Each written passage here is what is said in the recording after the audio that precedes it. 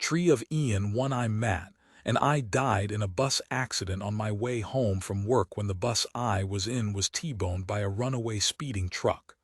You died, aged 34 years.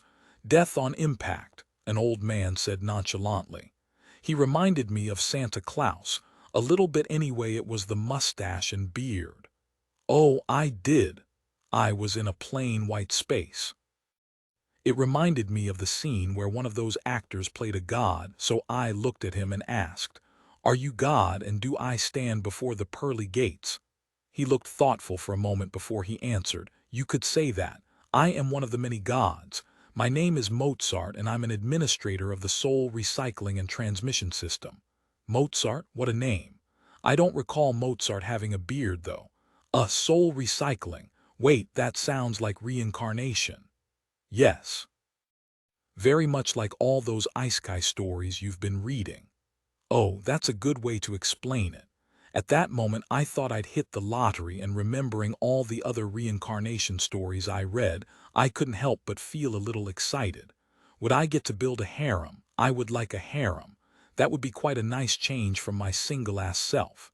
Little did I know I was gonna be really disappointed. Oh, nice. So what am I to be reincarnated as? What special powers do I get? Mozart shrugged. Roll this. A big disc appeared with weird characters on it. It resembled a giant wheel of fortune, complete with different colors for each slice, but I couldn't make out what each of the weird characters meant. Mozart noticed my confusion, but he wasn't interested in elaborating further. What is this? This is the race wheel. The result of your roll will tell you what you get to be in your next life. You could be a mosquito, a dragon, or even a minor deity. Why not a human? That's how it normally is for Isekai stories. You didn't qualify. He glanced at something and frowned. Humanoids are a special category. What do you mean? There were 6 billion, no, 7 billion of us on Earth. Based on the kind of life you led, you don't qualify to be reincarnated as a humanoid. But why? I could be a deity, right? Isn't that better than being a humanoid? Then why is being human so hard? That's just how the rules are, and I won't reveal more. Arguing with me won't change things. Roll the wheel. You will be reincarnated based on the results. I still couldn't comprehend what the words on the wheel were, so I looked at Mozart. More accurately, I stared at him. Seriously, is this a trick? He looked annoyed. Just roll the wheel, or you can choose to be at the very bottom of the pyramid, a mosquito, that's permissible, or a small wall lizard or gecko, the kind that everyone kills daily. Fuck that. I'll roll the wheel. Isekai wall lizard didn't exactly sound appealing. Just as I was about to roll the wheel, I stared at him again. I did recall dying in a bus accident on my way home, and there were quite a few others on the bus. Was I being singled out here? How are the other guys in the bus? I recalled there were quite a few teenagers there. It's a route that passed by a mall, and it was late, so they were probably on their way home after an outing. Dead. They are going to be reincarnated as well. After you. Oh. So do they need to roll the wheel as well? Nope. They will be reincarnated as humans or elves. Hey, I am being singled out. That's quite unfair. What? How come? They've gotten special clearance from the gods that oversee the worlds you will soon go to. They have been selected to fight the invaders as heroes, so they will start with extra perks and privileges. How about me? I want to be a hero too. The gods didn't want you. You're too old, and you just happen to get on the same bus as the kids. Mozart looked really annoyed. Roll the wheel. Wait, I am collateral damage. That's ageism. Why them? Why do they get to be champions? Because they are young, courageous, good-hearted, and have a desire to do good, not yet tainted by the evils of society, quite unlike you. Wait, so they chose kids. That's the criteria the gods wanted, so that's what they get. He gave me the kind of glare that made me feel like shit. Damn. I gave up and rolled the wheel. There wasn't much of a choice. The man wasn't buying my attempts to get some leeway. The strange wheel spun and stopped at a random word I didn't understand. Wait, the word transformed, tree. I could read it somehow. What? Hey, this is not going the way I thought it would. I am supposed to get superpowers and get reincarnated. This isn't how I envisioned my reincarnation to be. A tree. Oh yeah, trees have souls too. I forgot about that option. Mozart seemed rather casual about it. Trees are not bad, actually. Huge potential. Before I could ask anything else, Mozart interrupted me. All right, off you go as a tree. Goodbye, woo-woo-woosh. It was pitch black and it remained so for quite some time. I mean, it started right. Is there a menu, a timer, an interface? Then I saw it, a clock. Year 1, month 0, you are level 1 normal tree. Skills possessed. Hibernate, germinate, produce fruits or seeds, autopilot. Here was a floating menu commonly found in computer games right before me. Hell yeah. I have skills and I am level 1. Despite these humble beginnings, I thought, hey, maybe it won't be so bad. A tree can get to do awesome shit too. Let's get to it. So I waited. I mean, was it supposed to be black and dark like this all this time? Nothing happened, and I wondered whether maybe this dark space was some kind of loading screen. But then the time kept ticking, and a good 2 hours later I was still in darkness. Nothing. I didn't feel a damn thing. No sensation, no vision, and no sound either. It was still dark. Was I supposed to do something? I tried to open my eyes but couldn't see. No, more like, what were my eyes? Did I even have eyes? I kept waiting. I didn't feel tired physically, but I did feel mentally exhausted. Time moved. The clock just kept ticking and nothing freaking happened. Darkness. Black. Black. Black. Frustrated, I tried using my skills. I eventually discovered I could think of what skill I wanted to activate. And so germinate, produce fruit. A pop-up appeared. Not the right season. What was the season then? That very thought triggered a change in the interface, and next to the clock, a seasonal calendar or indicator appeared. It moved slowly, with a small needle-shaped indicator pointing at winter. Curious of my other skills, I mentally selected autopilot and another pop-up appeared. Autopilot engaged. Time acceleration activated. Autopilot will automatically activate skills. Autopilot activated hibernate. I fell into a sleep-like state. When I woke up, a good 4 months had passed on the clock, yet the darkness remained. At least the season menu said spring. Autopilot has activated produce fruit. Nothing happened.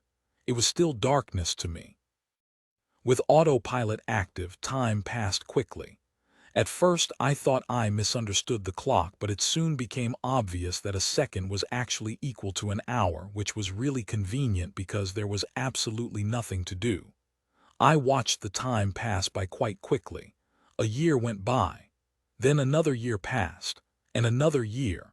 Was it going to be like this forever? Was this the life of a tree? Why couldn't I even feel my own roots or branches? Year 4, in the 4th year, a string of notifications appeared. It instantly kicked me out of autopilot. Amber Lee has died. You received a fragment.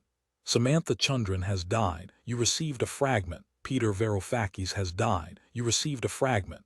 Huna Park has died. You received a fragment. Reed Constance has died. You received a fragment. Shah Rassel has died. You received a fragment. Mai has died. You received a fragment. Lee Kang-ho has died. You received a fragment. Shane Andrew Fillon has died. You received a fragment. Pink Fung has died. You received a fragment. The Demon King Asmodai has been defeated. Oh wow. At first I didn't recognize these names, but when the Demon King's notification popped up, that was when I realized the kids had won. Yet nothing happened. Still darkness. I thought something would happen.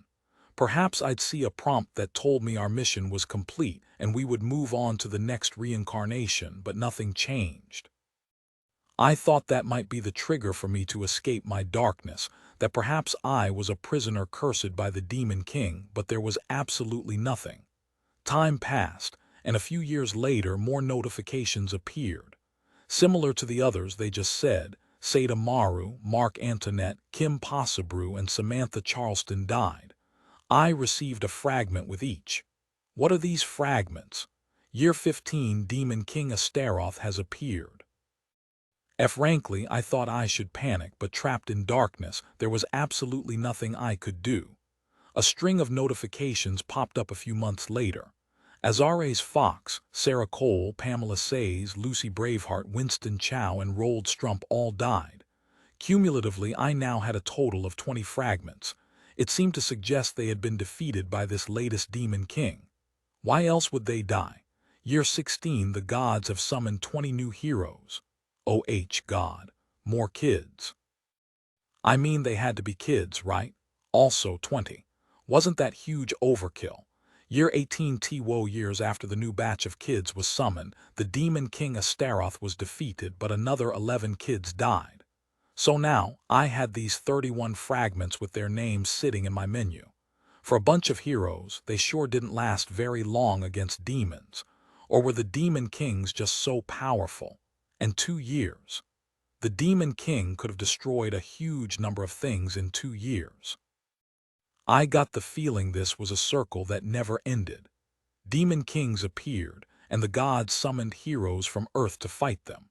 So, over the next 10 years, another 5 died, and their deaths seemed to be spread out, suggesting either they somehow fought and died, or someone or something else killed them.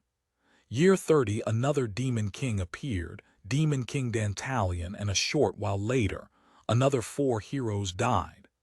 I received another 4 fragments, which then brought my total to 40. At this point, it felt like a statistic. A year later, right on schedule, the gods summoned another 15 heroes. Sometime later, Demon King Dantalion was defeated, and of the 15 summoned heroes, 10 of them died. I received 10 fragments, and this brought my total to 50. 50 fragments were quite a lot to track, so my menu and interface automatically changed such that the fragments now had their own dedicated screen. After that, nothing much happened for about 10 years. Later, year 42 on the clock, another demon appeared, the Demon King Ezekiel. Amazingly, the surviving 5 heroes managed to kill the Demon King Ezekiel with only one of the 5 dying. They continued this streak even after 10 years when Demon King Furfur appeared. Amazingly, the 4 heroes slayed the Demon King within a few months of its appearance. Year 52, I was jolted out of the darkness, out of my autopilot by an oddity. There was someone there. He shone like a lighthouse in a sea of darkness. Hello. It was a young boy. He was a small, petite child, probably no older than 10. He approached me and I saw the features of his face. I was surprised I could see him. Hi. I was eager to talk, so I responded. Somehow I was able to talk and I wasn't sure how I managed it. It was like sending a telepathic message, and I was sure I couldn't do that before today. Oh my God, did you just talk? He shouted and then ran in circles for a while. Wait, everyone will think I am crazy if I tell them a tree can talk. Oh wait, of course, a tree spirit could talk, but wait, I need to keep this to myself. I didn't reply to that. Oh yes, do you have a name, oh tree spirit? I am Indra, a young druid in training. At that point, I wondered whether he saw me as a tree or as a person, but he referred to me as a tree spirit. My name is Matt. Hello, Indra. He seemed quite happy. May I ask how you are able to see me? I have a unique skill. It is called soul communion. Sounds really special. It was actually more special than he gave it credit for because it also enabled me to respond to him telepathically. Yes, it's quite cool. It allows me to see and talk to ghosts and spirits, he beamed. I notice them whenever I walk around and they speak to me. Your skill is amazing. It is. And this is the first time I have spotted a tree spirit. It's late, but I'll come back. He nodded. Let me just memorize this place so I can find you again. Sure, please come back. It is nice to talk to someone. I waved with one of my branches. Okay. With that, Indra left. It was strange to see a human-shaped, faintly glowing thing. That was the beginning of our relationship as friends. Indra would later come by every week and we would talk at length, mostly about his training as a druid. Hey, this might sound quite weird, but can I ask for a favor? He asked after a few months of knowing each other. At that point, I was really quite eager to please my only friend. Would you mind granting me a magical familiar contract? What does that do? How does that work? I will be able to summon a familiar to aid me in combat, usually in exchange for some of my mana.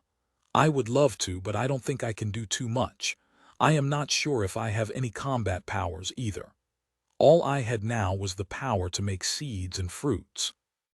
It's okay, nobody I know has a tree familiar. I think it could be quite cool. Very well then. Indra mumbled something, and that was when I had a pop-up. Indra has requested to enter into a familiar contract. Do you accept? A menu to click yes or no appeared, and I mentally chose yes. Indra smiled. Yay, I have a tree familiar. This is so awesome. I bet nobody else has a nature aspect familiar. Little did I know then that I may have sent him to his death. Later that week, he returned and sat next to me. My teachers took a look at my tree familiar form, and now I might be going away for a long time. It seems the Druid Council wants to see more of my tree familiar abilities as they are rare. Of course, they also asked me to lead them to you, but I said I couldn't find you again. Oh, good luck then. Is it that special? Why did he hide my presence? Yes, it is quite different from the kinds of regular magical familiars I usually see. It has mostly defensive and healing skills. Familiars have a few variants.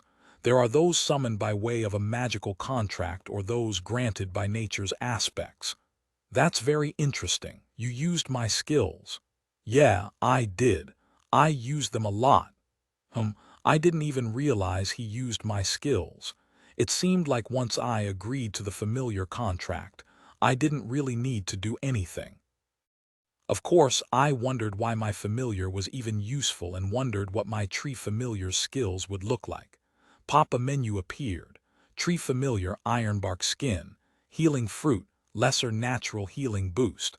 My familiar contract skills were quite different from my own, or maybe the familiar form had its own skill tree. Could I get them eventually? It is to be my first time away from home. Are you scared? Yes, but I think it is also an adventure. My mom tells me not to worry, though. I will be going with the town's lead druid to the capital. Sounds like fun. Spend more time with your parents before you go, okay? You never know when you will see them again. Since the day I died, the people I missed the most were my parents, followed by my friends. You're right. I should spend more time with my family. I should go. Indra nodded. Bye, good luck with your trip. Stay safe. Unfortunately, that was the last time I ever saw Indra. Year 55 Indra Sinehalia has died. Some of the experience acquired through use of the familiar form has been transferred back to you. You gained 13 levels. A fragment of Indra's skills was transferred to you in accordance with the familiar contract. You have obtained unique skill, spirit vision. You received the skill, limited telepathic communication. You are now level 14. You gain the skills healing fruits and seeds, inspect. Dear. My young friend died, and now, as the effects of the skill were applied, for the first time in forever I could see. It wasn't the kind of sight that humans had. I was able to see the spirits of people if they were nearby, and the pitch-black background was replaced with faint outlines. It was as if I was looking at things through an inverted outline on Photoshop. But I wasn't picky. I could see, and it was how I came to the realization I was in some kind of park, or perhaps someone's garden. And there were people. They were a distance away, but every now and then they would pass. From a distance they were all blurry blobs, kind of like a wisp, but once they were closer, the details improved. It was kind of like short-sightedness, but for spirits. I attempted to communicate, but most of the time there was nothing. It felt like they thought they were being disturbed by ghosts and fled for their lives. I was disappointed at how the people around me refused to communicate. Sadly, very few people actually walked near enough for me to communicate with them. It seemed that I was placed quite deep in the park or garden, so everyone seemed so far away. At my present level, they pretty much needed to be next to me to hear anything. So nothing happened for quite some time again. Year 56, another battle happened. There were lots of people in the distance fighting creatures. They appeared as rough, moving shadows. The battle seemed intense, and many of the spirits were extinguished, the battle spilling over into the park as well. One of the human fighters stood next to me, so I got excited and took the chance to communicate. Maybe he needed help and I could get him to agree to a familiar contract. Damn demons, he said. Do you need some help? I asked and noticed his breathing was ragged and he was likely wounded. He looked around, one hand still clutching his wounds. He then looked at the tree. Talking tree. You need help, I repeated. Yes, healing fruit. This was the skill to create a small fruit that gave some healing effect. A fruit appeared and dangled right next to him. He plucked it off my little vine. Familiar contract. The battle raged around me and I figured they didn't have much time. He needed to rush back and the familiar contract was probably the quickest way I could offer help. He accepted and munched down on the fruit. His breathing quickly improved and he nodded. Thanks. I should go and help the rest of my team. Damn demons. I didn't see that guy again after that, and 10 days later I got a notification. Samara Falk has died. You gained 1 level. You are now level 15. Was this the fate of life as a tree, to watch everyone else die around me? Little did I know then it would be very much so. The soulless monsters, or demons as he called them, appeared every now and then after that day, and the people repeatedly tried to fight them off. Some days there were monsters everywhere, even around me. Thankfully, they didn't indiscriminately destroy everything, so they didn't attack me. I wondered what would happen if they did. Perhaps I would die. The humans would come back and chase them away. This lasted for months as the battles ebbed and flowed, and then, eventually, the humans won. A lull. Then someone approached a few days later. Is this the tree? He sounded unsure, and he looked like he referred to a piece of paper. Yes, I responded telepathically. It is. I am Starek, Samara's teammate. Before he died, he asked me to properly thank you for your help. Thanks to the power of your familiar, he was quite the hero. I see. Hero? Well, not a hero, but yeah, a small hero. He didn't have much, but he asked me to bury his trusty sword next to you. Starek dug a hole and then placed the sword inside. Would you like a familiar? I asked while he dug the small hole. It is okay. I can't. My religion forbids me. Damn it, religion. After he left a few days later, a spirit appeared beside me. Hi, it was that Samara guy, but he was a ghost. Why are you here? I asked. I am just a part of Samara embedded in the sword. The real me died and passed on. I didn't understand. It's complicated, but the sword has been by my side since my youth the past 30 years, and so a fragment of me is in it. So how long will you be here? Maybe a few more months. I will eventually fade away with time. And how do you know all this? Like, how do you even know about your original soul? I just kind of know, I guess. It's like I get a message about it, the leveling system and all that. With this copy of Samara next to me, we talked. A lot. Samara was a lot more knowledgeable about the world than Indra, so he had more to share. That was how I learned about the world I was in. This world had many gods and religions, and magic was commonplace. Demons and monsters appeared frequently, and some speculated it was due to the proximity to the world of demons. Due to stellar movements and astronomical forces, the barrier that protected the world occasionally weakened, and that resulted in stronger demons entering the world, which led to the periodic entrance of demon kings. Different religions, strangely, had different ways of answering why the demon kings came. I found this strange because they could ask the heroes who met the gods, or even ask the gods directly. Perhaps there was a lot of confusion about why it happened. Gods of the world responded to the demons by summoning heroes from another world. The heroes rose to defeat the demons, and usually they succeeded, though it was at great cost. The world today had a few remaining heroes, and those had since fallen out with each other and now fought to be the most powerful ruler in the world. 6 months passed a little easier with Samara around as I eagerly consumed his knowledge, But the good times didn't last very long and Samara faded away. I was alone again. Year 57, month 10 and the first day of the year, a young elf kneeled before me. O tree, I, Salada Stapu of the elvish tribe, humbly request for the blessing of the tree spirit. How did this random elf know of my existence? And his name is Salad. How did you learn of me? Oh, he seemed a little embarrassed. You have been listed in the register of benign lesser spirits by the local council, following reports by the army to the town council. I am in a register of the town council as a lesser spirit. I felt like a botanical garden exhibit. Fine. Familiar contract. This time, recalling Samara's spirit accompanied me for 6 months, I added a condition. You must leave an item with a strong personal connection to yourself with me, and upon your death, your weapon should be buried near me. He nodded and buried a small wooden chain next to my roots. This is a small chain I made when I was a child. Is this fine? Yes. Frankly, I didn't know exactly what the criteria were to recreate Samara's case, but I agreed. And then I offered him the familiar contract. Maybe I would gain a skill too, since this was a game-like world.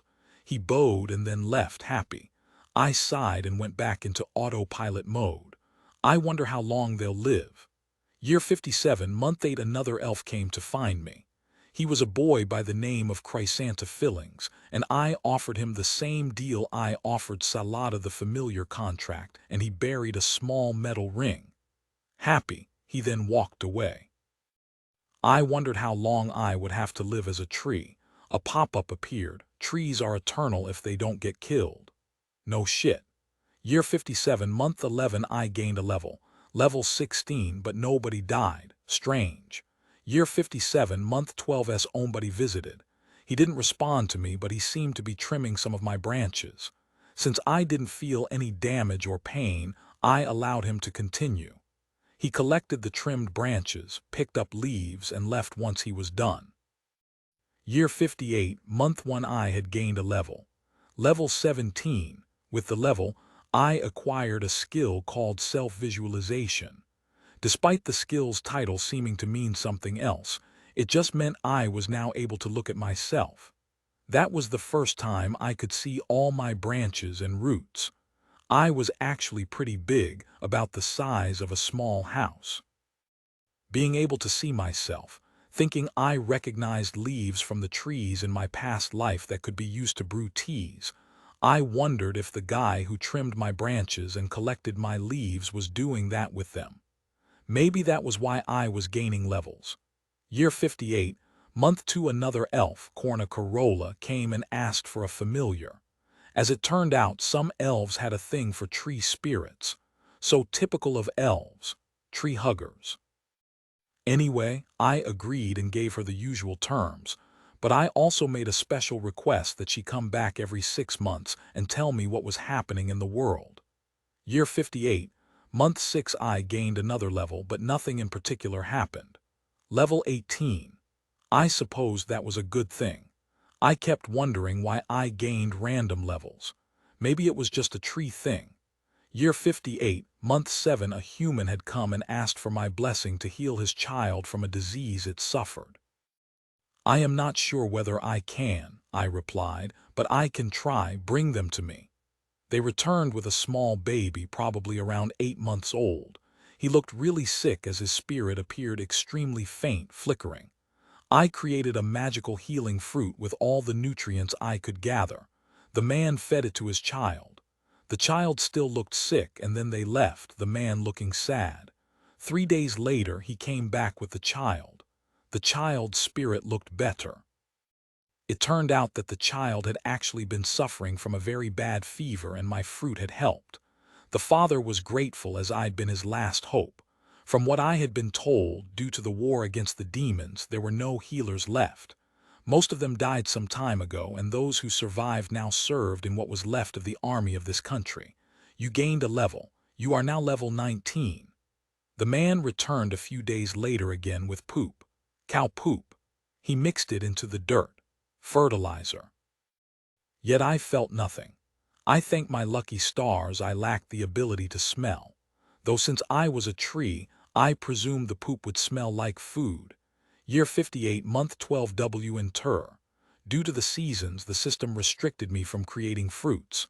A different man begged for help, and he pleaded for his wife, but I couldn't, no matter how much I wanted to.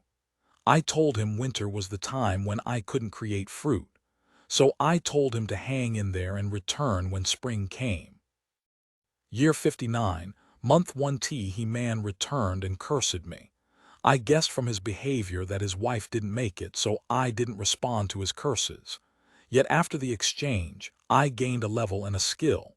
Level 20, minor winter resistance, grants ability to create fruit during winter.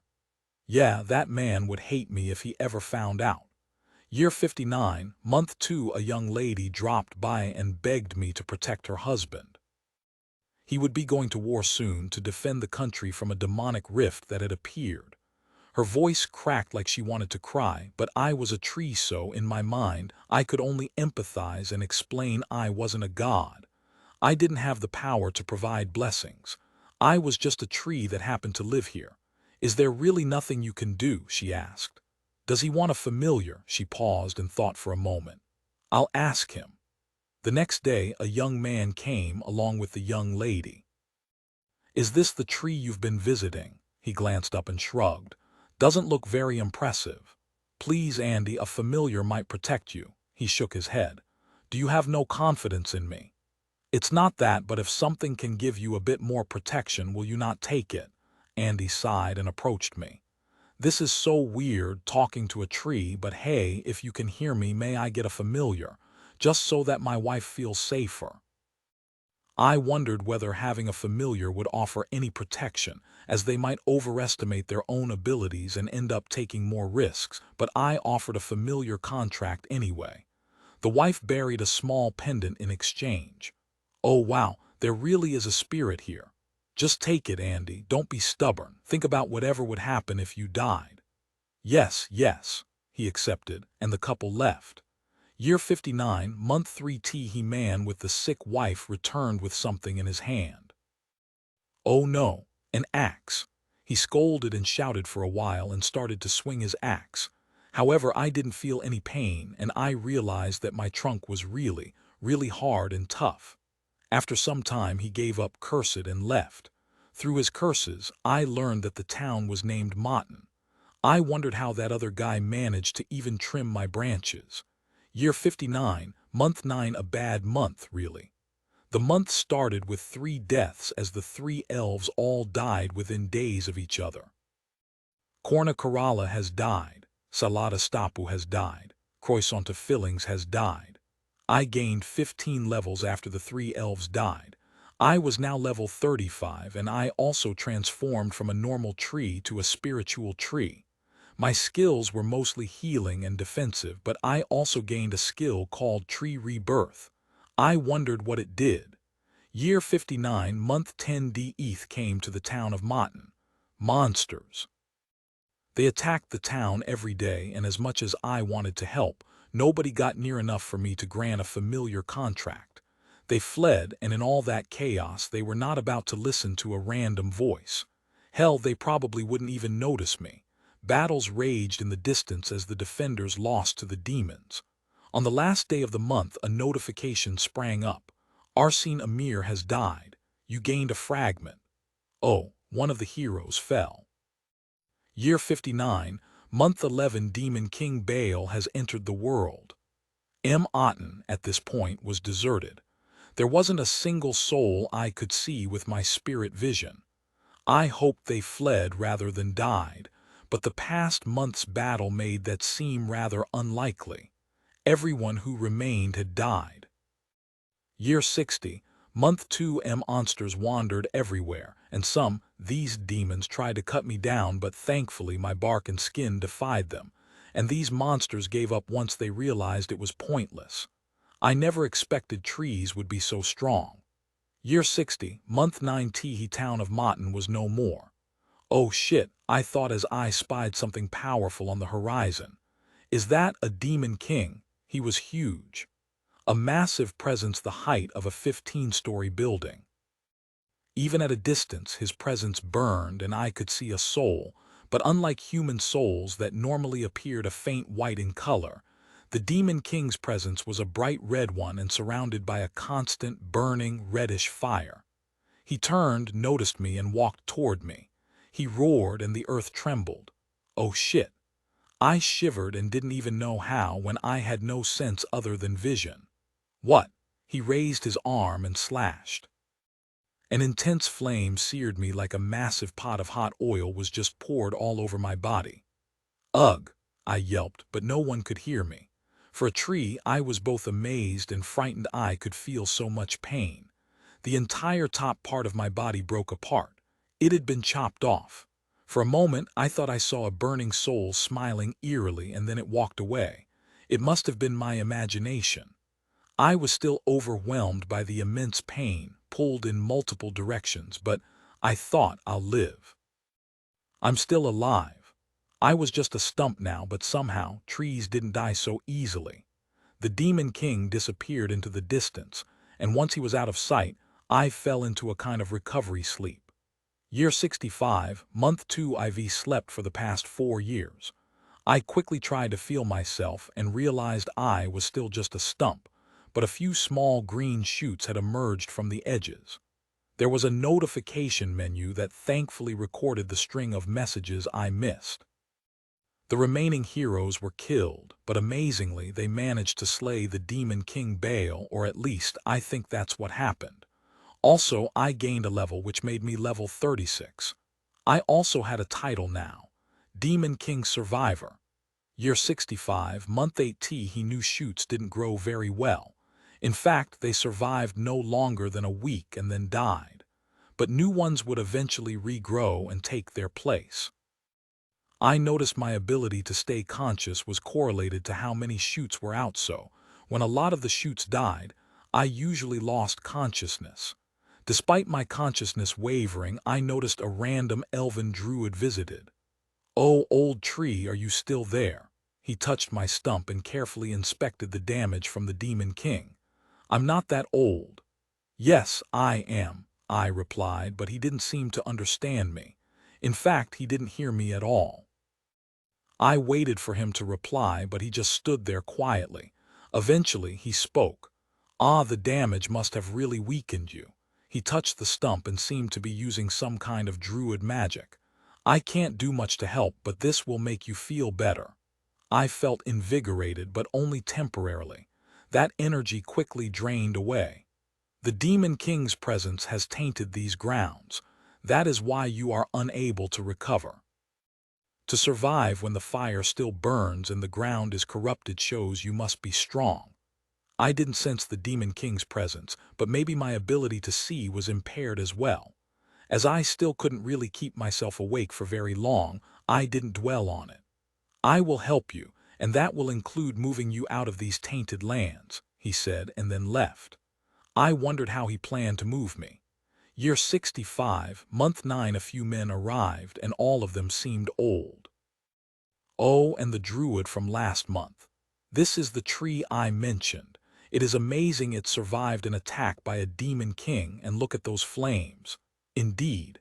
I believe the Druid Council would like to examine it further," another man said. He held some kind of wooden staff and he stood right next to me. "These fires are interesting. Should we move it back to the Druid Council's garden?" I would rather not. Let's not have the others discover this. Druid Home already has another spirit. I would rather we keep this between ourselves. True, it would be troublesome if the other group finds it. Where do you propose? I'm thinking either the Sala King's outer garden compound, the Ransala's Adventurer Guild's garden, or the Temple of Gaia's garden. The Adventurers Guild. I don't think they'd expect it to be there. I prefer the Temple of Gaia. Easier to explain why we are moving trees, especially with the reconstruction happening there. The caretaker would want to have a look at this as well. They voted, and eventually they decided on the Temple of Gaia. I didn't pay attention to the details because I wasn't able to maintain my consciousness, and my brain felt like it was splitting apart from trying to follow their conversation. The 5 of them spread out in a circle and surrounded me. They mumbled some kind of chant, and then the earth around me shook and cracked. I found myself floating, and one of the guys took out some kind of sack. Then it was just all black for me.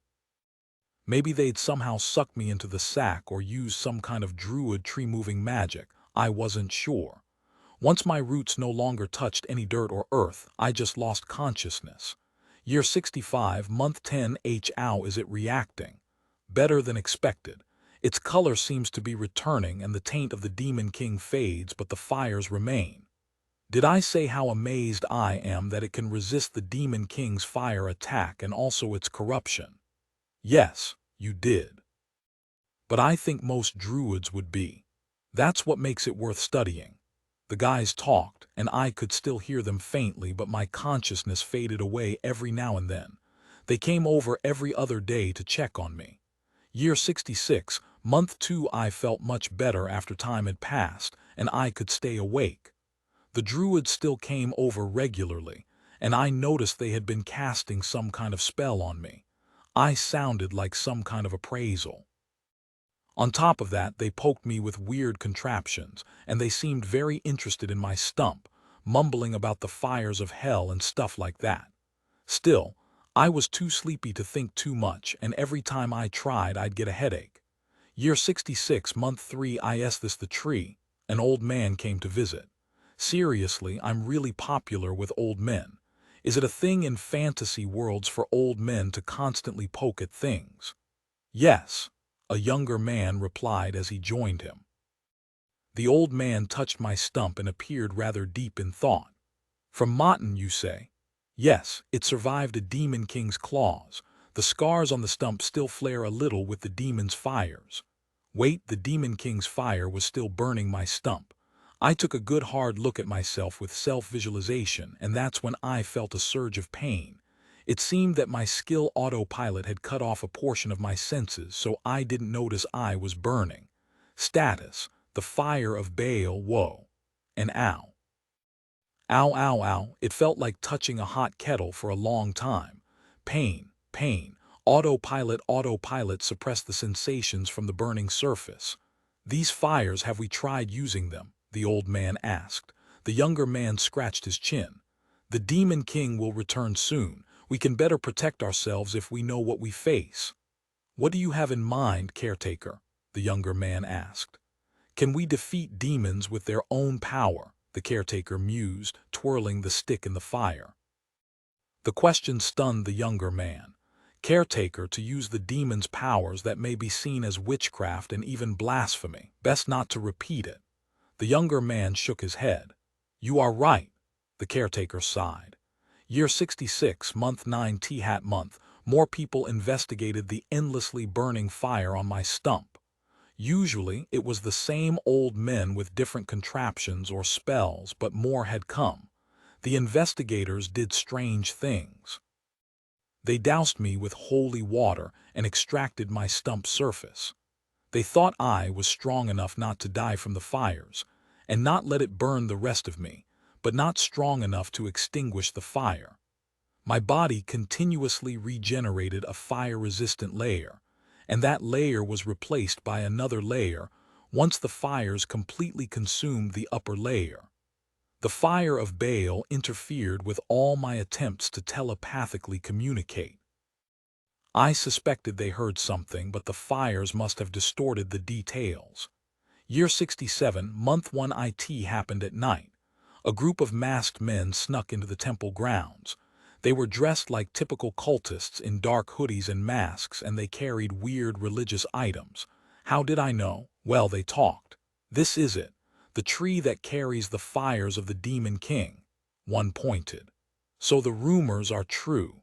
The Temple of Gaia really experimented with demon fire. Master will be pleased. He took out a kind of vase. At least that's what I thought it was, because it looked like one from the outline. The cultists mumbled a kind of weird chant while the one holding the vase leaned closer to me. He popped the cork on top of the vase, and with a whoosh it sucked all the fires into it. Since it had a cork, did that make it a wine bottle instead? I wished I could see properly and not just the outline. All right, let's go. A few guards came by then, a little too late. Stop, what are you doing? Why did guards always spot the bad guys when they were done? Let's split, the cultists shouted. They fled in different directions and then disappeared into the distance. The fire of Demon King Baal removed. Negative effects on some of your passive recovery skills, spells, and abilities removed. Oh, thank you, cultists. I hoped I didn't meet a Demon King again. The next day, I heard voices of the priests and other temple guards. Who is behind this? The fires are gone. Did you hear me? Who is behind this? Anyone able to collect the fires of Baal must be affiliated with the demons, perhaps the demon cultists. No shit, genius. No one spotted them. Where are the other guards? Dead. We found a few of them in the alleys. With the fires gone, I was no longer an interesting specimen. Nobody came over to visit again, and solitude returned. Year 67, Month 5 without the fires of Baal interfering with my recovery, I regrew a proper trunk. I also felt more energetic than before. Year 67, Month 8 his is the tree that has a seat. I was now like a small tree with a stump stuck at the side. In a way, I looked like a chair, or maybe a stump and stick combo. Some people would come over and sit, but most ignored all my familiar contracts. I wondered why, and then a pop-up explained. Believers of Gaia cannot accept familiars of nature and are naturally resistant to telepathy. That explains why everyone rejected me. An old man approached me in one of the last few days of the month. Once again, I seemed to have a thing with old men. "Hi, tree," he said. He looked a little crazy. His soul appeared really messed up from its cracked and lumpy appearance. "I am dying, and I am looking for a place to be buried. Can I bury myself here?" I had no idea how to respond to such a question. Seriously, should I say yes please or should I tell him no? I tried to speak, but he didn't seem to hear me. He touched my growing trunk. "Yes, I think I will bury myself here." Okay. He made the decision, so I guess that's that. Maybe he'd end up a spirit like Samara. Year 67, Month 9 same old man came again and sat on me and then fell asleep. He didn't wake up and his soul faded. He was discovered that evening by the temple guys. By then he was dead. "Oh dear, the crazy old man really did die here," a young temple initiate complained. "He's been telling the caretaker he wants to be buried here," another initiate responded. "Call the caretaker." Soon the caretaker returned and sat beside the old man's corpse. "Old friend, I will bury you here as you asked." The two initiates complained, but caretaker, he is not a believer. What gives him the right to be buried in the temple grounds?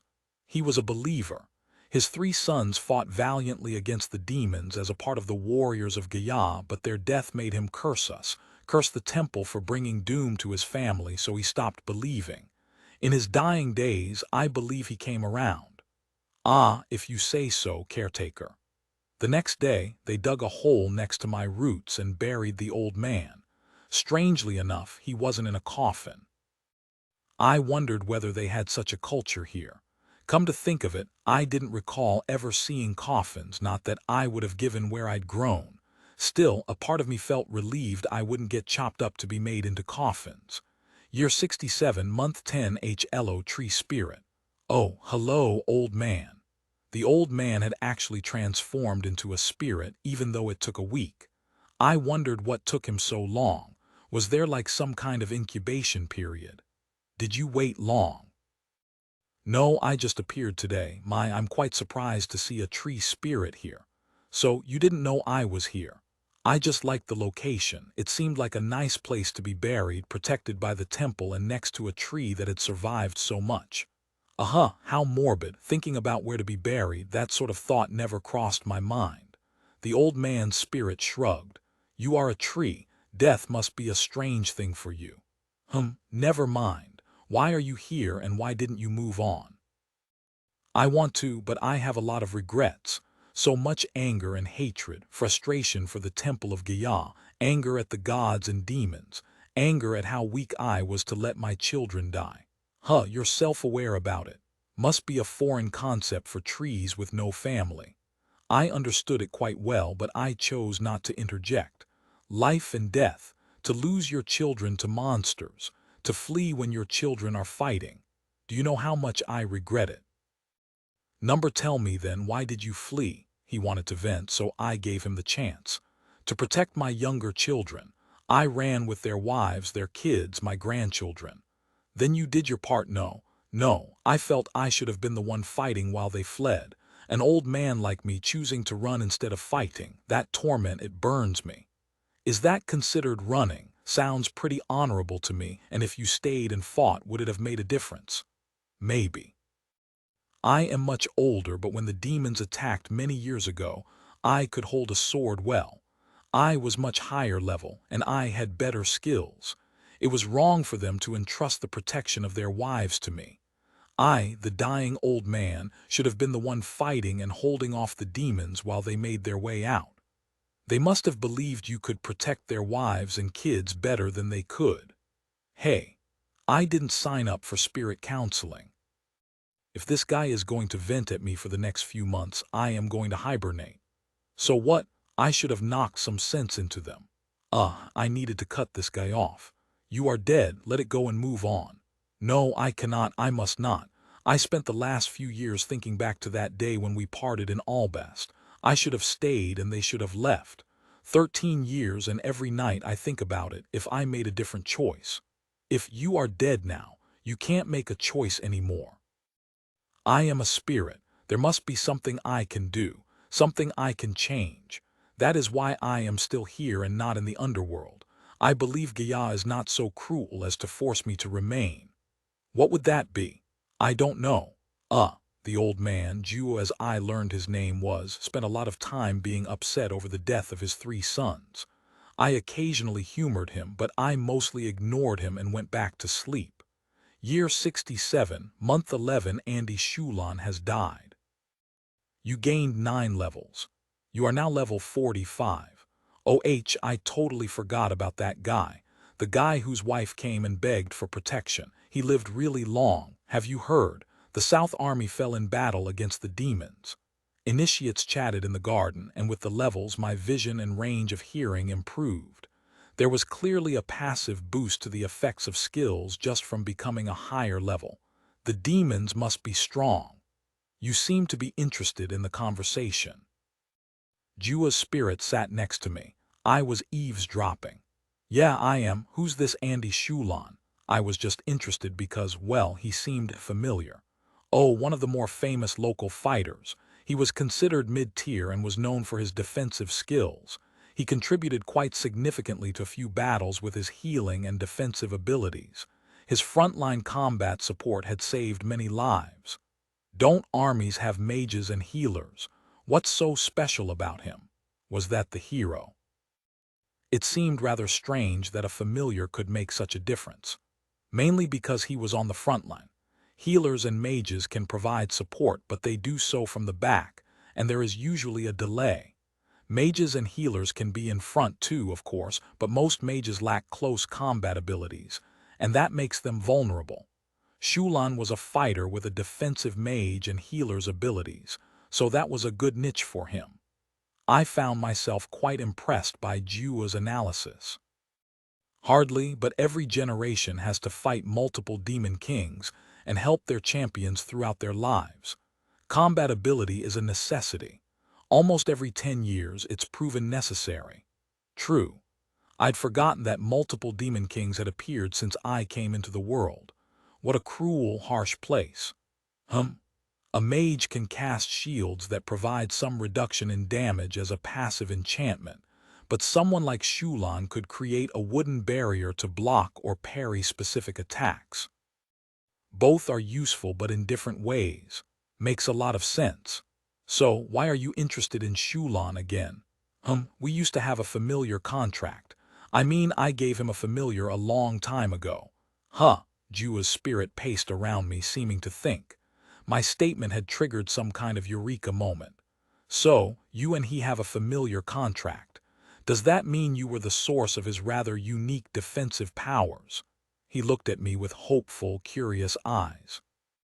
He had never looked at me like that before, so it freaked me out. I am not sure, but if it was some wood-based ability, I believe that was most likely from my familiar. I see, I see. Jua circled my trunk and it made me a little dizzy. Then he stopped. Can you give your familiar contracts to more people? That was a strange question. Where are you going with this? Jua stared. It was weird for a spirit to stare. What was he even looking at, my trunk? What? He stared some more. Seriously, what?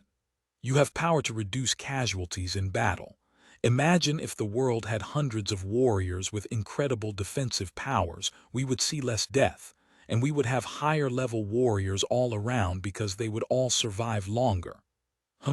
What him? Am I wrong? No, Jua had a point, so I wondered how many familiar contracts I could give. You can presently grant 12 familiar contracts. There are no familiar contracts utilized at the moment. Total number of familiar contracts increases with every level gained. What are your concerns, tree spirit? Or do you not care about human lives? Jua pushed.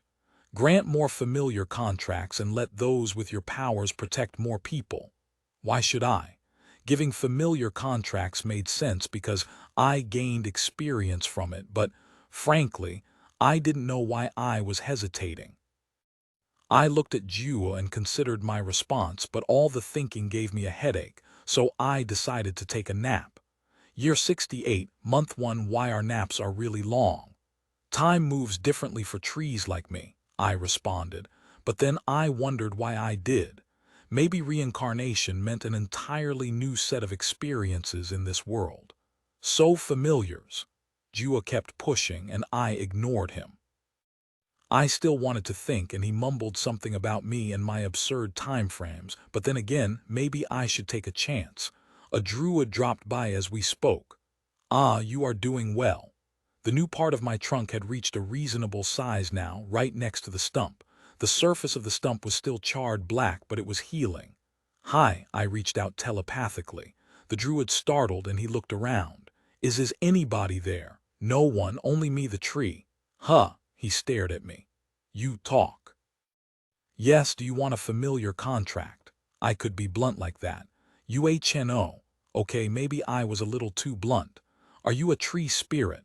Yes, the druid paced. So what kind of tree spirit are you? What kind of question is that? The druid looked puzzled. I mean, like, are you looking for help with breeding or spreading your seeds? Are you the type that wants special nutrients or fertilizer, or do you want help with pests? Tree spirits are usually not chatty, and they only give familiars to those who have done a great deal of service for them, like after helping them through a difficult winter or battling a horrible disease.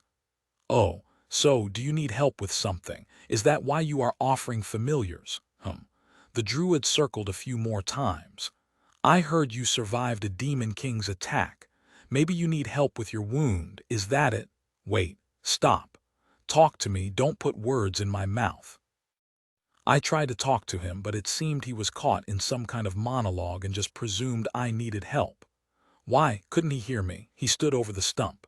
Your wounds are fully healed, though. Tree spirits always being so vague and needing us druids to guess what you need. Wait. I know I will give you some time and I will come back next month, okay? Trees need time to think, right? The druid walked off. Wait. Oh, come on. I was literally shouting and he just walked away. Are druids normally so dense? Frustrated, I looked at Jua. Jua shrugged. Druids tend to be stuck in their own world, mages. Magic is everything and it consumes them. But druids aren't mages. They are to me. Year 68, month 2T. He mood was tense. Soldiers covered in injuries and wounds came in by the cartloads or were pushed into the temple as I watched from the garden. I imagined blood everywhere and the foul stench from the dead and dying. Or maybe it was just the newer initiates. They constantly complained about how strong the smell was. How many more? A lot more, caretaker, an initiate responded. The caretaker was like the lead priest of the Gaia temple and he handled most of the administrative matters. Demons.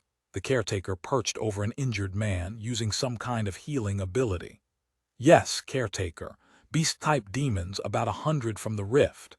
An initiate explained while he assisted the wounded soldiers. Another initiate nearby helped support those who could walk. The injuries were bad. The soldiers groaned, shouted, or screamed. Initiates put up tents in the garden and sorted the wounded according to the severity of their injuries. Those who needed less immediate attention were relegated to the garden. So quite a lot of the wounded and their caregivers were nearby, well within the range of my abilities. I didn't lose a limb. One injured soldier vented at the guy next to him. I had a scare when the demons lunged for my arm, thanks to the other guys. First battle, he nodded. I just froze when that beast roared like that. I didn't expect that. Their roar has a fear effect. You are lucky to receive just a few cuts. Yeah, just a gash. It will probably heal and be a manly scar later on.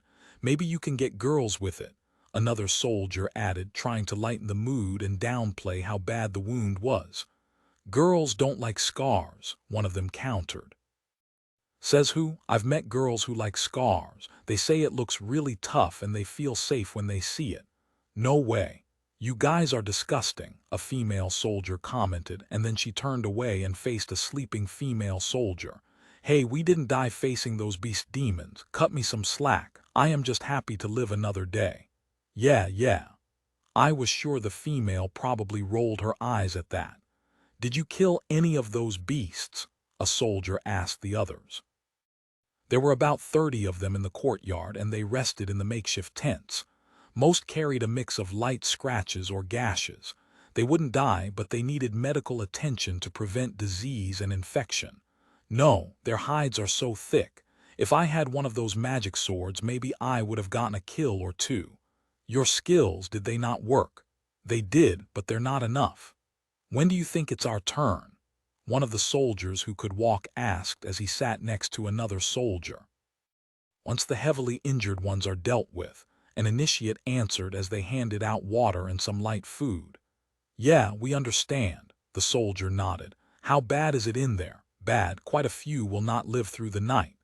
The soldiers glanced at each other. They sighed, but most were probably secretly relieved they made it out mostly fine.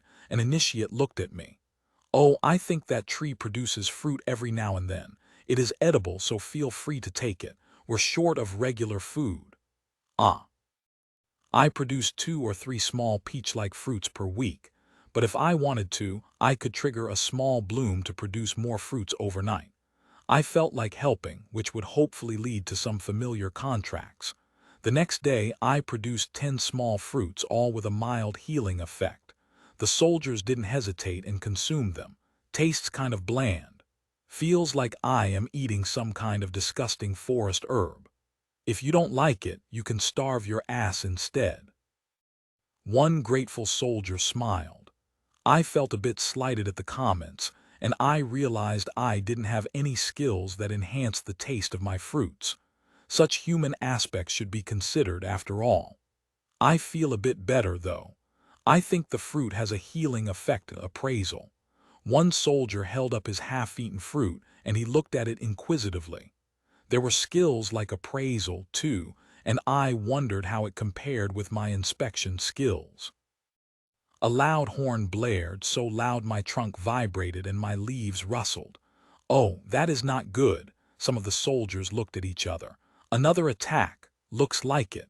The soldiers who were capable stood. We should go. An initiate ran out. No, you guys must rest.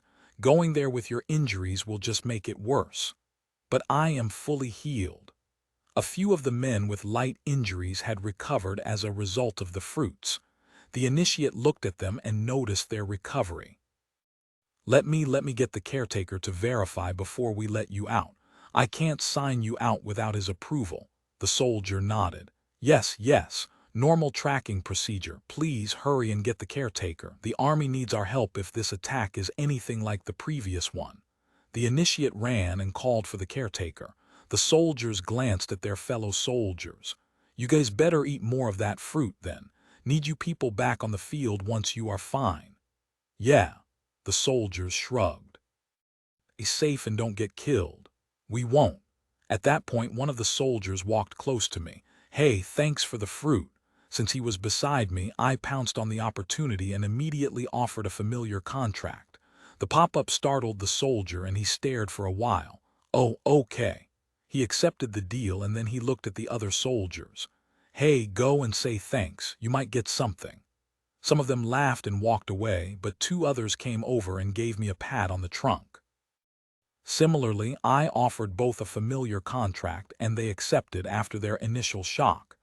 Hey, did the tree just yes? The other nodded. What happened? Those who were still injured were curious because they saw the startled expressions on the 3 soldiers' faces. This tree gave each of the 3 of us a familiar contract. Really? What does it do? Ironbark skin, one of the soldiers' skin glistened a brownish shade. Some defensive skills and healing skills. It is a tree familiar. Hey, this is useful. The soldier right next to me tapped my trunk lightly. Thanks. Everyone, those who say they have healed, please let me check. Come over. The caretaker arrived and examined the soldiers. He was surprised, but they were healed, so he let them go. Thanks, caretaker. The recovered soldiers left, and those remaining, about 20, looked at each other. After a while, they started talking again. You think this tree can give us a familiar contract? One of the injured soldiers approached. I still can give a few more if you guys are not believers of Gaia, I replied to him telepathically. Ah, the injured soldier lost his balance and almost fell. It talked. It did. I didn't hear anything.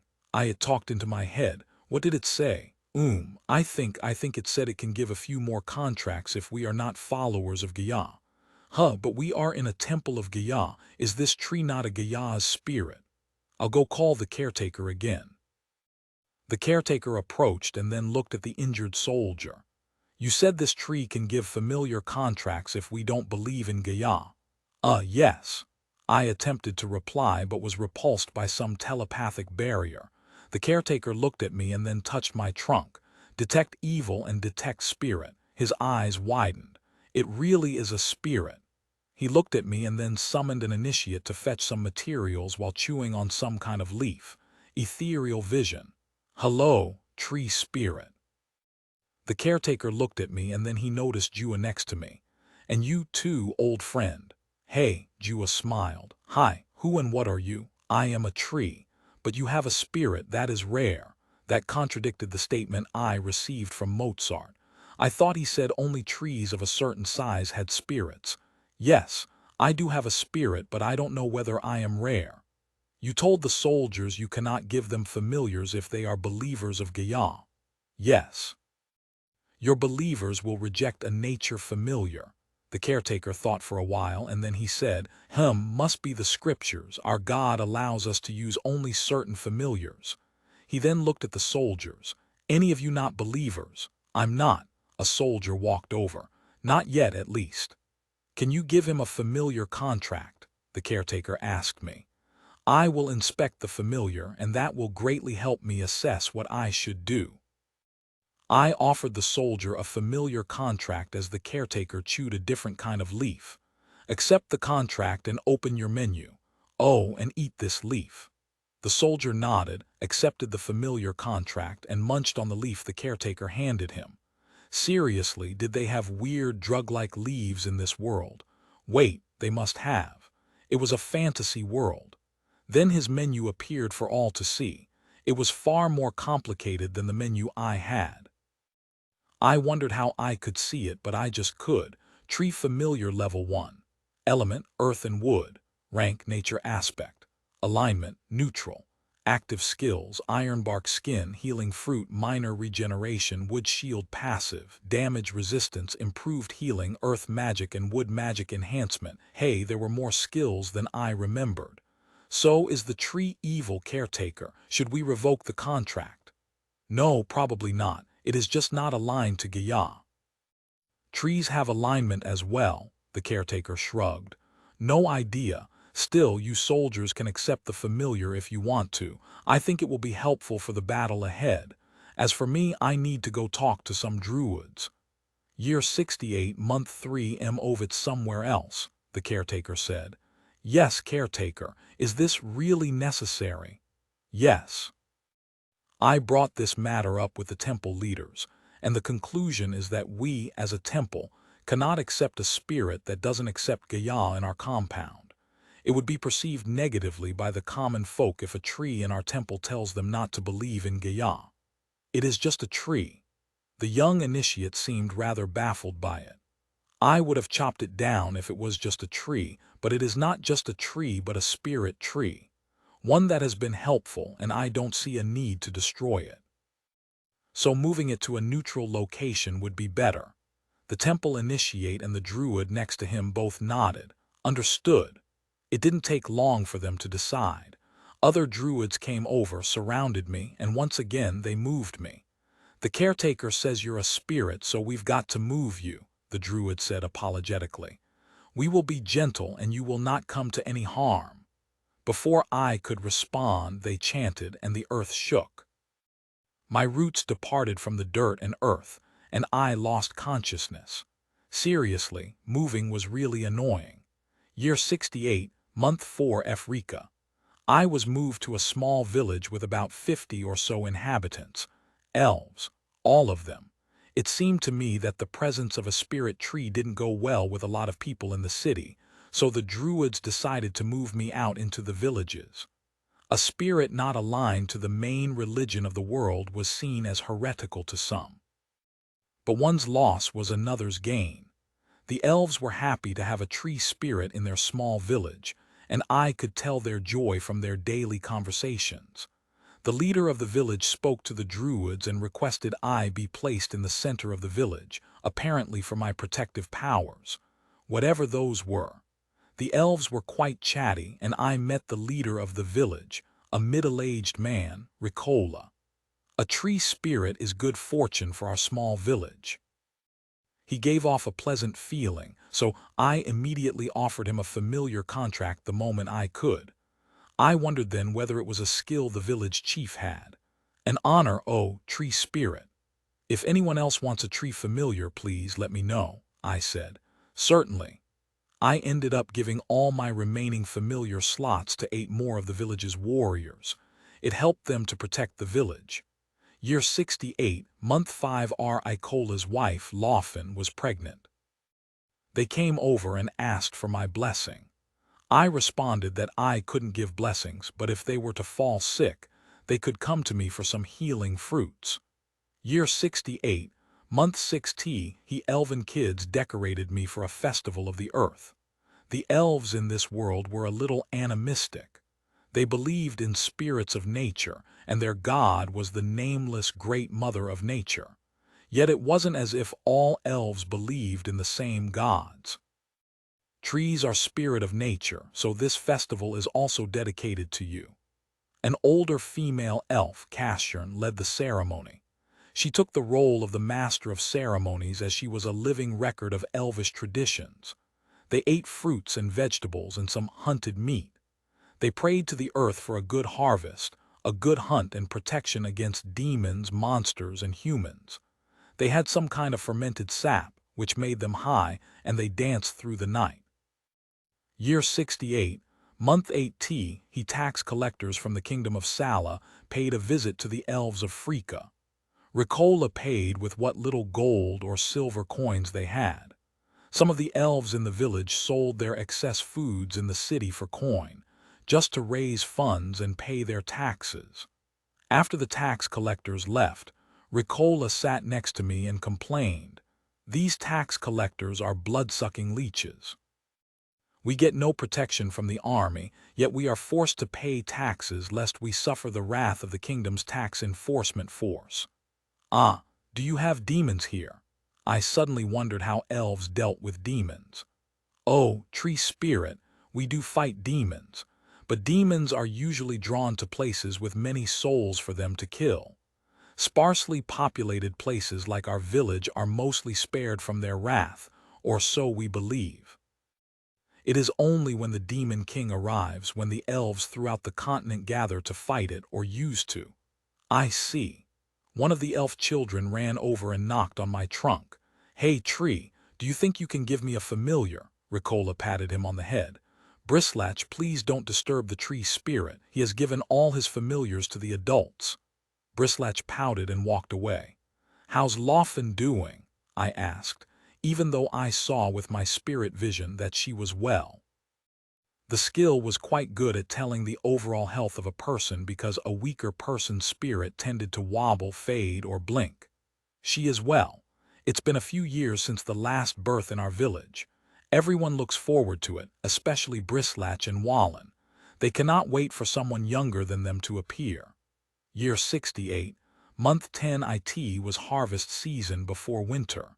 This year's harvest was better than the last, and Ricola said it was because of me. I couldn't tell because I didn't see a skill that boosted harvest, but apparently, as the village head, he had a skill that informed him of the skills that affected the area. Maybe it was race passive for spiritual trees, so things just naturally grew a little bit better. Year 68, month 11 he elven villagers came over and chatted under the shade.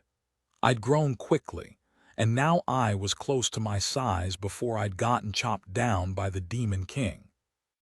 The ladies had their leisure time and activity under the shade.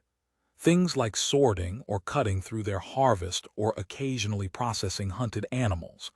The elderly used my shade to teach the young. Some elves believed my presence improved learning, but I suspected that might have been a placebo effect. I spent time listening to Casshern, too, and she recited some of her ancient history. She claimed a tree spirit was also a living record of elven history should there be no surviving elf. Year 68, month 12 winters were mild. I produced healing fruits, but their effectiveness remained poor. The men fought monsters during this time as it seemed winter came with its own set of monsters. Nobody was seriously hurt, so the mood was fine. One of the guys, Jura, was the village's best fighter. He was really good with a sword and a spear, and he was going to be level 40 soon. Lawfen and the ladies would collect whatever winter fruits I produced to make tea. Year 69, month 2 another festival to mark the end of winter. The elves prepared a fruit cocktail. The elves also came over to vent their frustrations, mainly about how things were done by other elves. Like everyone, they had small, petty conflicts with each other. I generally just listened. I was no counselor, but listening seemed to be what they needed. Year 69, month 3 often safely gave birth to a baby girl and named her Lozan. The elves had a small party, and tradition dictated elvish babies be given the juice of a spirit tree if there was one. I grew her a fruit with all the healing abilities I had. Year 69, month 4 Oni of the elves sat next to me and spoke of dire news. He returned from the nearest city from their bi-weekly market visits. Rumors had been going around that the Demon King would descend soon, their once-a-decade disaster. Human cultists had also emerged. Some professed to be able to control demons and had usurped control of distant villages, and some were puritanical zealots who couldn't accept other races. Bad news for the elves. The focus remained mostly on the demons. A time for unity, it was said, as the Demon King would rise once again to threaten the world. To some extent, I wondered why cultists bothered when the gods consistently summoned heroes to defeat the Demon King. It wasn't humans of this world who defeated them. The gods essentially obtained external contractors to do the dirty job. Will the gods summon heroes to defeat the Demon King? I knew from my records that it was what happened, but I had to ask the locals to be sure. The elf sighed. Probably. They always do. Why the sigh? Is it not a good thing? Every time heroes descend to this world, we trade the methodical destruction of the Demon King for the reckless destruction of the otherworldly heroes. We know what the demons want, but the heroes are unpredictable, and they are the worst rulers. Elves don't look at them as heroes, too. The elf paused before giving a measured answer. The elves, as a society, are of two minds about it. There is a faction, well, no, not really a formal faction, but just a group that believe in the gods' heroes, as they occasionally appear as elves, and these elven heroes are the gods' blessings to the elves. Another faction believes the gods don't want to summon the heroes, but because the destruction wrought by the Demon King is too great, they have to. So heroes are a desperate response from the gods, a bitter pill for a horrifying disease. What do you believe? I asked while I digested the fact. Neither. Has the Demon King fallen to a hero or a fighter from this world before? I wondered. The elf stared at my trunk. I assumed he was deep in thought, or maybe he thought I asked a stupid question. Legend has it that the demon kings of the past were all defeated by summoned heroes. So no, I didn't understand. Oh, why couldn't the locals kill the demon king? They gain levels too, obviously, so what made the heroes special? The gods must have given summoned heroes something that allowed them to slay the demon kings. Blessings. Year 69, month 6, a small group of soldiers arrived, so the villagers were tense. Soldiers were not a good sign. Ricola had talks with the captain of the soldiers, and it seemed the kingdom was gathering recruits to fight the demon at some strategic pass. No one went with the captain as the village was already small. He wasn't happy, but after a while they left. They had other places to visit. Year 69, month 9b, Abai Lozan started to mumble. She was really cute. I couldn't help but remember my own nephew back on Earth. Home. I wondered how things were back there. The elves lived tough lives, but generally they were happy, and many of the ladies enjoyed their time with the new baby. Year 69, month 10, I gained 2 levels when the men returned from their hunt, and I wasn't sure why. As I recalled, familiars only transferred experience when their holders died, so maybe the 2 levels came from other ways. Level 47, the men told me they had to fight a giant beast, and thanks to my familiar skills, they succeeded. I also gained 2 rather strange skills one morning, Nourish and Secret Hideout. Secret Hideout created a small room right beneath my roots. It fit 2 adults. I wondered whether it was because the children, Brislech and Wallen, frequently played hide and seek with my roots and trunk. Maybe they should play a bit more if that led to skills. This year's harvest was somehow even better than last year's, and it seemed when I was around.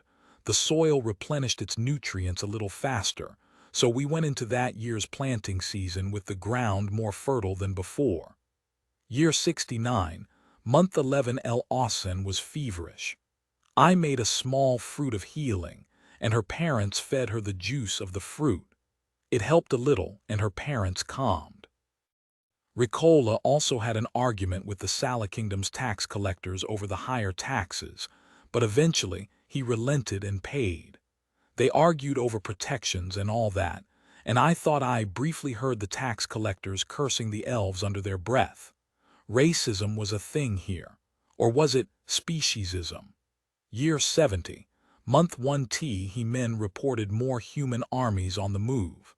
The frequent movement disturbed animals close to them.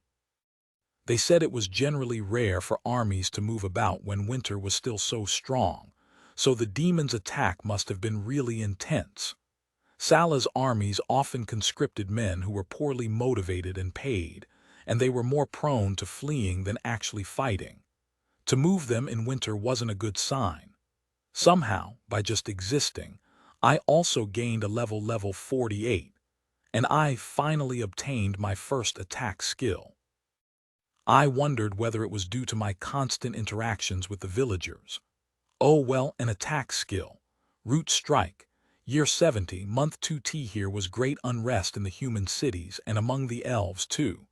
They looked into the sky every night, and Cassian, the old elf lady, explained it was an ominous sign.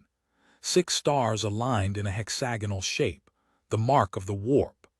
According to their lore, the warp signified a weakening, a breach in the rift that separated us and the demon world. In other words, the demon king would soon return. Some elves dismissed it as mumbo-jumbo, as those signs didn't appear in previous iterations of the demon king. If I could sigh, I would, but all I could do was sway my branches, or shake. I probably looked like a shaking tree. Worry not, the gods will look after us.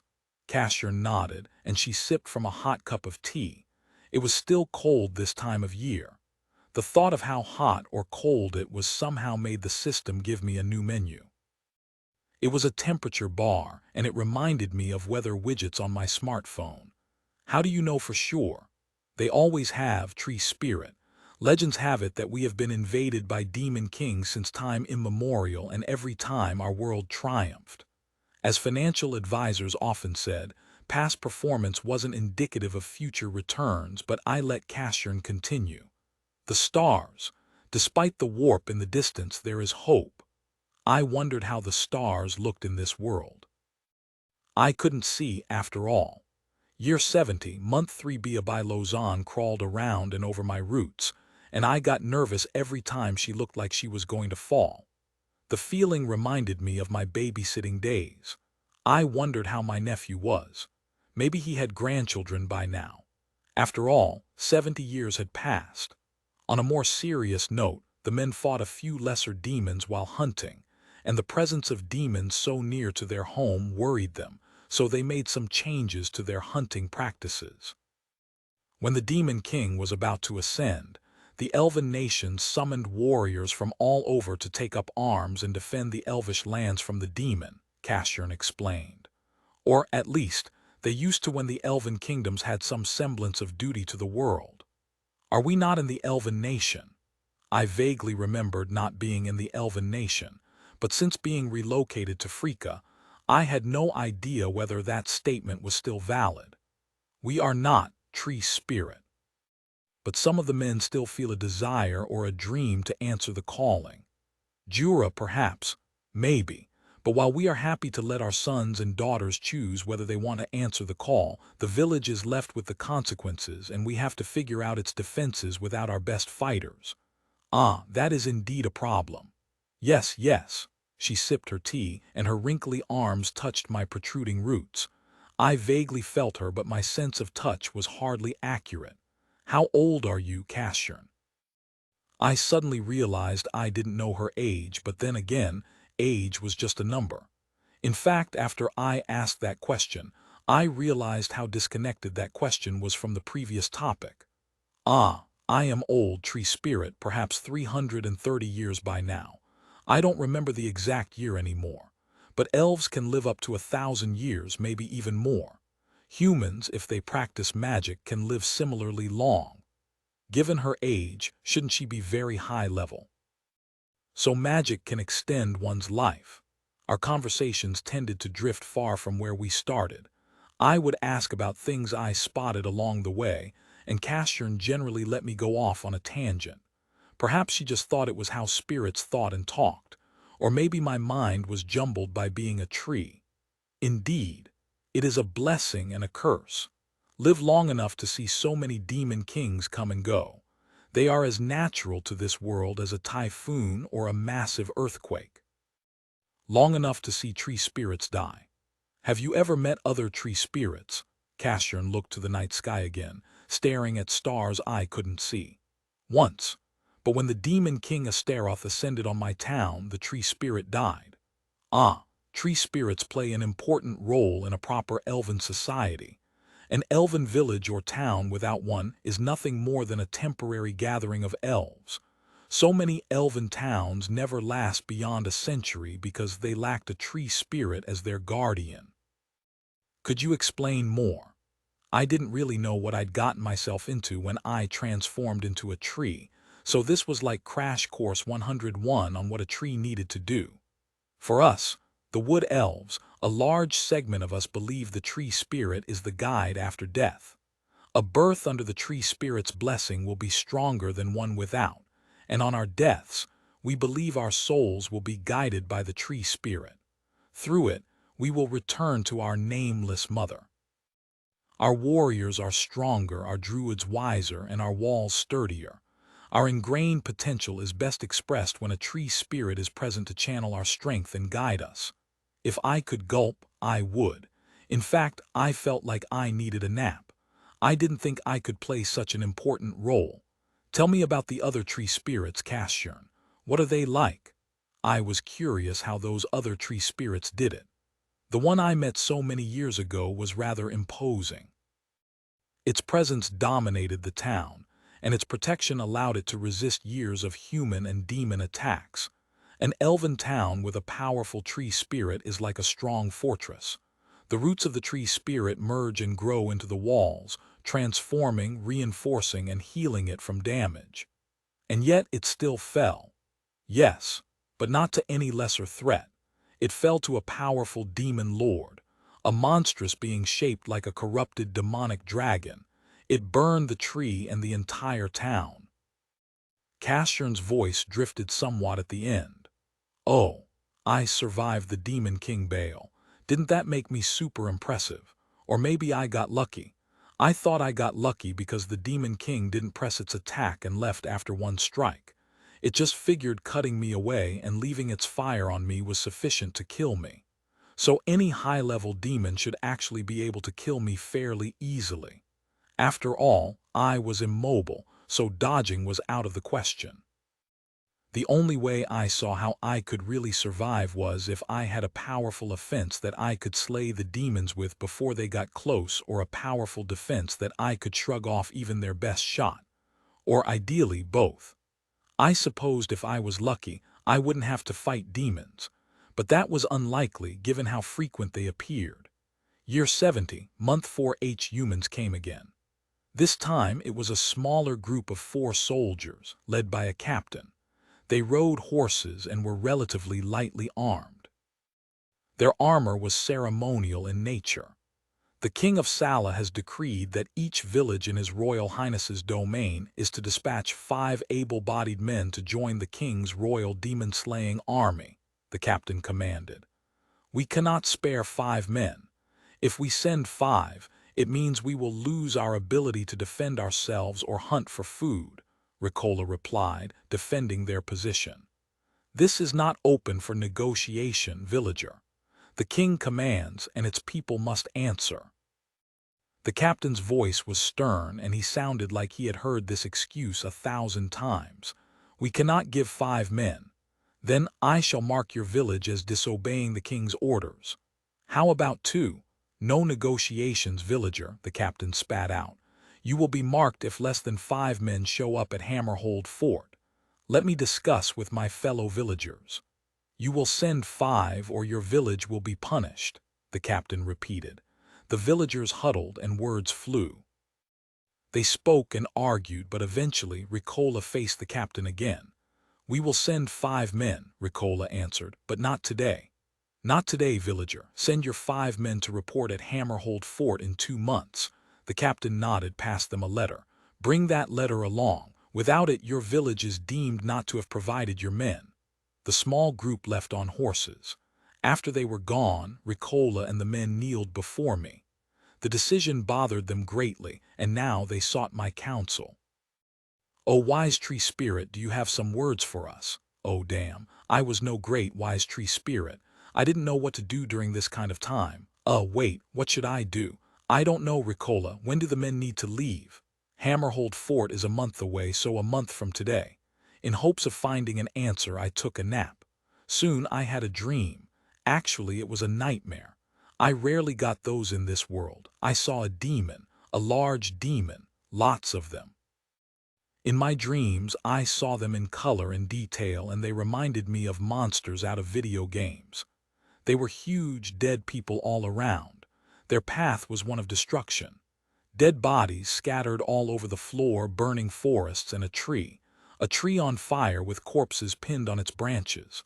A large, monstrous demon walked through the corpses, its steps crushing every corpse in its way to a pulp. I felt fear and shivered. Was it coming for me?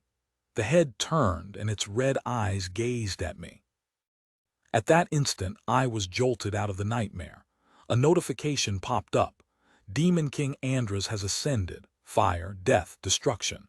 1,001 screams. It was as if the world screamed as one, and it was deafening. My imaginary ears hurt.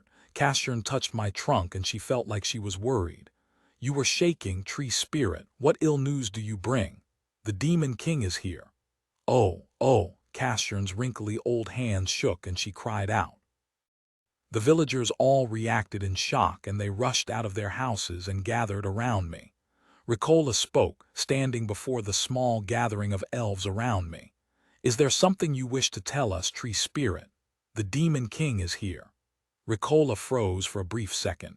Then he took a deep breath and told the children to return home, leaving the adults behind. He then faced the rest of the villagers and repeated what I told him. The villagers looked at each other. Jura was the first to speak. Then we should join the king's army and assist the heroes in crushing the Demon King before it gets too strong. Another man shook his head. Only heroes can kill the Demon King. The best the army can do is clear a path and take out the rest of the king's champions, but most will die on such a mission. Ah, yes, but there are no living heroes left. The heroes died in their battle against Demon King Baal. Until the gods summon new heroes to this world, there is no way of defeating the king, the elf who usually traveled to the cities explained. So this army is doomed, Ricola sighed. Indeed, we should not join the army. Would you rather face demons or what's left of a destroyed army? If we stay in our village, maybe a hero will emerge before we are attacked. The villagers stood and argued till morning, but eventually they arrived at a decision. Thank you for your guidance, Tree Spirit. We choose to stay. The human kingdoms have never protected us, so we have no reason to listen to this king's demands. I didn't really say anything to that, but hey, it seemed that was what they wanted anyway. Year 70, month 5 Tehi men were hard at work building fortifications around the village. It would be difficult to hunt once the demons appeared more regularly. The Demon King's presence had historically been accompanied by a surge in demons all around the world. It was just the way Demon Kings were with their ever-corrupting powers. Many will die, Cassian said, lamenting the Demon King's presence. If there are no heroes, that would be the outcome. Every Demon King has led to death, countless deaths. Why? Because it is so. Why no Angel King? I sometimes wondered why the enemies were always Demon Kings. Couldn't they be more creative? Little did I know that the demons were actually quite varied in terms of powers and appearance. That would be heroes. Cassian looked at me. I probably asked a stupid question. Year 70, month 6, an injured group of adventurers arrived at the village. The group of 4 fighters were all bleeding heavily, and 2 had lost an arm to what appeared to be a huge monster bite. Ricola immediately brought them to me. Ugh, their spirit was weak, the sign of a person at the edge of death. What was normally a consistently strong white light now faded like a flickering light bulb. Healing fruit, I created 4 fruits, and Ricola and another elf assisted with feeding them. Their wounds stabilized, but the lost arm couldn't be repaired, not with my present abilities. What did this? Ricola asked as he sat next to one of the adventurers and helped them eat the fruit. Demons.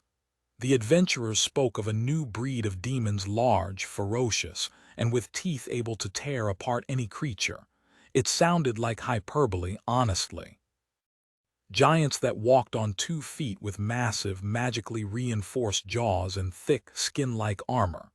Some had horns along their backs. Ah, demons. Are all Demon Kings the same? I asked Cassian, but she didn't know. The adventurers' condition stabilized, at least physically. The 2 adventurers who lost their arms experienced emotional instability, and they lamented their lost future as adventurers. They would be nothing more than beggars now. It was so bad that Ricola separated the 2 one-armed adventurers from the others to prevent their negativity from spreading. Have we met any demons described by these adventurers? I think these descriptions were pretty standard. Fangs, claws, scales, and horns. Year 70, month 7 Tehi adventurers eventually fully recovered and left. The king's demon-slaying army had started their march for one of the heavily contested passes. The demonic rift was on the other side. News didn't speak of the Demon King, at least not yet. Strange. Maybe they didn't get the message. Year 70, month 8 a raid occurred. A demon raiding party, if such a concept existed to them. One of the elves on watch spotted a group of 30 demons, led by a slightly larger demon. I called it an elder demon, but I suspected it was just a larger variant.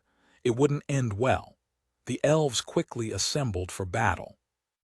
The young men and women without combat skills quickly retreated to the slightly fortified village hall. The demons were different from the earlier ones described by the adventurers. These were winged, and they wielded flaming axes forged from some kind of hardened demonic flesh. The two groups fought, and the elves used everything they had.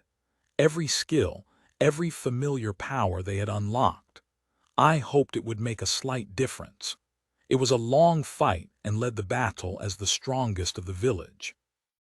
They fought hard and eventually they won. They defeated the demons, but victory came at a cost. These demons were naturally tougher than elves. Even with the advantages provided by the fortifications, familiar blessings, and other tactical advantages, for every 5 or 6 demons killed, an elf died despite trying their best, fighting with everything they had. I wished I could help, but the battle was fought mostly outside of my very limited range. I saw their spirits fading in the distance and I tried to reach out to them. "Hey, don't die on me." The injured retreated and limped closer, their spirits turning a deathly pale. Their wounds were too severe. My healing fruits couldn't do much, not at this point. Four of us too many. Ricola kneeled next to their dying bodies. All of them were placed at my roots. I tried to help with every single healing ability at my disposal, and it seemed like my branches drooped in failure. The wounds were too serious, the bleeding too much. There wasn't much I could do, and I felt weak, useless again. Castian held the hand of one of the dying fighters. "Death comes to us all, but for some earlier than others. Death may come, but your spirits will never die. Oh, tree spirit, take good care of them." I gulped. The 4 passed on. I saw their spirits fade to darkness, and then there was a brief flicker of light at the end like the last hurrah of a match. They faded away and their spirits drifted into the ground. The mood was grim after that. The men focused on repairs and sharpened their weapons. The women focused on their children. The loss of 4 men was too much for some, and the only way they could cope was to distract themselves. At night, when the houses were quiet, some of the men and women came to talk to me. How do I move on? I knew him all my life. Things just cannot be the same, can they? I had no answer. I was just a tree spirit, and I had no words that could calm the hearts of those who had lost someone. I tried to be sympathetic, but I knew it was no cure for the holes in their hearts.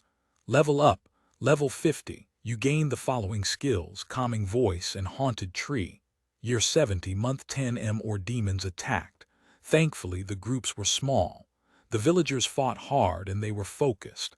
They wanted to avoid any more death. I saw Jura fight harder than ever before.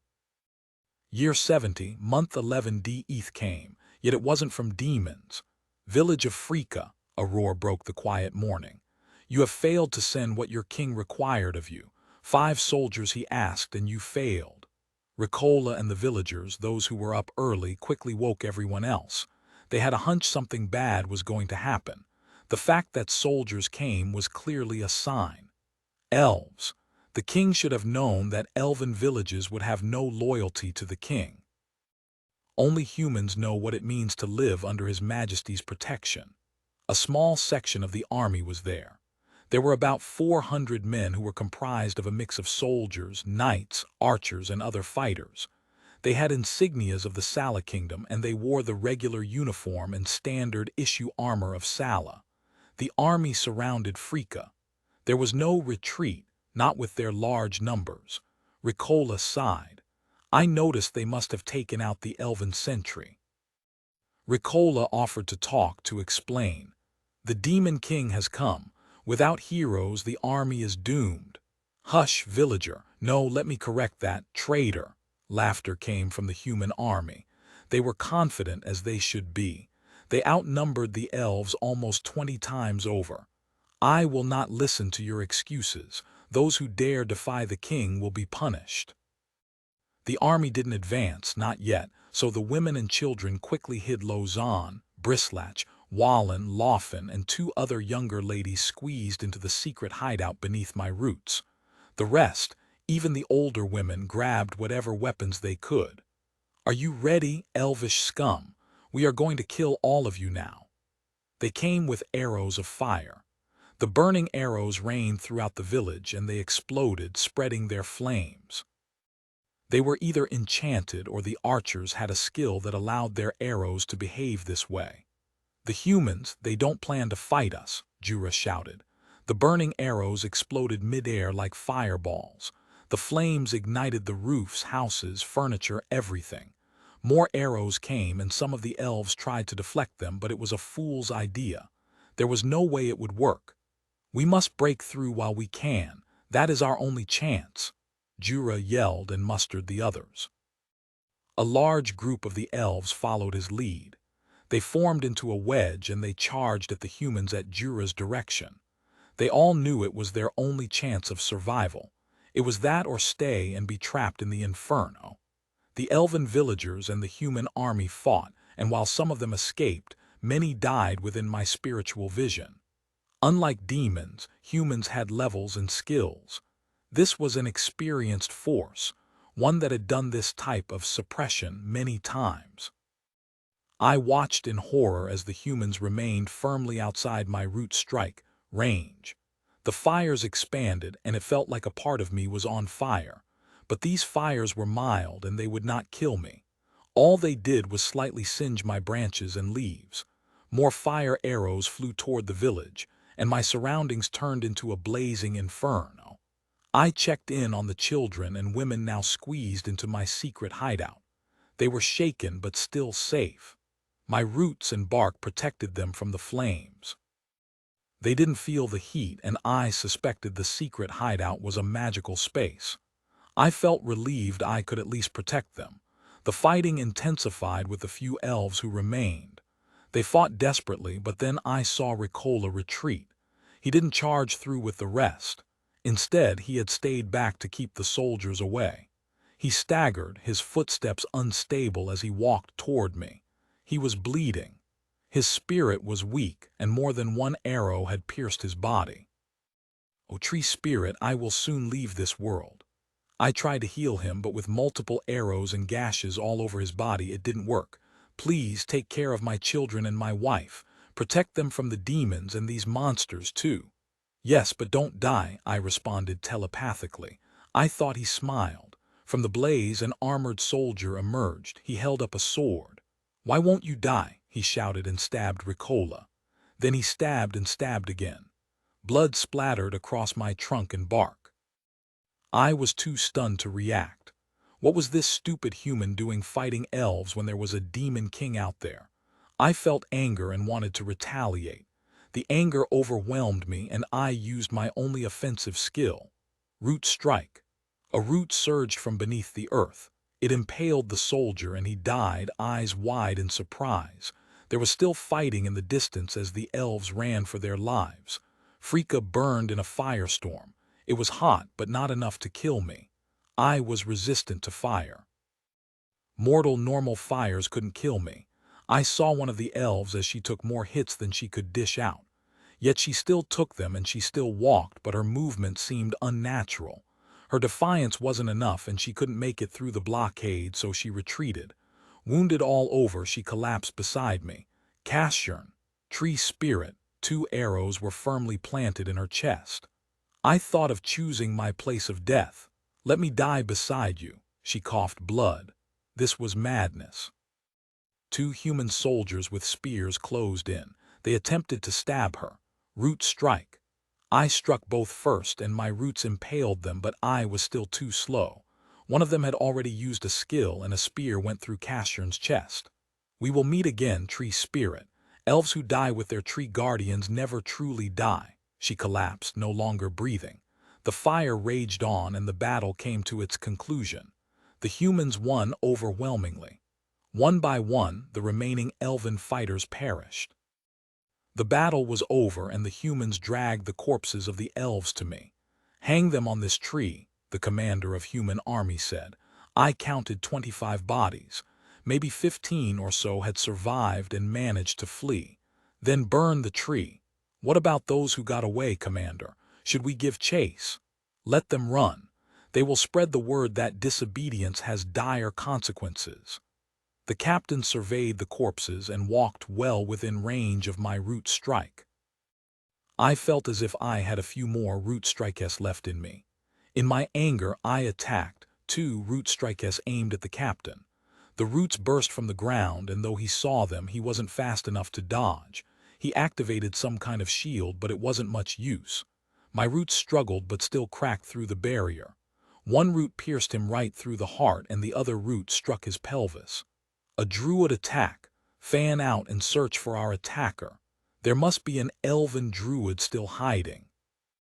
The lieutenant shouted, and he turned around. Strange that he didn't suspect me. The tree spirits must be really uncommon. He ran out of range. I felt as if I could still manage another root strike. I saw a bloody soldier who walked too close to me. We should totally do this more often. You know, killing elves. Always hated these long-eared dudes. Rather than talk shit, why don't you find the druid?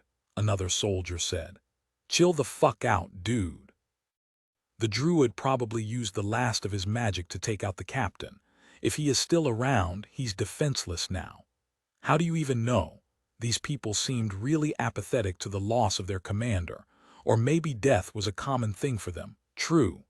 I saw the village was gone, replaced by a faint outline of rubble. The houses must have all collapsed from the flames.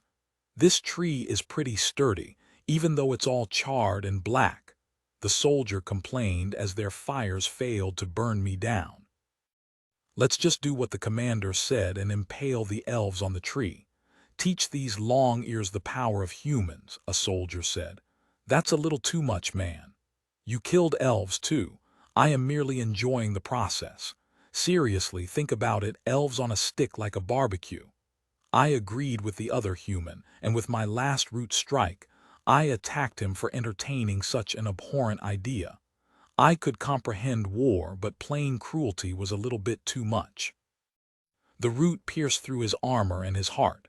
Fuck, the druid is still around. The soldiers looked around and they quickly spread out. An hour later they returned. What should we do with the bodies? Pile them up with the tree and burn them. Don't want them turning into zombies or food for the demons. The humans stacked and piled the elves around me and then started a fire. It burned and I felt helpless, but like the torches before, the fire didn't really hurt me physically, even though I looked charred.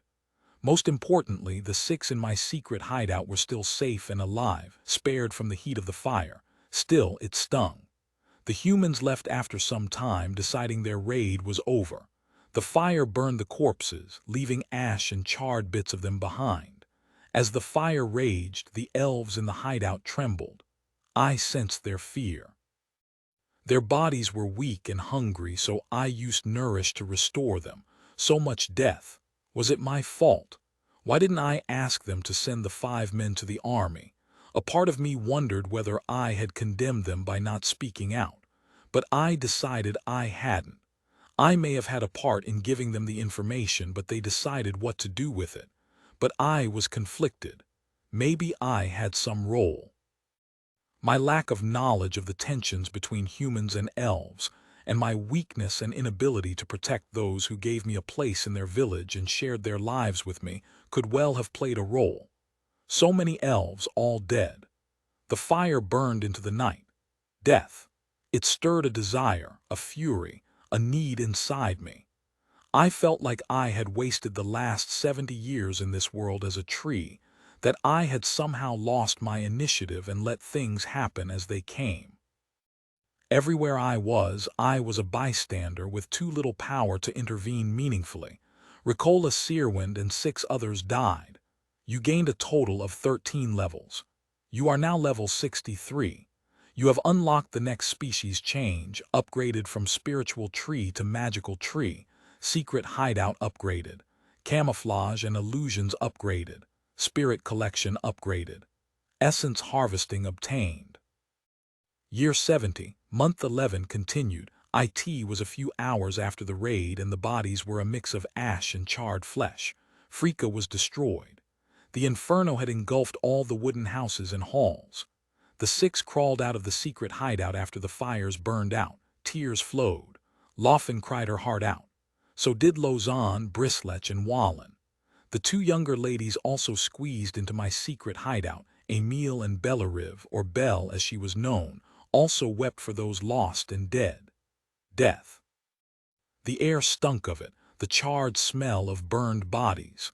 The girls gagged whenever they accidentally got too close. It took all their willpower to not vomit. What are we to do now? Laufen looked at Emile and Belle, who were in their teens.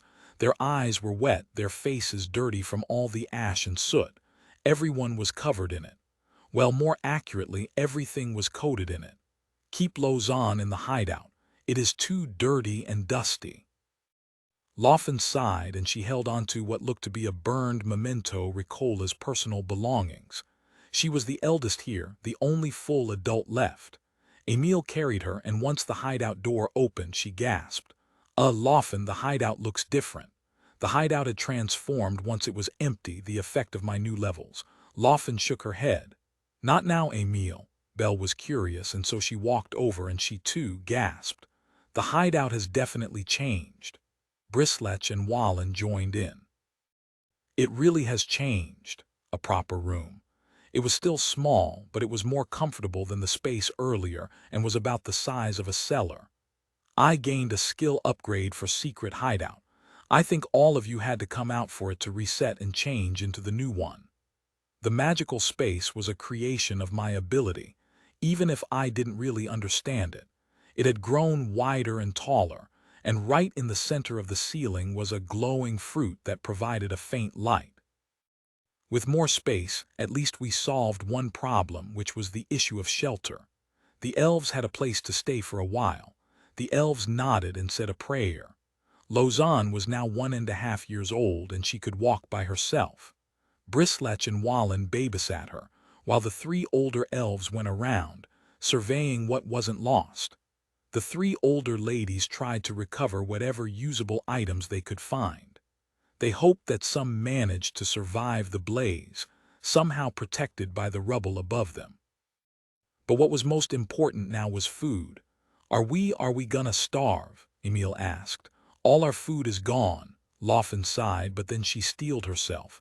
She stood right in front of my black trunk. Oh, tree spirit, are you there? Can you make some fruits? Yes, I responded to her request. At the same time, my body quickly recovered from the fire damage. I heard Emile's concerns, and you may eat my fruits. I will make more. A few of my black branches displayed a burst of life, and their branches twisted and turned. New feelers grew that transformed to fruit. They might not be satisfying or tasty, but the fruit would deal with their hunger. As they continued to search the rubble, the elves recovered hidden chests buried beneath the houses, a place where elves stored their most important items. Multiple chests survived.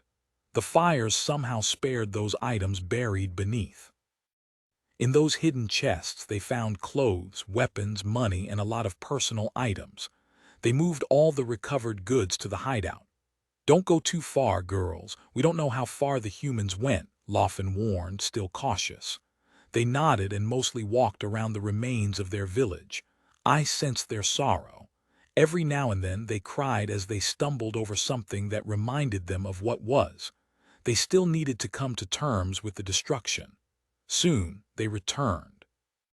Brislech, the little girl, asked, Tree Spirit, are you okay? You are all black. She played with Lausanne and Wallen with some sticks and stones.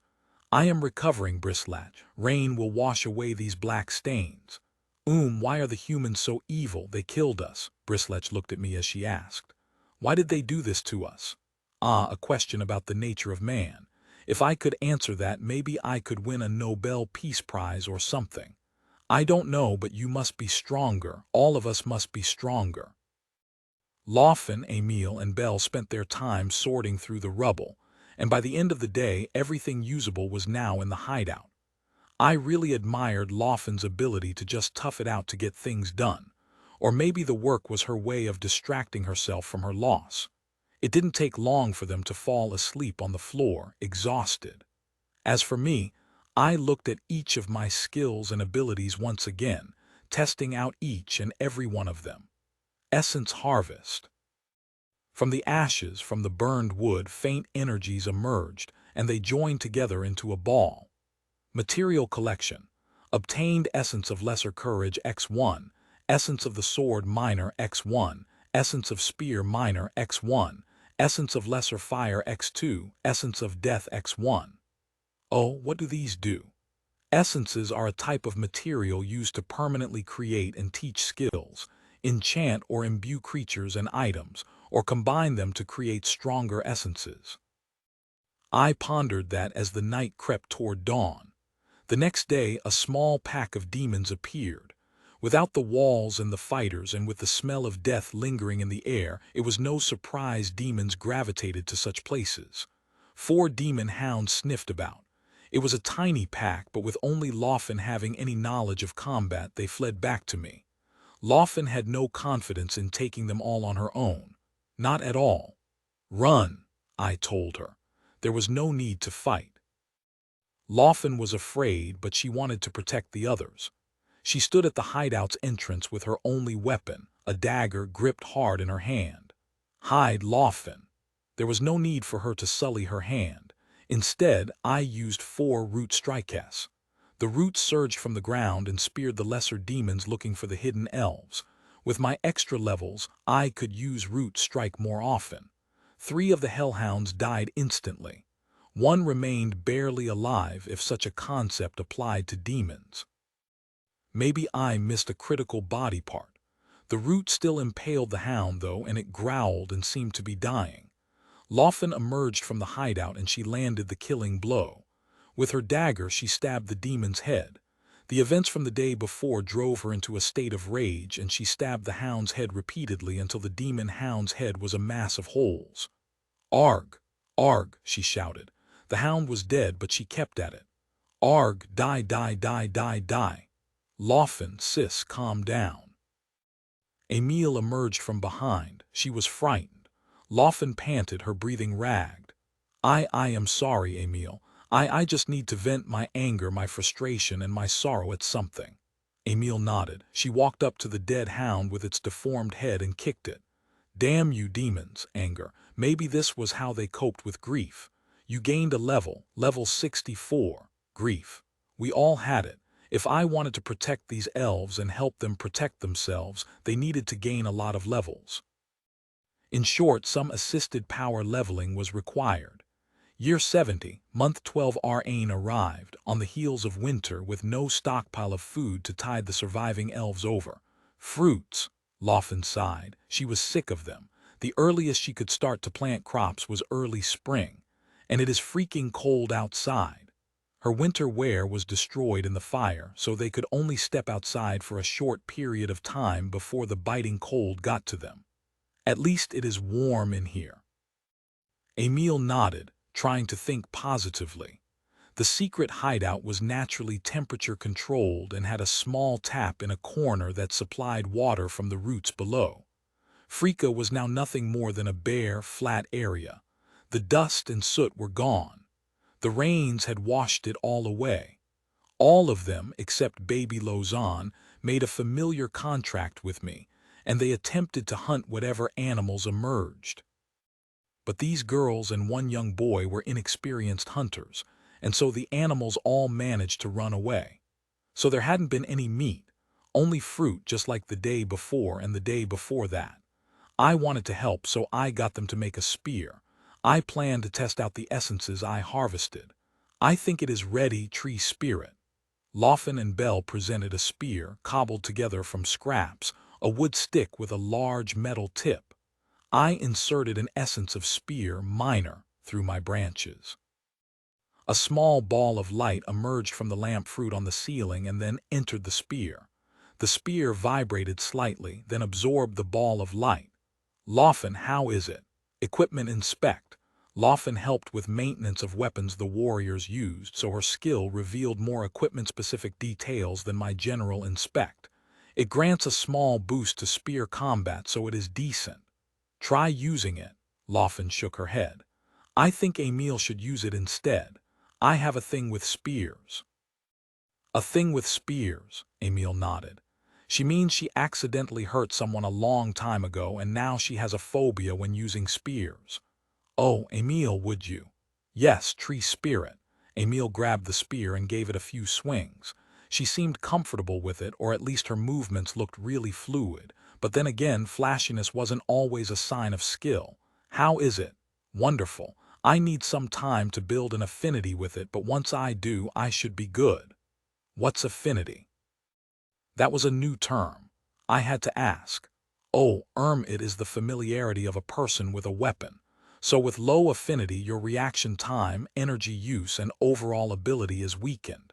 At full affinity, you could use it like an extra limb. We get extra damage, speed, and parry with high-affinity weapons, but getting new, stronger equipment doesn't mean it should be used immediately, Lawfen explained. We need to practice with it.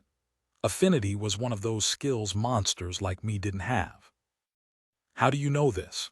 It still baffled me. It's combat basics. Everyone knows it when learning how to use a weapon. I think the only exceptions are the summoned heroes. The legends say Weapon King Valerian had multiplier affinity with any weapon he touched instantly. Oh, what does that do? I don't really know, but I think the stories say the weapons are able to exceed their own limits, and when he used them, the weapons often did things normally not possible. Huh. Reincarnators had cheat-like abilities. That was absolutely predictable. I wondered whether I could get one for myself. Speaking of heroes and reincarnators, which of the summoned heroes were elves? Our last elven champion was Rona the Druid. Let me guess, she controlled nature like a druid. Yes, she was like the most powerful druid ever. Her power over the forests and tree spirits in the stories was incredible. The legends told of how every spirit of nature she met instantly liked and obeyed her. In the battle against the demons, she transformed an entire forest into an army of supertreants and called on an army of great beasts. Huh. I felt a strange pain in my head. I had to learn more about this world's powers and creatures. The gap in my knowledge could be dangerous. Anyway, please practice with it. Emil nodded, but she sounded a little sullen. Okay. Lawfen gave her a hug. It's just us now. I know you always thought you wouldn't have to fight, that the warriors would protect us. The thought of having to defend herself really made her sad. Yeah, we all miss them. Yes, yes, we do, but we must live on, else their deaths will be wasted on us. Emil nodded, and both girls had a moment together where they cried for a while. Year 71, month 1 in Ao, it was really cold. The elves mostly hid in the hideout, unwilling to face the frigid winds that frequently ravaged the valley. According to Lawfen, Frika was located in a valley, and so, occasionally, when the winds got strong enough to cross the hills on either side, it tended to grow even cold. A large bear appeared outside. It looked curious at the disappeared village. Oh, there is a bear, I telepathically notified Lawfen. She played with Lausanne and shook her head. It's too cold, we cannot catch it now. Oh. The bear came close and it rubbed its fur against my trunk. I could kill it now at this distance. Root Strike, X44 Root Strikes were overkill, as a well-placed hit through the chest would have killed it, but I needed the elves to kill it. If they gained some levels, they would be stronger and more useful. The bear screamed and roared in pain, but with the 4 roots that impaled its limbs, all it could do now was flail its head. Emil, can you come out with the spear? She nodded, and once she opened the latch out of the hideout, she yelled, Oh, it's a brown bear. Yes, Emil. I know it's a brown bear. At that point, I wondered whether it was possible to use essence harvest on a bear, so I did. Fragment of bear essence obtained. Collect multi-fragments to form bear essence. Ah, the whole RPG grinding mechanics. The worst part was, in most games, all those essences were useless. The bear struggled immobile and Emil stabbed it right through its head. Wow. Emil's hands shook from what I believed to be a mix of adrenaline and fear. We have bear meat. Lawfen and Belle came out of the hideout to assist her in cleaning up and processing the bear. More importantly, they cut away the pelt and fur, which would help them stay warm. Did you gain any levels, Emil? Nope, but I did get a skill, spear thrust. They didn't seem to be gaining levels that easily. Year 71, month 2T, he elves seemed happier now that they had bear meat as another staple in their diet. Spring would arrive soon and they couldn't wait to plant crops. I took every opportunity to let the elves land the killing blow on any stray demon or monster that popped up. Despite my efforts, they still leveled slowly. I wondered whether I was leeching off all the experience, so I decided to change the manner of my training. Instead of injuring the monsters, I used Constrict, a new ability gained after disabling so many beasts. I supposed there was some sentience in this system that tried to make things easier over time. The first time I used it, Emil, Laufen, and Bell spent quite some time trying to kill a trapped lesser hellhound. At full strength and health, the hound could take a bit of damage, especially from unexperienced elves. Yet it worked better, and the 3 elves progressively gained levels and skills. "This is hard," Bell said, recognizing that between Laufen, Emil, and herself, she was the least adept at using a spear, sword, or staff. But it worked. The difficulty meant they learned, and so I knew it was the best way to level. Year 71, month 2, week 4, is there a village here? Must be a mistake. A human merchant group passed by. The map says there is an elven village.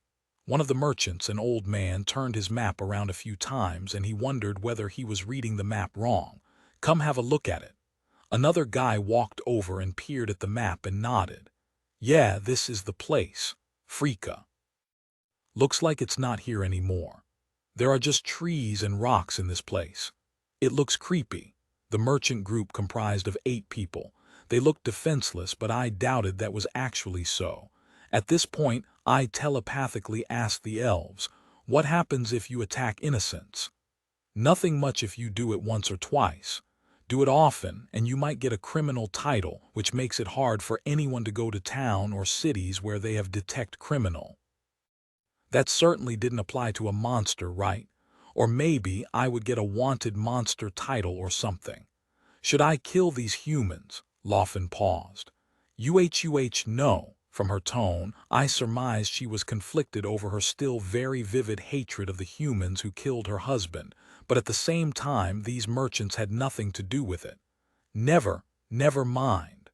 She shook her head, but she squeezed her staff a bit. Maybe she really wanted to, but the part of her that was fair had just managed to hold on. "It's a really creepy tree," one of the merchants said. "We should not get close. I sense danger. So what do we do now? We are supposed to rest a day at the village before we go on. Let's make camp here. It is quite a nice, open space. Preferably some distance from that tree." The merchants at least had the sense to set up camp farther up from the remains of Frika, but that night, one of them actually walked up to me and stood really close. "Why does this tree feel different?" He was one of the older ones, probably in his late 50s. I couldn't tell for sure, but spirit vision seemed to suggest he was quite old. He carried a few small weapons at his side and seemed prepared for a fight. "Are you some kind of rare wood?" He touched my trunk but then pulled back instantly. He touched his palm briefly, then he tried again, placing it on my trunk. "Is it really a normal tree?" One of the effects of camouflage was that I appeared as a regular tree. Otherwise, even animals with any sense of danger would not dare come close. I feel spirits. Danton, get your ass back here and stop masturbating by the creepy-ass tree." "Hey, fuck you. I ain't masturbating." The old man turned and sighed, but he peed on my roots before he left. At that moment, I was tempted to kill him. He walked back to the group. "Year 71, month 3, you gained a level. Level 65. You obtained Learning Aura. Improves experience gain for those low-leveled. Improvement amount is dependent on the gap between your level and the subject's." A LL that guided power leveling led to a new skill. Despite my efforts, Laufen was only level 27, and Emil and Bell were level 18. Wallen and Brislech were level 6 in totality because they were still too young to fight. Despite their levels, their classes and skills were mostly unrelated to combat, and only their recent levels and skills led to more survival and combat abilities. Humanoids had classes, and their levels were a combined total of all the classes. Winter was also over. The elves planted crops around me and were happy. The very act of planting was a routine they previously hated but now enjoyed because it represented normalcy. A return to what they once knew.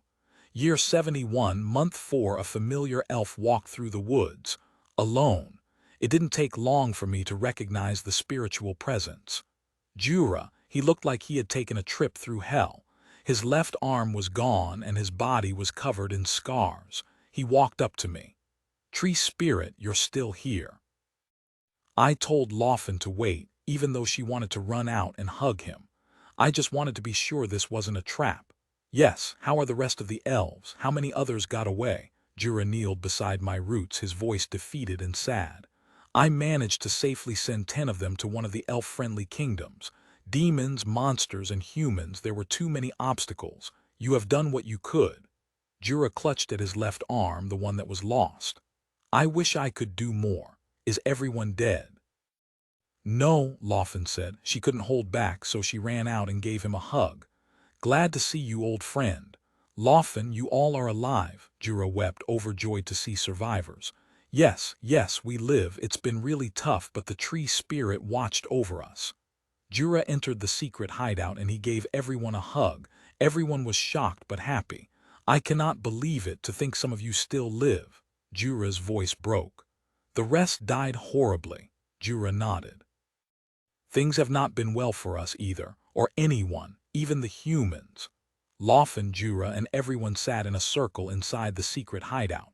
One of the girls was surprised at Jura's last statement. What happened?" "A demon king emerged during the depths of winter and his swarm of demons crushed the king's army. A few human cities near the West Rift have been destroyed, their people slaughtered. That made our escape difficult." Lawfen shook her fist. "Served those assholes right. The demons and the death that came after the Demon King's ascent made our travel to the friendly kingdoms really challenging. With little belongings and no money, and plenty of other refugees, we were robbed.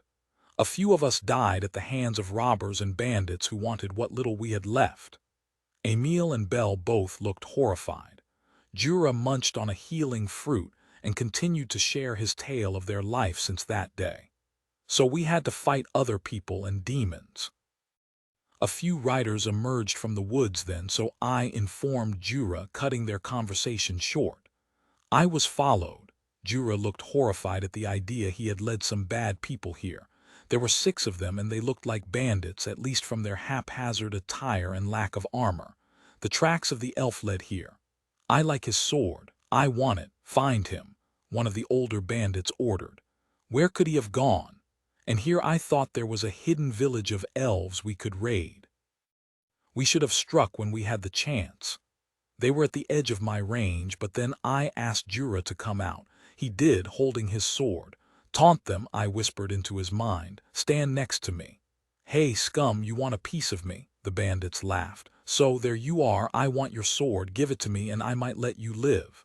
"Dream on. Come and get it, you foul-smelling bastards." The bandits charged. Great. They were comfortably within range now. 6 root strikes shot out of the ground, stabbing each and every one of them. It killed 5, only the leader escaped.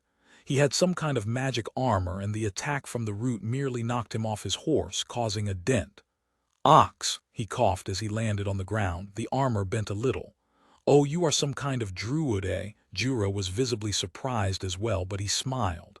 "Yes, come and get me." "Can you win?" I asked telepathically. "Maybe.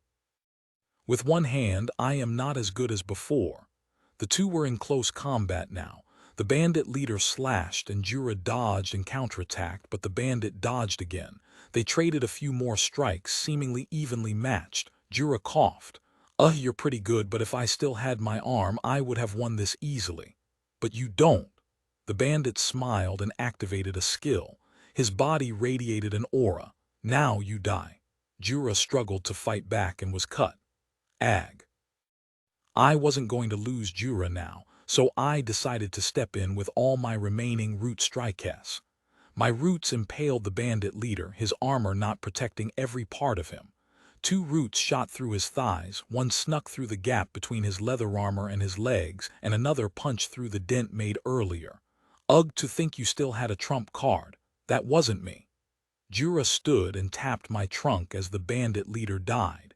You have leveled up. Level 66. Root strike range extended. Jura.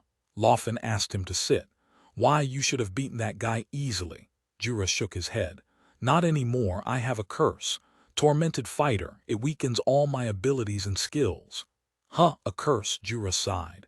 At first the effect is mild, but as time goes on I have nightmares every day and now I cannot even wield my weapon properly. Emil asked, can it be healed?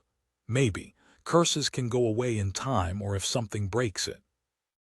Indeed, Jura later demonstrated how that curse affected how his skills were cut short, and he could no longer perform combos and chain attacks as he once easily did.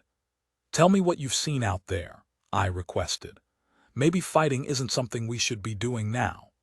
Year 71, Month 4, Week 3. Jura's daily routine became mostly talking with me, playing and helping with the crops. I suspected the curse was something like mental pain and wondered whether my calming voice could help resolve it. It seemed the curse was so bad that it actually interfered with his ability to use familiars. Still, it was an extra hand around to help do things, and he seemed to enjoy having the kids around. He behaved like Lausanne's uncle and spent a lot of time playing with them. Soon, the first batch of crops was ready for harvesting, even though they were just planted 2 weeks earlier. The speed of their growth was amazing. Having a lot of levels, I suspected Ricola was right that I had an effect on the crops. I am trying to train these girls in combat. What is the best way to do so? I asked. Well, actual combat experience is the best. Next best would be practice battles. Why are they gaining levels so slowly? I asked Jura, even though I asked the others before. I don't think they are slow. Based on what they have been doing, it seems they are gaining levels quite fast already. Is there no way to speed it up? If there is a tutor or a master you could, or if they somehow got hold of any of the artifacts of the heroes. Artifact of the heroes. Yeah. I once heard Cassian talk about how the heroes' artifacts could cause explosive leveling and skills. Why? No idea, Jura admitted. Year 71, Month 5. Demons. A sudden surge in demons. I saw them enter my field of view and the creatures numbered in the thousands. At this point, Jura and the elves all hid inside the hideout. That was their only chance. Thousands of demonic hellhounds would sweep through, killing everything in their path. So many of them. They approached me, but their claws and teeth failed to damage my bark. Even as more demons swept through the valley, all I could do was watch.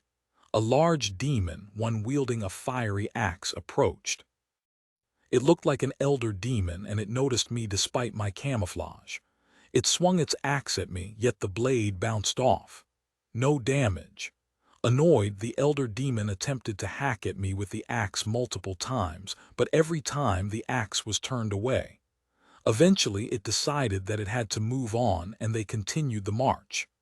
The army, the swarm of thousands of hounds and other kinds of lesser demons, filed past for a week. I only had a limited number of root strikes, and so, since I had no way of killing a massive army, I thought that pretending like I was harmless was the best way to protect the elves. The elves had never felt so afraid in their entire lives, yet they were simultaneously amazed at how these lesser demons were unable to damage me. Every moment they wondered whether a demon would burst through the door. That's easily an army of 20,000, Jura calculated once they passed. I didn't bother. I looked around and saw I was the only surviving tree as far as my eyes could see. The humans won't make it, Lawfen sighed. If Frika was still here, it wouldn't have either. Jura nodded. But luckily for the humans, I only saw a few mid-tier demons. A massive army of low-tier hounds is probably something an army half the size can handle. Later that month, a bigger demon appeared, taking the same path as the hounds had earlier. It was a large, lizard-like creature, resembling a gigantic Komodo dragon but with red horns and eyes. That's an elder demon. Again, all the elves hid, and I secretly thanked my lucky stars that we had secret hideout. It saw me and it stared. It was monstrous, about the size of a 3-story building. It was bigger than me and tried to bite me, but its fangs couldn't get through the bark of my trunk. Then it opened its mouth and breathed fire. It felt kind of warm, but with my high fire resistance it couldn't kill me. Frustrated, it used its claws again to no effect. Infuriated, it slashed and swiped with its claws, mixing in bites. Still, my somehow magically tough bark held. I was amazed by it.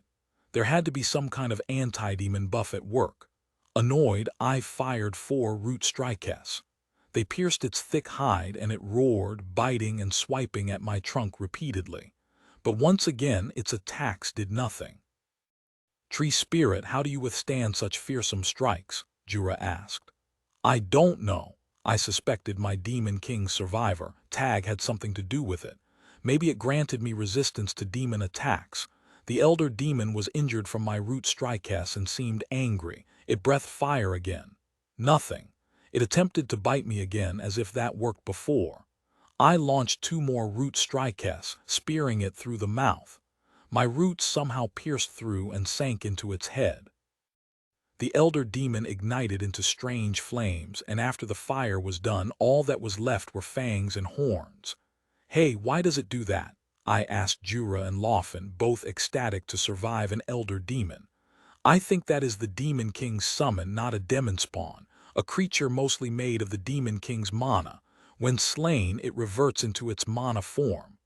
"I see. You gained 5 levels. Level 71. You unlock the following skills: Rooting Field, local rootnet access. Poison Field, whoa, more offensive abilities except that local rootnet access. I wondered what it did. Year 71, Month 6, attempting local rootnet access. Grassnet found, connecting. Sunson step sunson nights and sunson sun. W hat the fuck is this? Sunson Add infinitum. It instantly reminded me of a router that couldn't stop pinging. A constant message where the Grassnet transmitted what it currently felt. Damn, disconnect from Grassnet. You unlocked a new skill. Create rootnet node. Great, a pointless skill. The elves spent a lot of time hiding as more demons passed through, this time from the other direction. Once the Demon King appeared, it seemed the #1 priority worldwide was fighting demons, at least on the continent where the Demon King was. There was no peace until the Demon King was slain, because his very presence amplified the demonic rifts and caused more demons to appear. For our little group, we would take the chance to attack if the size of the demon party was small, getting the elves to help take a few down or land the killing blows. If the size of the demonic party was too large, they hid since the lesser demons couldn't hurt me. Year 71, Month 70, he huge army of demons that passed through over the last 2 months was now in retreat, which brought them through the valley again. I took the opportunity to test out my new skills, Poison Field and Rooting Field, which effectively created a field with tiny roots that attempted to tangle and dislodge any passing monster. The same roots possessed tiny thorns with poison. The hounds generally pass through unharmed due to their small size, flexible and nimble paws, and some apparent poison immunity. Some of the mid-tier demons, though, were unable to avoid the tiny thorns, so quite a few took hits, and the poison caused a few of these demons to collapse to the ground. The field of roots then slowly cut the collapsed demons, and after some time, the roots finished them off. All of this happened over a period of a few hours. About a week after the demonic swarm retreated, an army of humans appeared, which I suspected to be a force pursuing the swarm. A tree. An old warrior spoke as he rode on an armored horse. He rode up next to me and looked at my trunk. Even when thousands of demons pass through here, nature survives. Two other warriors rode their horses next him. Yes, Lord Rajiv, it is amazing a tree can live when so few trees survive the hound swarm. They surveyed the barren field around them. All the other trees had been either burned or destroyed by the demons, though signs of recovery could be seen. We make camp here, then. It is a good omen from the gods. Perhaps this tree is blessed. They were a superstitious bunch, but it reminded me of the founding mythos of many ancient cities. Yes, my lord. The lord and his trusted lieutenants all camped within striking range, and the remainder of the army settled around them. What should we do? The elves panicked slightly because a large group of humans triggered their fear and phobia. It was unpleasant to be reminded of human armies. Hide, we have enough food, Lawfen insisted, not wanting to face the humans. Lord Rajiv sat next to me with a drink. Oh, tree, I suspect you must not be an ordinary tree to survive. Perhaps you are a tree spirit like the guardian trees of the elven capitals, perceptive. Ah, wait. If you truly are a tree spirit, proper introductions are necessary.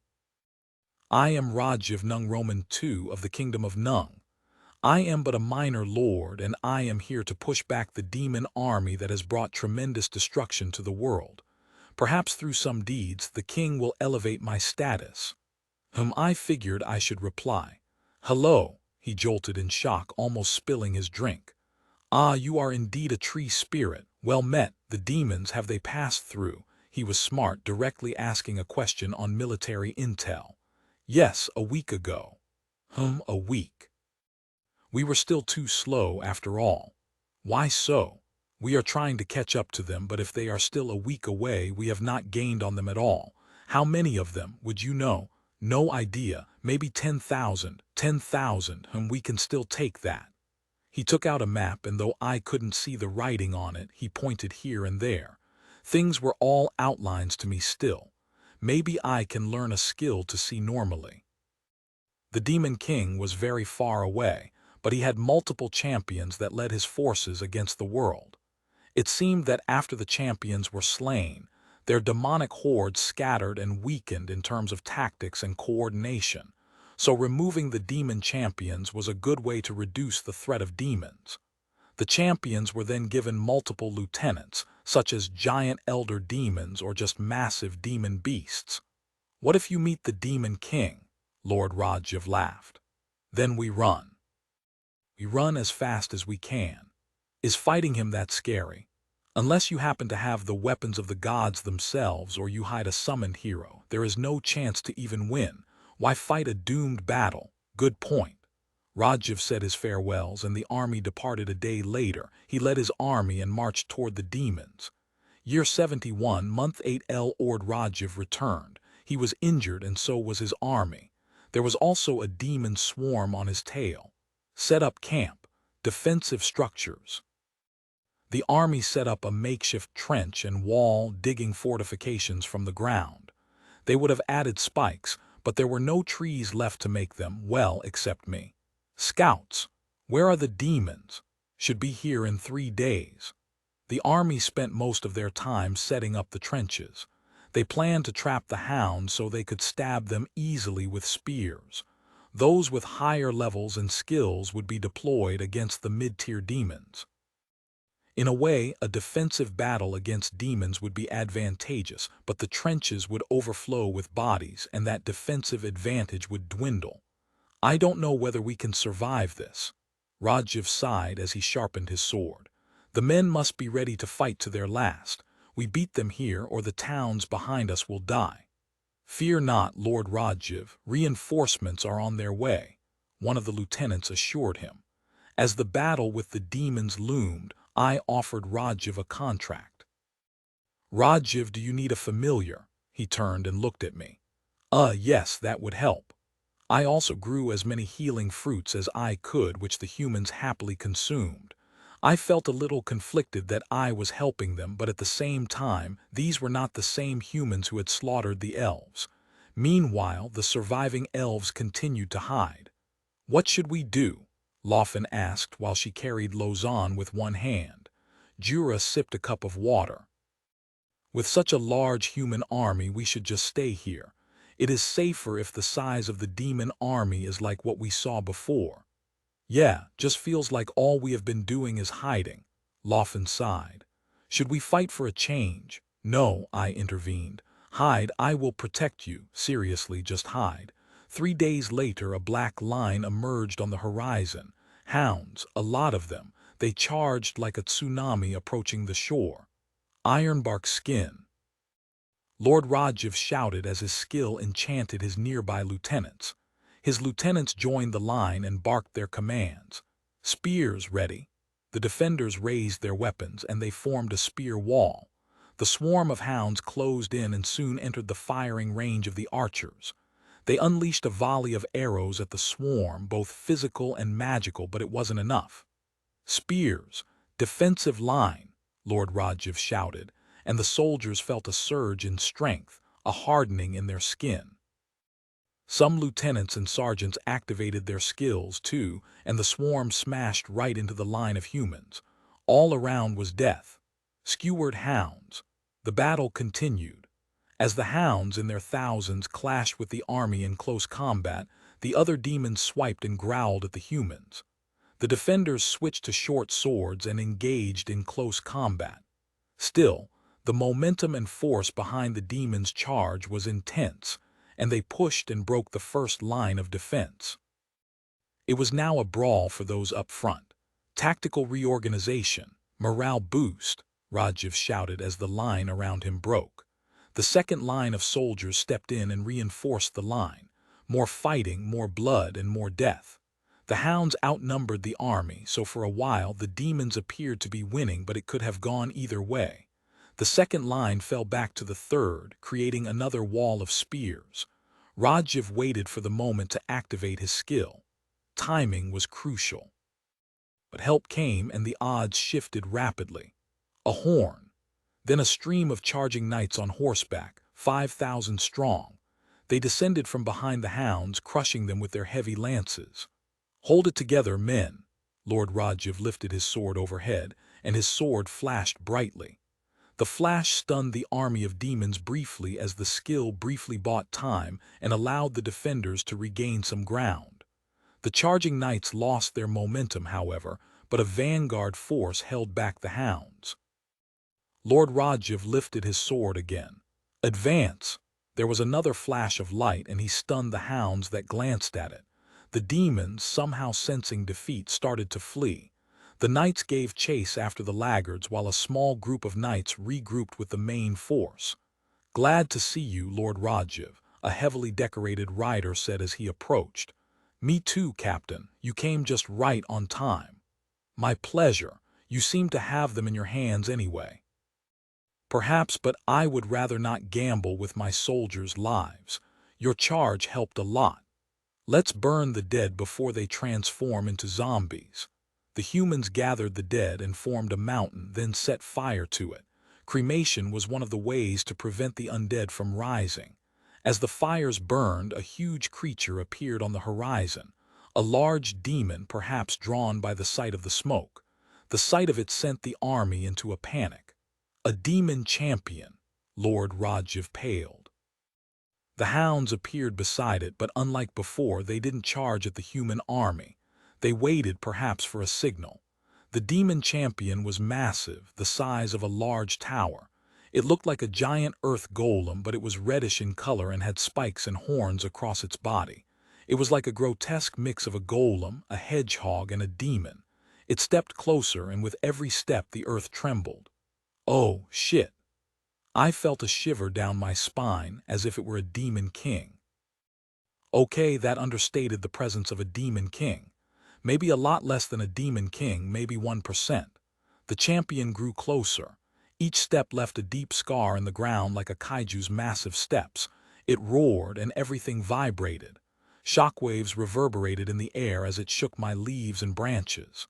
"Order the general force to retreat. All our top fighters and mages gather on me. This will be a battle of champions." Rajiv commanded. Send a courier to inform HQ now. Tell them to gather heroes and champions if they don't hear from us in 2 days. The regular soldiers were more than happy to retreat far away. There was no shame in running from a giant monster that could easily crush you underfoot. Together with me, I telepathically informed Rajiv. Together, I thought we had a chance, somehow. Rajiv nodded. Protect us, tree spirit. The captain dismounted, and his force of riders mostly retreated as well. He gathered his highest-level warriors, healers, and mages. I offered him a familiar contract, too. In fact, I offered everyone a familiar contract, as many as I could, and I maxed out my limit. The captain leaned in. Tree spirit, do you have empower allies? No. The captain took out a scroll. Loan skill, empower allies. You have been loaned empower allies for 24 hours. The golem approached. The human fighters and lieutenants stacked themselves with all the buffs and healing they had. The earth shook and stones jumped at every step. Jura climbed out of the hideout, deciding this battle was one he should take part in. Huh. The humans were surprised to see an elf appear from nowhere, but there was no time for that argument. The golem roared. It was within range, and it whipped its massive fists at the human forces. Whoosh! They dodged, but the punch had such force that it caused a small shockwave that caught some of the unprepared lieutenants.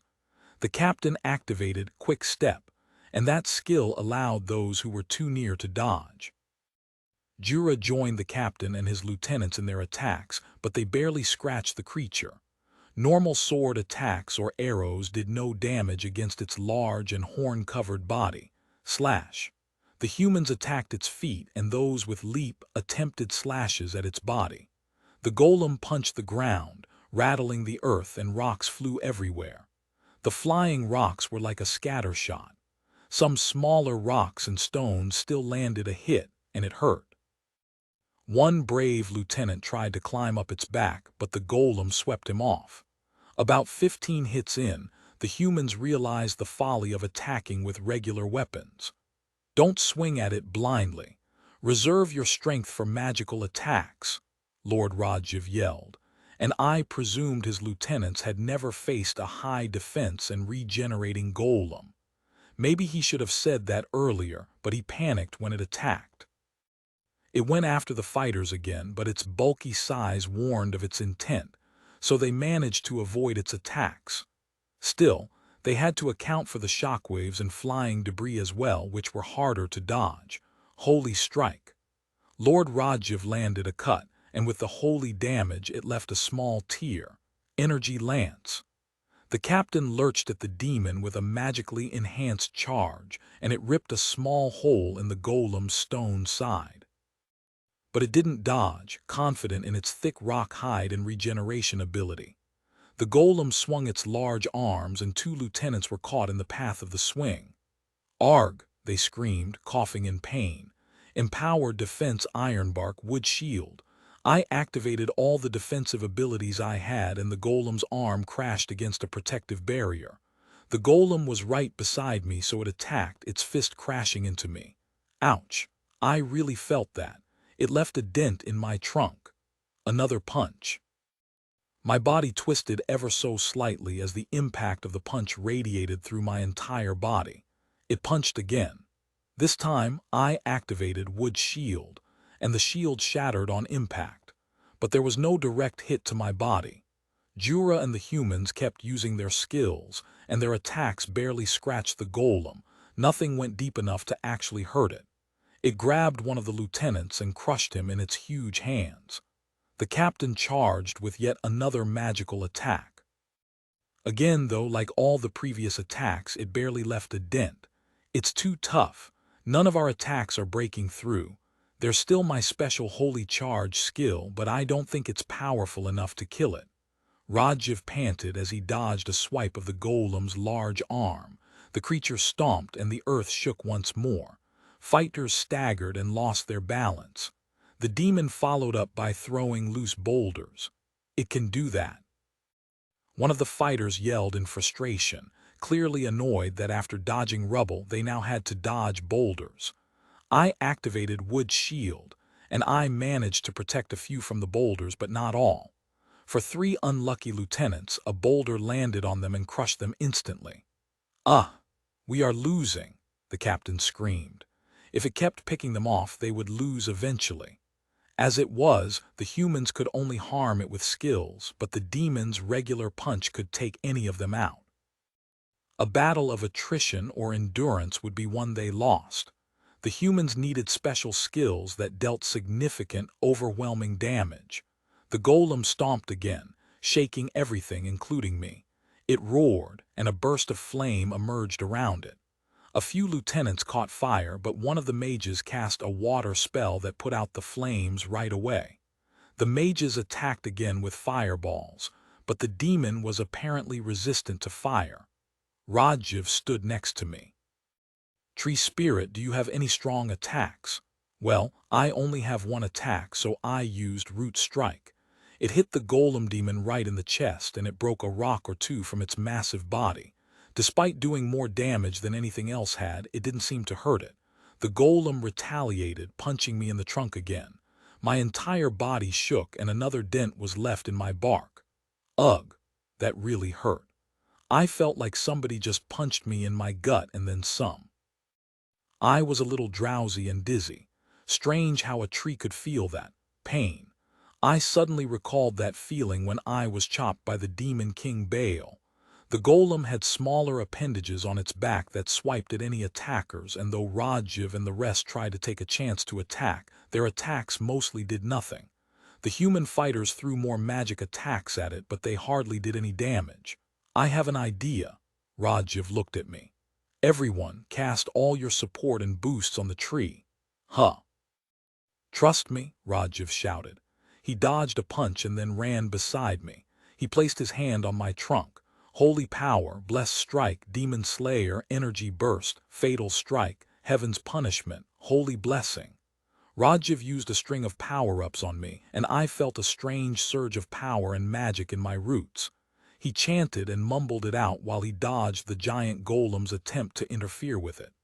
The tree spirit's root strike on its own can damage the demon.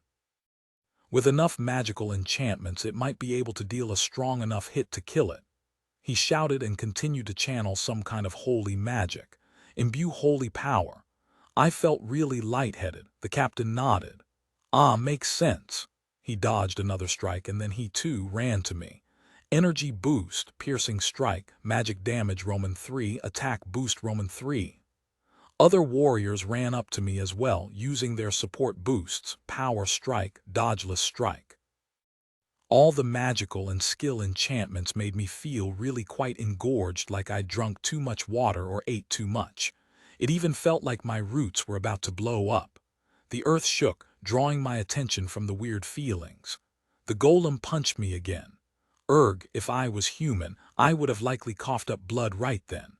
The golem hit me again, and I felt my bark bend and buckle. Pain. I felt like exploding, and I wasn't sure whether it was from all the magic or the blows. "That's it, tree spirit. Give it everything you got," Rajiv shouted. I took a good look at the demon golem champion. In truth, it was nothing when compared to the demon king.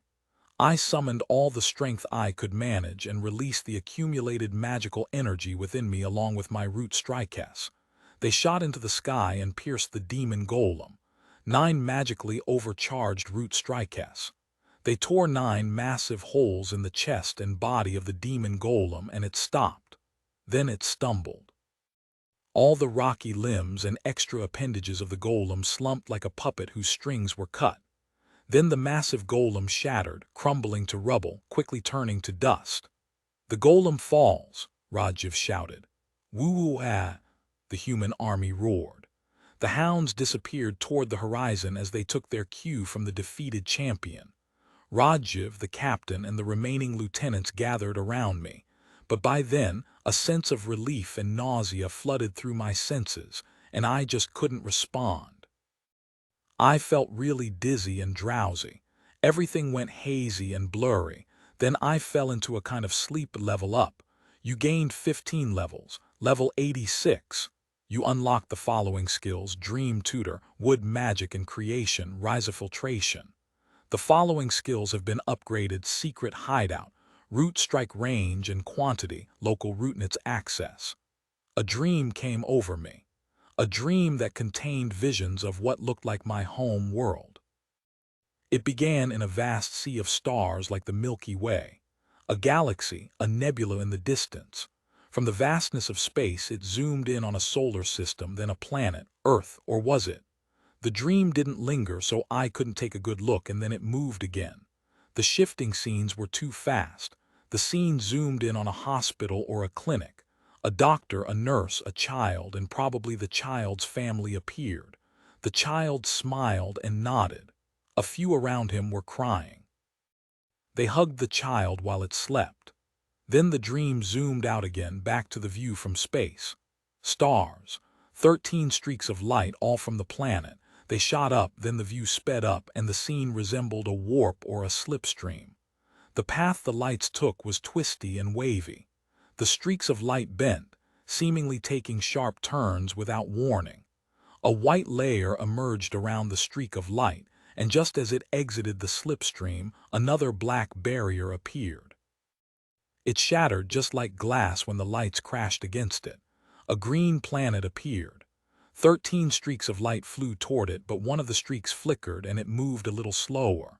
It lost speed and drifted apart from the rest of the group. It crashed into the planet. A little while later, the 12 remaining streaks of light crashed elsewhere on the planet. 12 reincarnators have arrived. Year 71, month 10 Tiwo months. I've been asleep for 2 months. The elves. What happened to the elves? Oh, they're still here. The elves were alive, thankfully.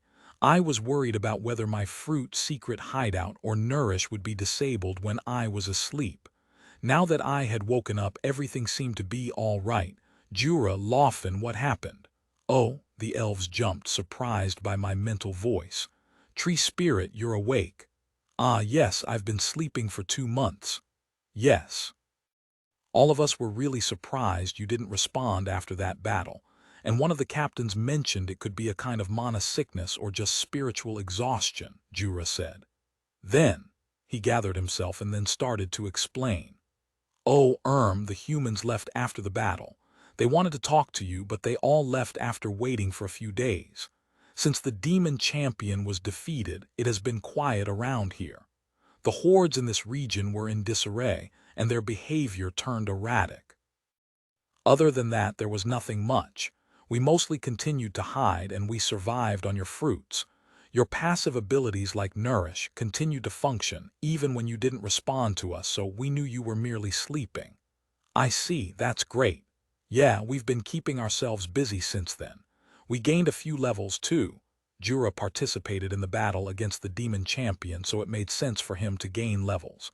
Ah, how many levels did you gain, Jura? Oh, levels. I think I gained 4 levels and a skill.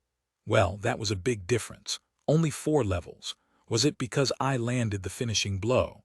That battle with such a huge golem helped with my worries and really boosted my confidence. Even my Tormented Warrior had improved to Tormented Warrior Mild.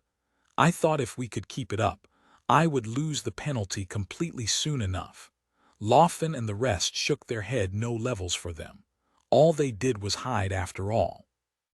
If you didn't participate, you didn't get levels. Sounded fair. In fact, the whole fuzzy logic behind leveling incentivized hard work and participation.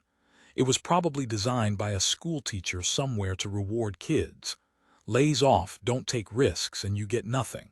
A few days after I woke up, I remembered I had new skills.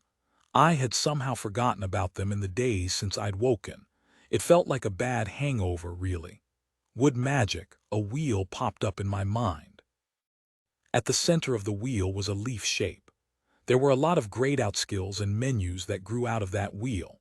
I unlocked the magic type, and I had 2 skills under it, Bind and Bloom.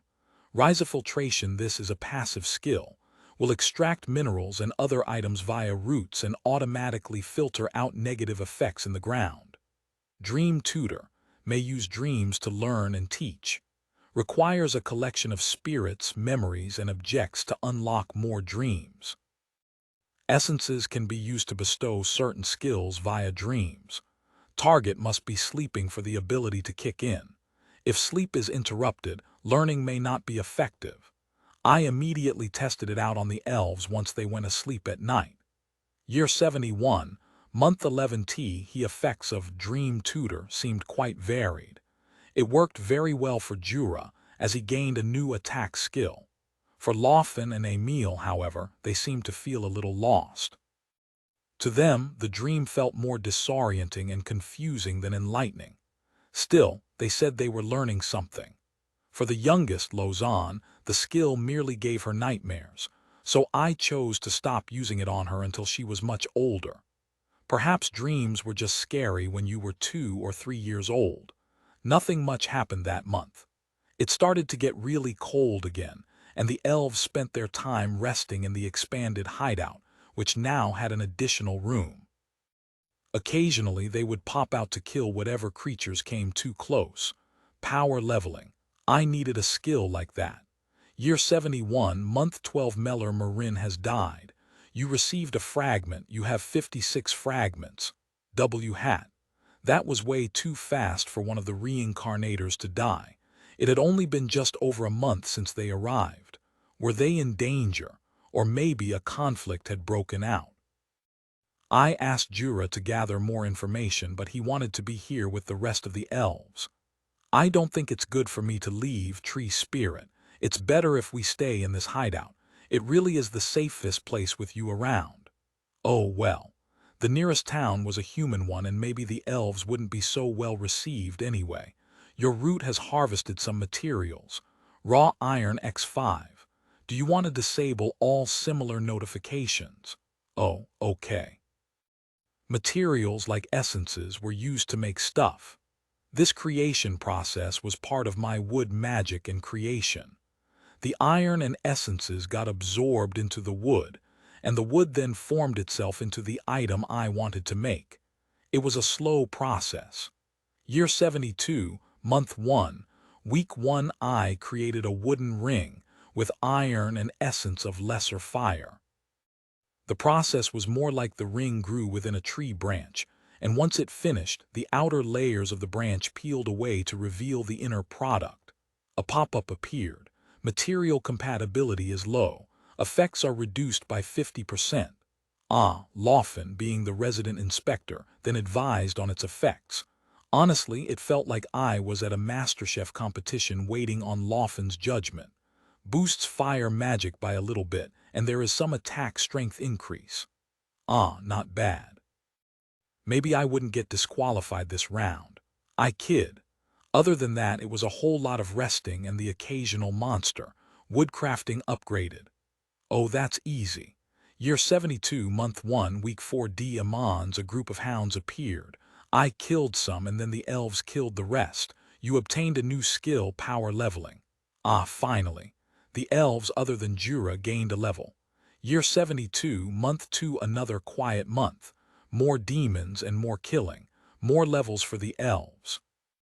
Other than that, the elves really wanted spring to come. Winter was finally ending. Essence of Winter Minor X1 obtained. Essence of Cold Minor X1 obtained. Auto Mode Essence Harvesting. My new discovery of the month was that harvesting material type skills had an auto mode. That meant that my cells extracted minerals without the need of conscious interference. It was like breathing. I shouldn't need to consciously do it, even if I could. Year 72, month 3, a few small bushes and trees started to grow in the general area around me, the remains of the previously destroyed trees now regenerating. The recovery of bushes and trees returned some texture and features to the previously destroyed valley. Demons, or more accurately the hounds, appeared like locusts, swarms of them here and there. I killed those I could and ignored those clever enough not to come too close. I mean, it wasn't like I could chase them. I am like a Venus flytrap, and I've got to wait for my stupid prey to come near. Maybe I can get a lure skill someday in the future. You gained a level. Level 87. Skills upgraded, healing fruit upgraded, healing vines upgraded, obtained a new skill, solar healing. Oh, I felt like a bulb-shaped monster. Year 72, month 4. A horseman passed through, resting for a while under my tree. He slept in the shade and laid his head on my trunk. I dropped a fruit on his head. Ouch! He grabbed it, examined it for a while, and then ate it. Thanks, tree. He rode off after his nap. You obtained a skill, fruit attack. Oh, year 72, month 5. Here were more demons. Seriously, these things never ended. How did the locals deal with so many demons? The demons appeared on average twice a week, which was okay. When demons were actually terrorizing us a few years ago, they appeared daily. Ah, wait, I kept forgetting my sense of time was different from the elves. Killing all the demons, though, gave me a new skill. Obtained skill, Root Surge. Obtained skill, Lesser Demon Suppression Aura. Year 72, month 6. It was time for a big harvest. The elves harvested their crops, and I noticed some of the trees around me had grown larger. It was quite unnatural to see them grow so quickly, but apparently it was a common occurrence if there were tree spirits around. I had grown taller as well, and I was now about the height of a 4-story building. They said that excess mana harvested by tree spirits, who usually didn't spend their mana, would be dumped into the land around it, and that turbocharged all other plant growth. Thanks to wood creation, all the elves were now equipped with weapons and armor I made. That skill had an upgrade too. Year 72, month 7. Only thing about life as a tree, I was immobile. Well, mostly, except when I got moved unwillingly. So I really spent a lot of my time doing nothing. It was a waiting game where I hoped for things to happen. I wondered how all the other tree or rock spirits felt. How did they even stand it, just waiting? Out of sheer boredom, I usually tried to use my plentiful idle time to help the elves by using my skills such as Dream Tutor, Power Leveling, and Wood Creation. Currently, Jura was level 54, Laufen was 31, Emil was 26, Bell was 25, Brislech and Wallen both were 11, and Lausanne was still unknown. Lausanne, the now 3-year-old child, could talk reasonably well, but she didn't know how to access her menu. Maybe in a few more months she would be able to tell me what level she was. Tree. Lausanne walked around. Her steps were stable even if it looked like she was wobbling half the time. She crawled up and down my roots. Laufen rubbed her daughter's head. Now, that's not how to refer to a tree spirit. Tree, Lausanne mumbled. Tree, she pointed awkwardly at me. Tree. Laufen likely rolled her eyes at her daughter, yet it felt endearing. I liked that name, and thus I decided I should call myself that. Tree. Year 72, month 8. A small group of young adventurers appeared, 6 of them on horses. Heavily armed, their horses exhausted, they made camp next to me. It seemed like being the only tree in this vast field did seem to draw attention. There were smaller trees around us, of course, but they seemed to have missed them. I think that tree in the middle of the field looks nice.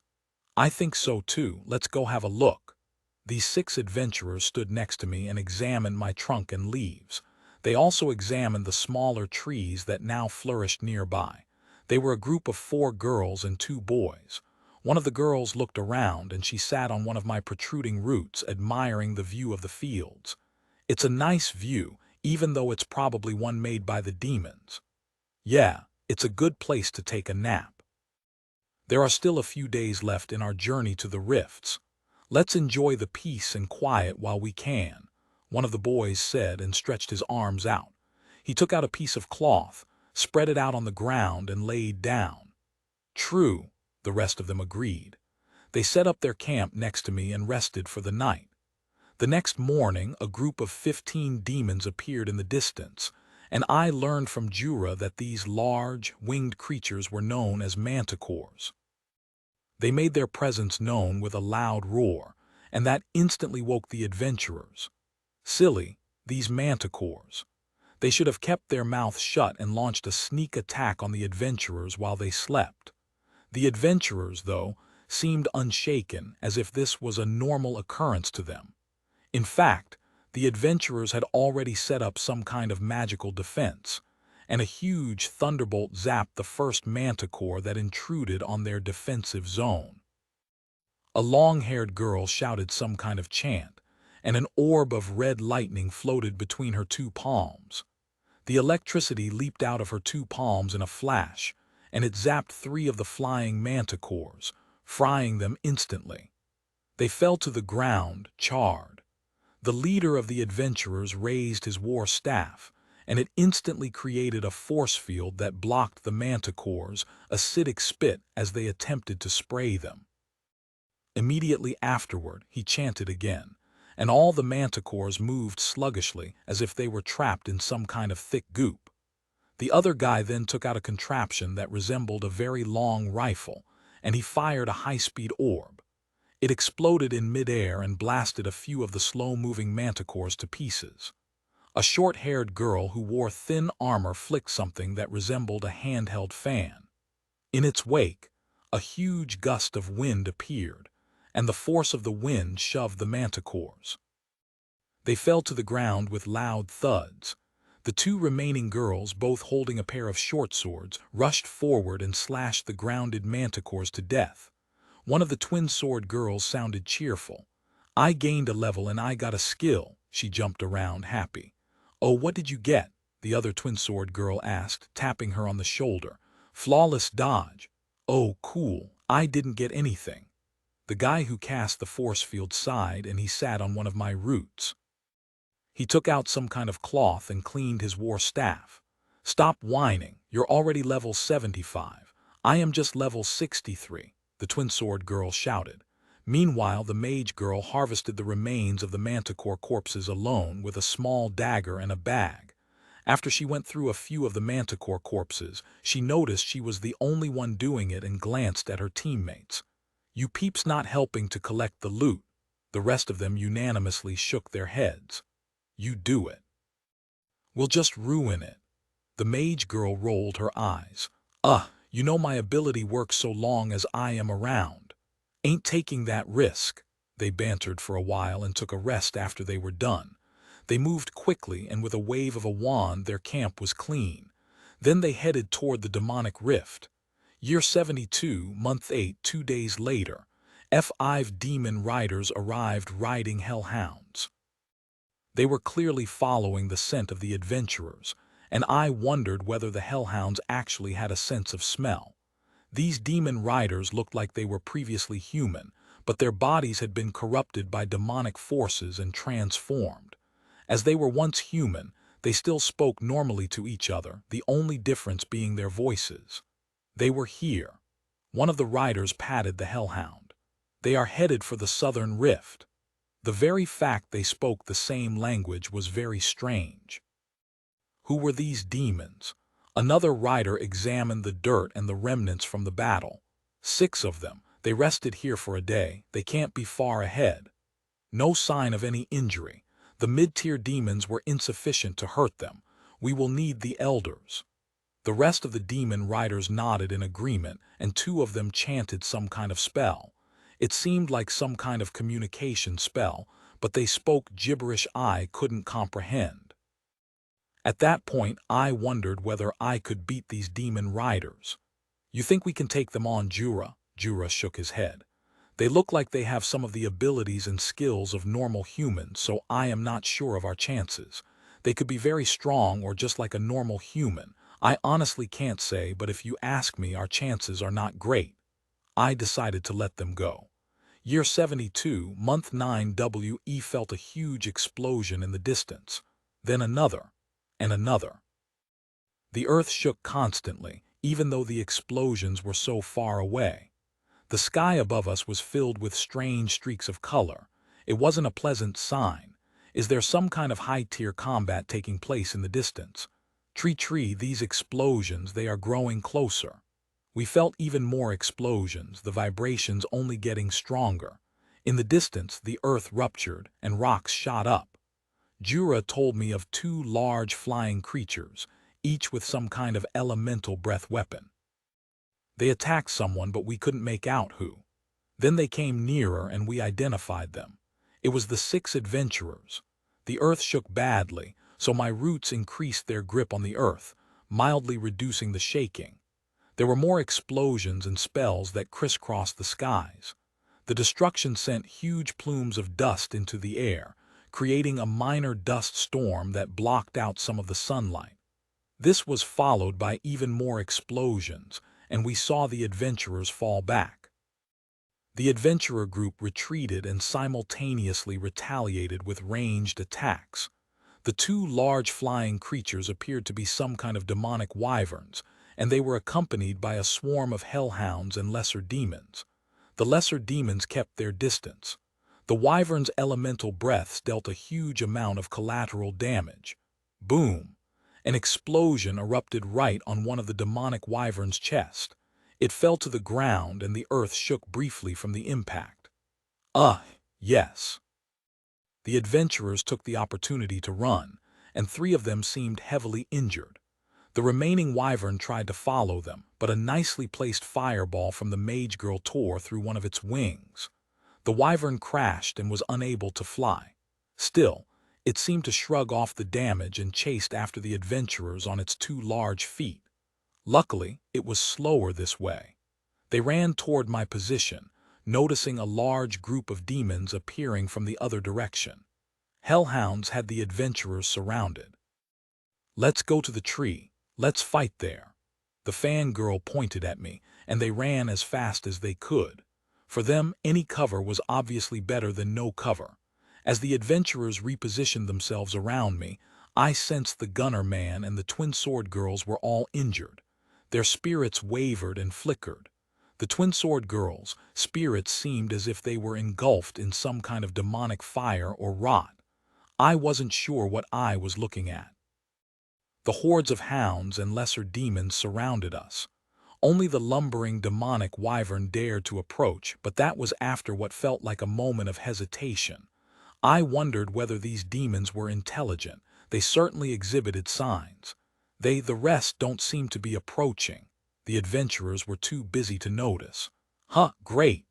One of the mage girls was surprised and she scrambled over to help her injured compatriots. "You guys deal with it. I need to look after them." The wyvern roared and then it charged.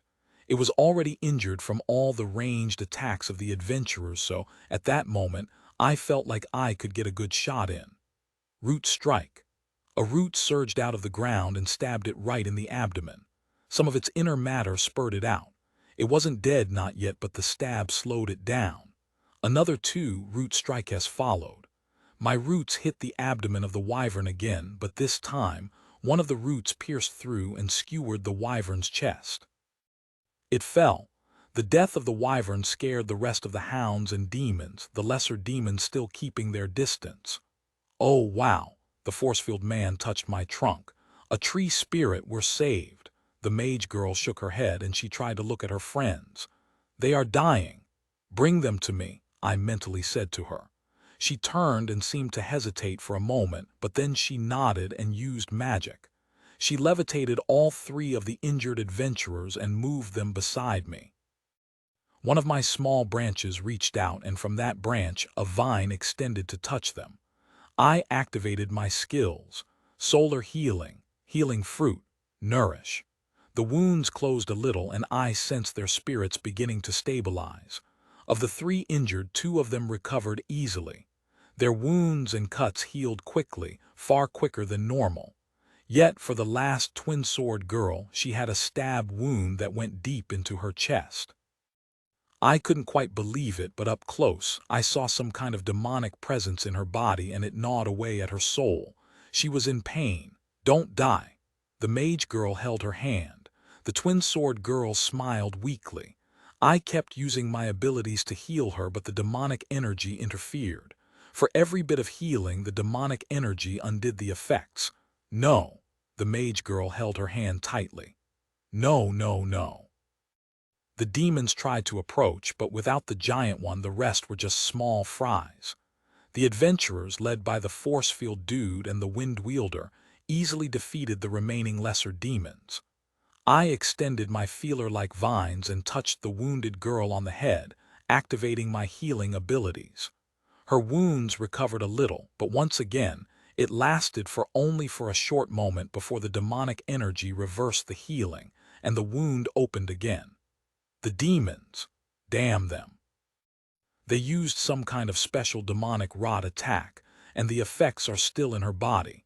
It's interfering with our attempts to heal her. We need to remove that demonic rot, but all we can do now is keep her alive. The mage girl cursed and then glanced up at me. We need to coordinate our healing. Let's cast healing alternately so her body doesn't deteriorate too much. With the other twin sword girl and gunner healed, the remaining 4 adventurers unleashed their fury and slaughtered the remaining demon swarm. The large number of hellhounds meant very little for the group of powerful adventurers. They were fueled by both anger and desperation.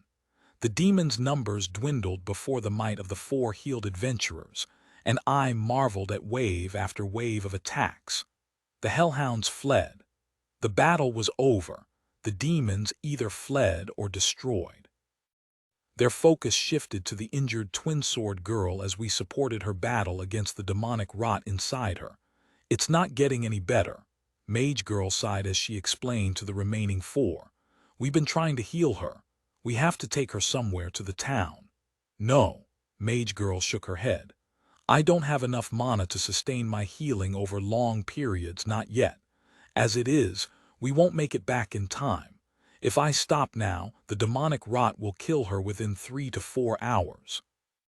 We can keep her alive because the tree spirit's healing abilities are giving me some breathing room to recover my mana. Huh. The fangirl held the injured girl's hand as she slept. I used a mix of healing and regeneration abilities to keep the injured girl alive, but I was still unable to remove the demonic presence that gnawed away at her body. It was a stalemate in the constant battle between the healing forces and the demonic rot. So, here's the plan. 3 of us will stay. Then the rest of us need to find the others and find a cure for rot, or anyone who has any inkling of what sort of cursed power that demon champion used. We'll continue her healing. Together with the tree spirit, we can keep her alive. I will stay back to provide protection. The 3 adventurers chosen to leave were the other twin sword girl, the fan girl, and the gunner guy. They all nodded. That seems to be best choice we have now. Let's go. There's no time to waste. That was when it occurred to me that they never even asked whether I agreed to the plan, but it was fine. I supposed saving lives made sense, but since these adventurers would be there for some time, I asked Jura and Lawfen to come out of the hideout. Elves. The adventurers were surprised, but they didn't seem hostile. We live here. The tree spirit said we should meet you. Jura and Lawfen introduced themselves. We heard your plan to stay with the tree spirit. We mean no harm. We needed the tree spirit's help to keep my friend alive, the mage girl explained. I can't do this on my own. I'm not a healing-focused mage. Jura and Lawfen looked around and nodded. Then please come in. Come in. The elves brought them into the secret hideout, and the injured girl was placed on the floor in one of the rooms. At that point, a pop-up appeared. Do you want to initiate life support protocol? Oh, okay. At that moment, the room shook a little. Multiple branches and vines appeared around the injured girl, and some of those vines attached to her body. What's happening? The force field dude asked. He seemed worried and reached for his war staff. Explain. The mage girl stopped him. The tree spirit is doing something. I think it's some kind of magical support mechanism. The vines and branches transformed and took the general shape of a hospital bed, and a few little wooden feelers attached to various parts of her body. They supplied a mix of condensed healing fruit juice and whatever regeneration ability I had to the injured girl. It also activated a minor version of my passive healing ability. It's like the force field dude and the mage girl looked at each other. Hospital bed. Thank you for helping us. Jura and Lawfen shrugged. It seems the tree spirit agreed to help you. We just hope you're not like the other humans. Other humans? Those who hunt us elves? Oh, we're nothing like that. We promise we won't bring you any harm. We just want to save our friend's life, and I pray we won't take too much of your time or space." The force field guy nodded and sat. Mage Girl looked at her injured friend, and after a while she too rested. Her turn would come soon. She's stable. The tree spirit used some kind of constant healing ability that's channeled through the vines and feelers connected to her. The Mage Girl observed and explained to the other adventurer. Lawfen passed them fruits to clear the tension. "What's your name?" "I am Lawfen." "Hendry." Forcefield Dude munched on the healing fruit. "Alexis." Mage Girl took a bite and she pointed at the injured girl. "She's Mila." "Ah, this place, it is some kind of magical pocket dimension inside the tree spirit, right?" Alexis asked. She was interested in the whole theoretical basis behind magic and found it to be really fascinating, especially how magic worked and interacted. Lawfen scratched her head. She had never thought about such things. This space is much bigger inside than the tree is outside, and yet it wasn't underground. Thus, the only logical conclusion is this is some kind of pocket space, Alexis explained, and to be honest, that was the first time I noticed. Mila was still asleep. I used a mix of liquid healing fruit extract, fed to her via the vines. I would then occasionally use solar healing, via a leaf located right above her head. Alive and asleep, she received the healing powers of me and Alexis at alternating times. Whatever it was, the demonic rot was pretty nasty. Exhausted, both Alexis and Hendry eventually fell asleep, but they took precautions and activated a wide range of spells. They were careful and prepared. You gained 2 levels. Level 89, Nourish upgraded. Life support unlocked. Suspended animation unlocked. Over the next few days, they waited for their 3 friends, but it was likely they would need some time to come back with any kind of cure. Alexis looked in on Mila, making sure to check on her every few hours. Hendry seemed restless, and he paced about, taking long walks around and occasionally talking to himself about demons and monsters. He would go on long walks, where he slaughtered any lesser demons he came across. Worried? Yes. Alexis munched on bread she pulled out from nowhere. "I don't want to lose her. We don't want to lose her. It would be unbearable." Lawfen nodded and tried to reassure her. "Your friends will be back with a cure." "I hope so." "What did you fight that caused such a bad wound?" "A demon champion. It was some kind of earth snake that seems to be corrupted by huge amounts of demonic energy. It had a special weapon, a condensed kind of venom." "A demon champion," Lawfen gasped, and her palms covered her mouth. "Yes." "Killed it, but not before another hidden assassin demon retrieved that special venom and stabbed Mila with it." "Wow, must have been a big expedition into the rift." Alexis paused. "Yes, demons on the horizon." Hendry came back into the hideout. "A lot of them, hounds and a lot of mid-tier creatures. Maybe they're hiding some powerful demons inside as well, so we should be careful." "Huh, demons can do that." Jura was surprised demons were capable of such sophisticated tactics. Yes." Hendry nodded. Jura shrugged and then looked at the adventurers. "I think we should hide. Normally they ignore us. Our tree spirit has all sorts of defensive buffs and the demons can't scratch him." Tree, Lozan interjected and Lawfen caught her. "It's Tree." "Yes, Tree has all sorts of defensive buffs." Very well." Hendry retreated inside as the demon swarm approached. The demons fanned out and they covered most of the area. Once again, they destroyed the regrowing shrubbery. Some came close to me, but they mostly walked past. A few attempted to attack my large, thick trunk, but they couldn't even leave a scratch. Hendry seemed surprised when the swarm eventually left. "It's really neat, right? That's how we survived so long out here."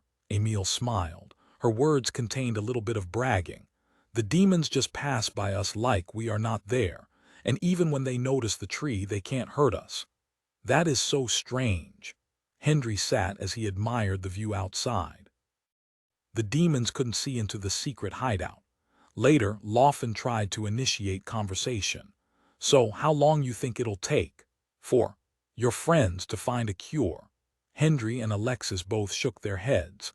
Alexis rubbed her chin and explained, I'm not sure. None of us have any specific anti-demonic curse abilities. We don't even know the specific magical nature or the mechanics of the disease or demonic rot Mila is suffering from. We'll just have to try whatever they bring back. Ah, Laufen felt like she just asked a question that led to a technical question way out of her depth. Then Mila screamed in pain, and all of them rushed to her side. Mila, are you okay? Hendry and Alexis grabbed her arms, and Alexis used a diagnostic spell. The constant cycle of alternating between healing and the destructive effects of the demonic curse had resulted in a surge of pain. As her body regained the senses of the healed area, they were immediately damaged again. The sensation accumulated and abruptly jolted her with intense pain. I don't have any kind of pain reduction spells, Alexis sighed. If only we had a pill or something. Hendry shook his head. Mila, you've got to hang in there. Mila slumped back and lost consciousness. The demonic rot weakened her spirit, and I suspected it also contributed to her inability to remain conscious. Tree Spirit, do you have any pain reduction spells? No. However, I wondered whether I could produce saps or materials that might be able to suppress the pain. I recalled from my world that there were a few medical products that were derived from plants. Trees' natural abilities discovered, tree extracts and saps, oh wow.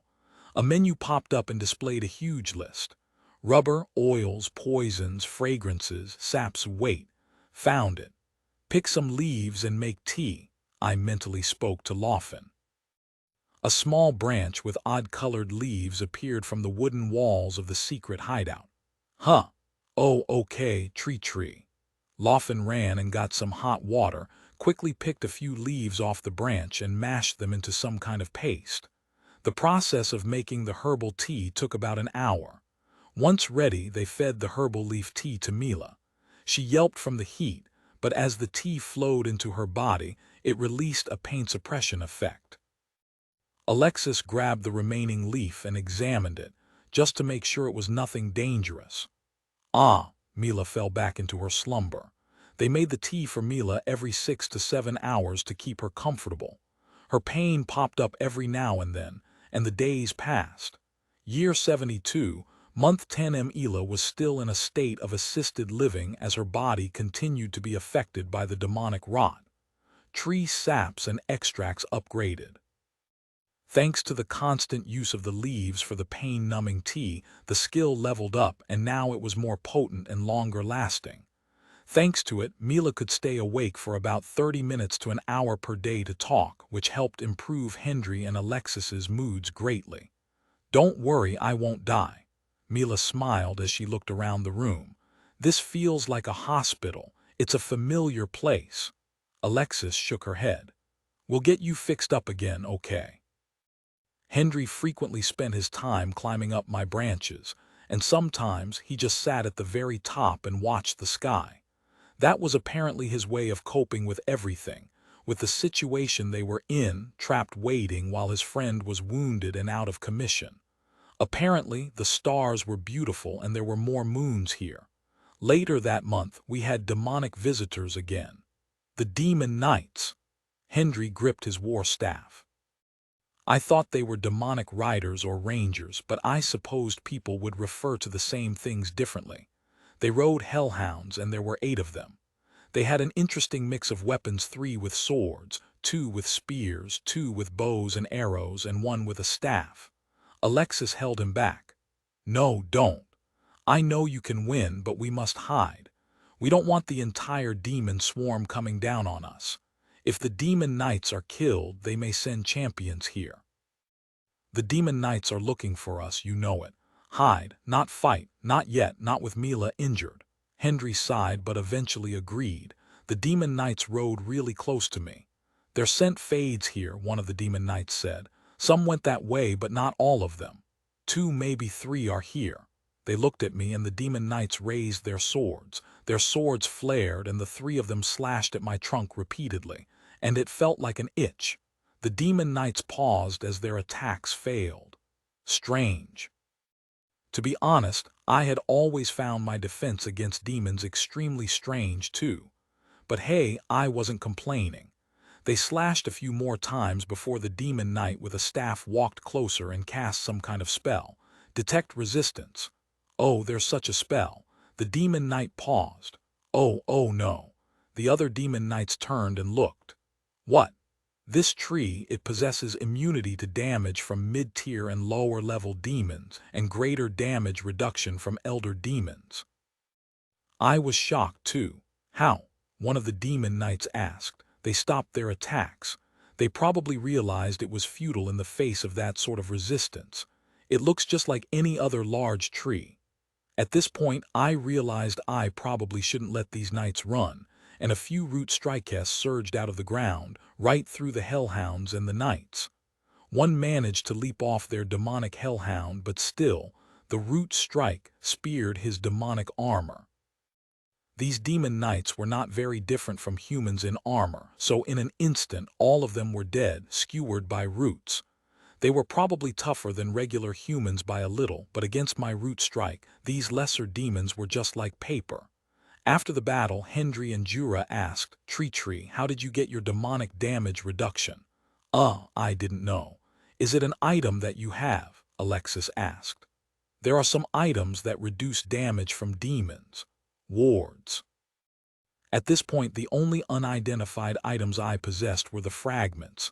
I attempted to take out one fragment, but an error popped up.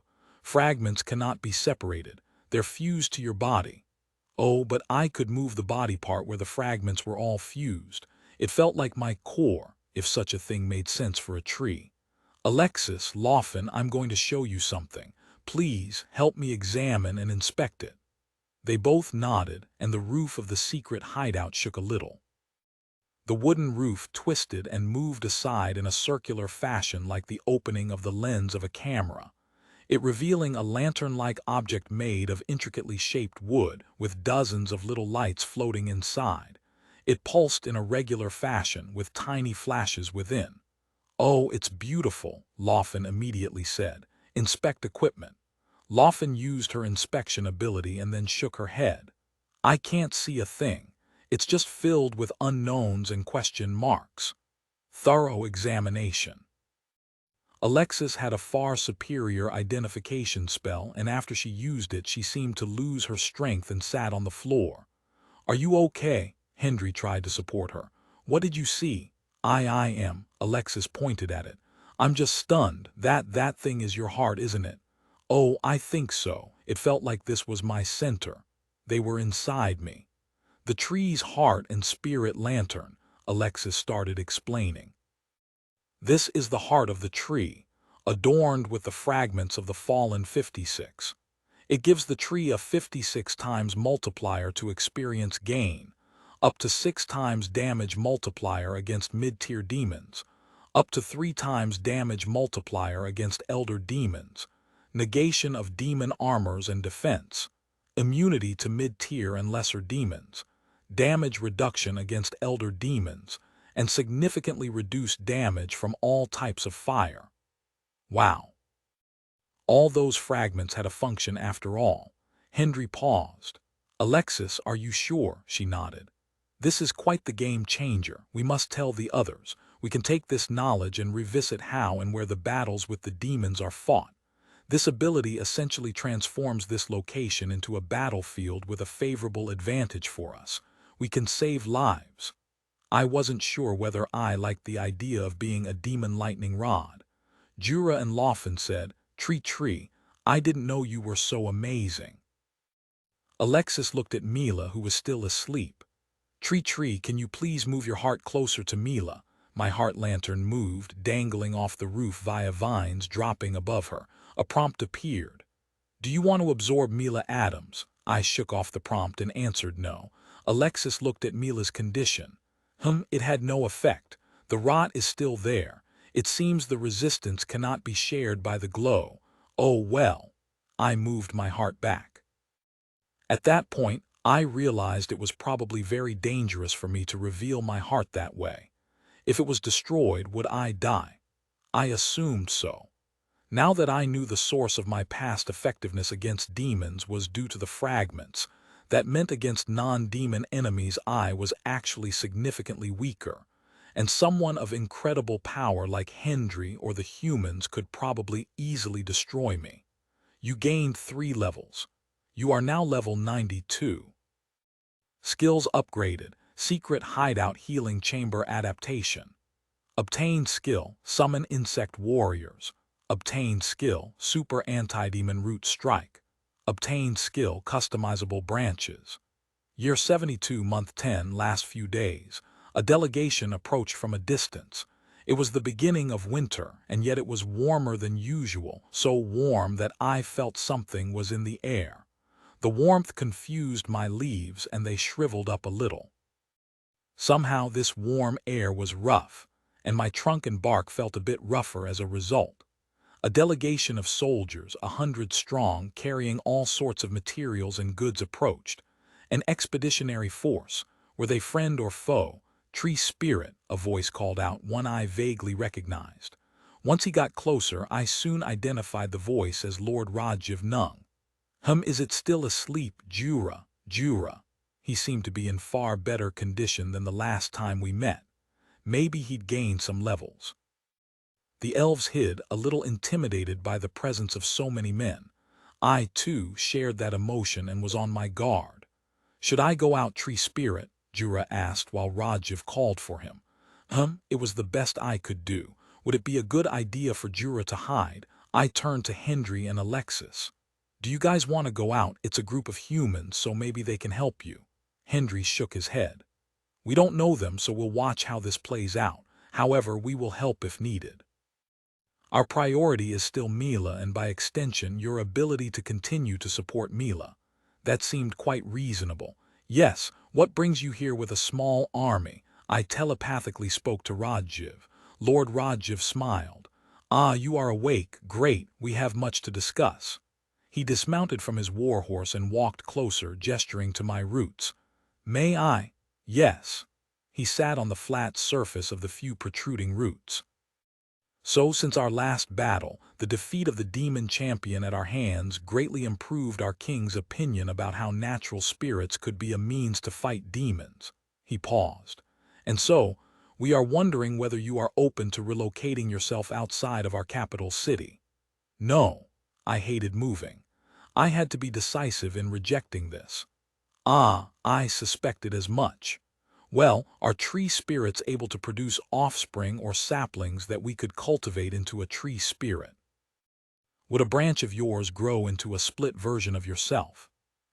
Now that was a good question. I recalled producing fruits and they had seeds, but they only seemed to grow into normal plants. If they did somehow grow into their own tree spirits, I doubted I missed their presence. Rest assured, we would take good care of your offspring or saplings.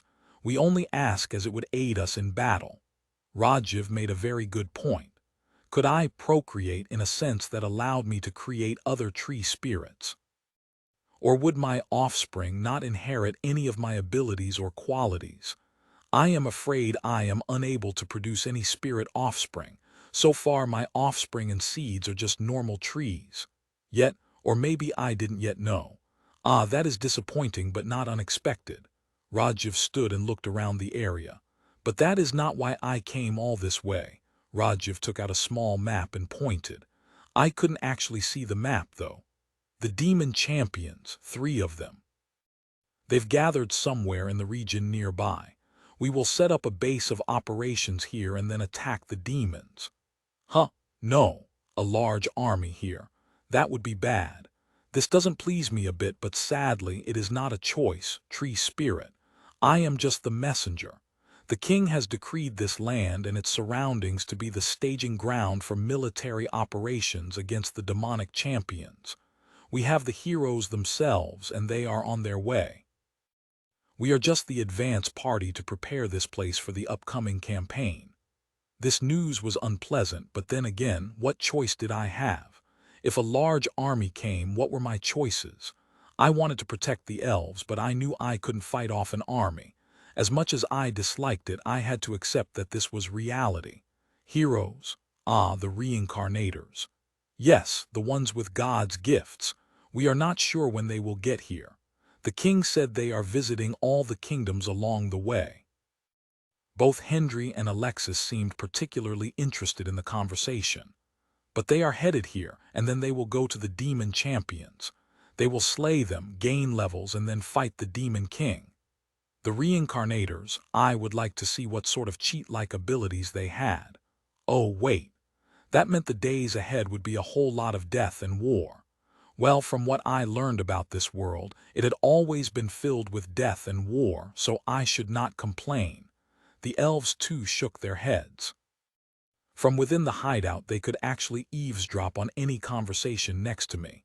Hendry peered out through a small peephole. That man is from the kingdom. Yes, Rajiv Nung of the kingdom of Nung. Hendry shook his head.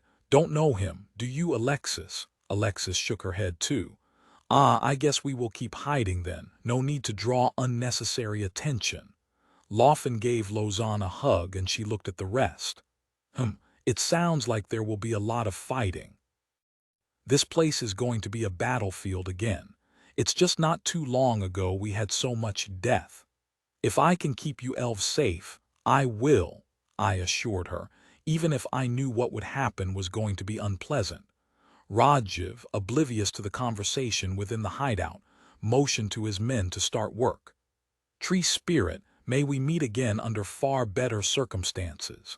Some of my men will remain here to set up the area for the coming battles. After the men rested for an hour or so, about 70 of them followed Rajiv's lead and they rode toward the demonic rifts. The plan was to spread out, monitor the demons' movements, set up magical markers, and be on the lookout for any large demon armies. The remaining 30 or so men started to build a campsite, setting up multiple large tents. Farther out, they built a low fence, and they marked where the future army would be. These men appeared to be builders and mages. Some of them used magic to manipulate the ground and dirt, forming makeshift dirt walls and trenches. Alexis and Hendry looked out of the peephole. Heroes are coming. Yes, that's what he said. Oh wow, I can't wait to meet the heroes. I wonder what they are like. Emile and Belle both seemed quite excited to meet heroes, and that excitement caused both Alexis and Hendry to sigh. Have you guys met them? Emile asked. Alexis and Hendry glanced at each other. Ah, yes, we have. They must be handsome and dashing. Oh wait, don't tell me. I want to see them for myself. Emile seemed somewhat infatuated with the concept of heroes. Hendry and Alexis smiled awkwardly. I think fairy tales and reality usually differ quite a bit. Meanwhile, I activated my Summon Insect Warrior's skill, and a few beetles appeared on my branch, hidden from the soldiers. They seemed rather tough, and they were mostly mindless creatures mentally linked to me. I would need to test them in actual combat to know how they would fare in reality. Customizable branches. You currently have 3 slots for customizable branches. The branches can be customized for specific functions, such as producing certain materials or essences, hosting certain insects or animals, or becoming some kind of accommodation, if the branch is sufficiently large. There's actually a long list of materials extracted and essences harvested, hidden inside a separate notification menu. I remembered that I selected the option to hide those notifications, else I'd be overwhelmed by these notifications all the time. Hendry chose to mostly stay inside. Occasionally, he wondered when his friends would return. Mila was also doing all right despite her body's constant battle with the demonic rot within. Alexis spent her time talking to Mila and also playing with the younger elves. The older elves were still apprehensive of the humans, but the younger ones didn't hold such prejudices. Perhaps not yet. Year 72, month 11, week 1, an army of 20,000 passed by. Half of them joined up with the camp, but from the chatter they created, it seemed they were meant to leave very soon. The other half marched on. They were headed for a location closer to the rift where they would set up smaller camps. With the larger numbers came traffic. There were more messengers needed for certain types of communication. There was also a small group of dedicated mages, and their role was to facilitate long-distance, secure communication spells.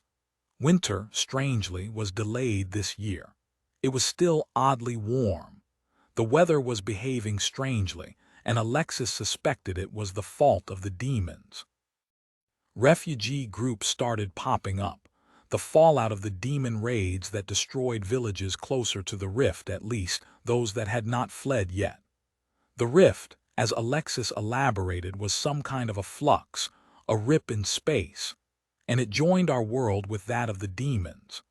It expanded and sometimes moved, usually slowly, but under certain circumstances, the changes could occur really quickly. According to Alexis, so long as the Demon King remained in the world, the rifts would remain open and expand, and after their death, the rifts would shrink and, eventually, close. So a world couldn't wait forever for the heroes to slay the Demon King, else the rift would expand drastically, and demons would appear all over the world. It sounded to me like the Demon King functioned as some kind of bridge to the demon world.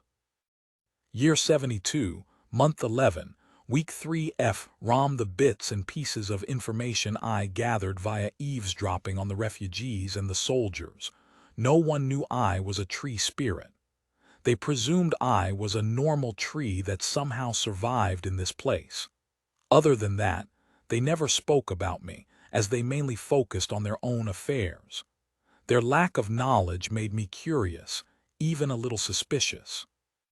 Perhaps Lord Rajiv had reasons not to share that information, and so I adjusted my assessment of him in my mind. They also took credit for the defeat of the demon champion earlier and ignored my contribution. At first, I felt a little slighted, but after I pondered that emotion, I realized keeping myself unknown might be better. Should I reveal my presence to the soldiers? I asked the elves and the three adventurers. What would revealing that achieve, Tree? Belle asked as she peered outside. Emile had talked about the heroes for some time now, and she wondered where in the world they were. True, I stand to lose more than gain. As a tree, I couldn't really move, so I couldn't run away. If you have powers, it's best to keep it a secret, Alexis said as she held Mila's hand. People will seek you out for your power, and you will become a tool, not a person. Your power will define who you are to the masses. Fair point. She had sounded really sad when she said that. Sounds like personal experience. It is. Alexis held Mila's hand a little longer.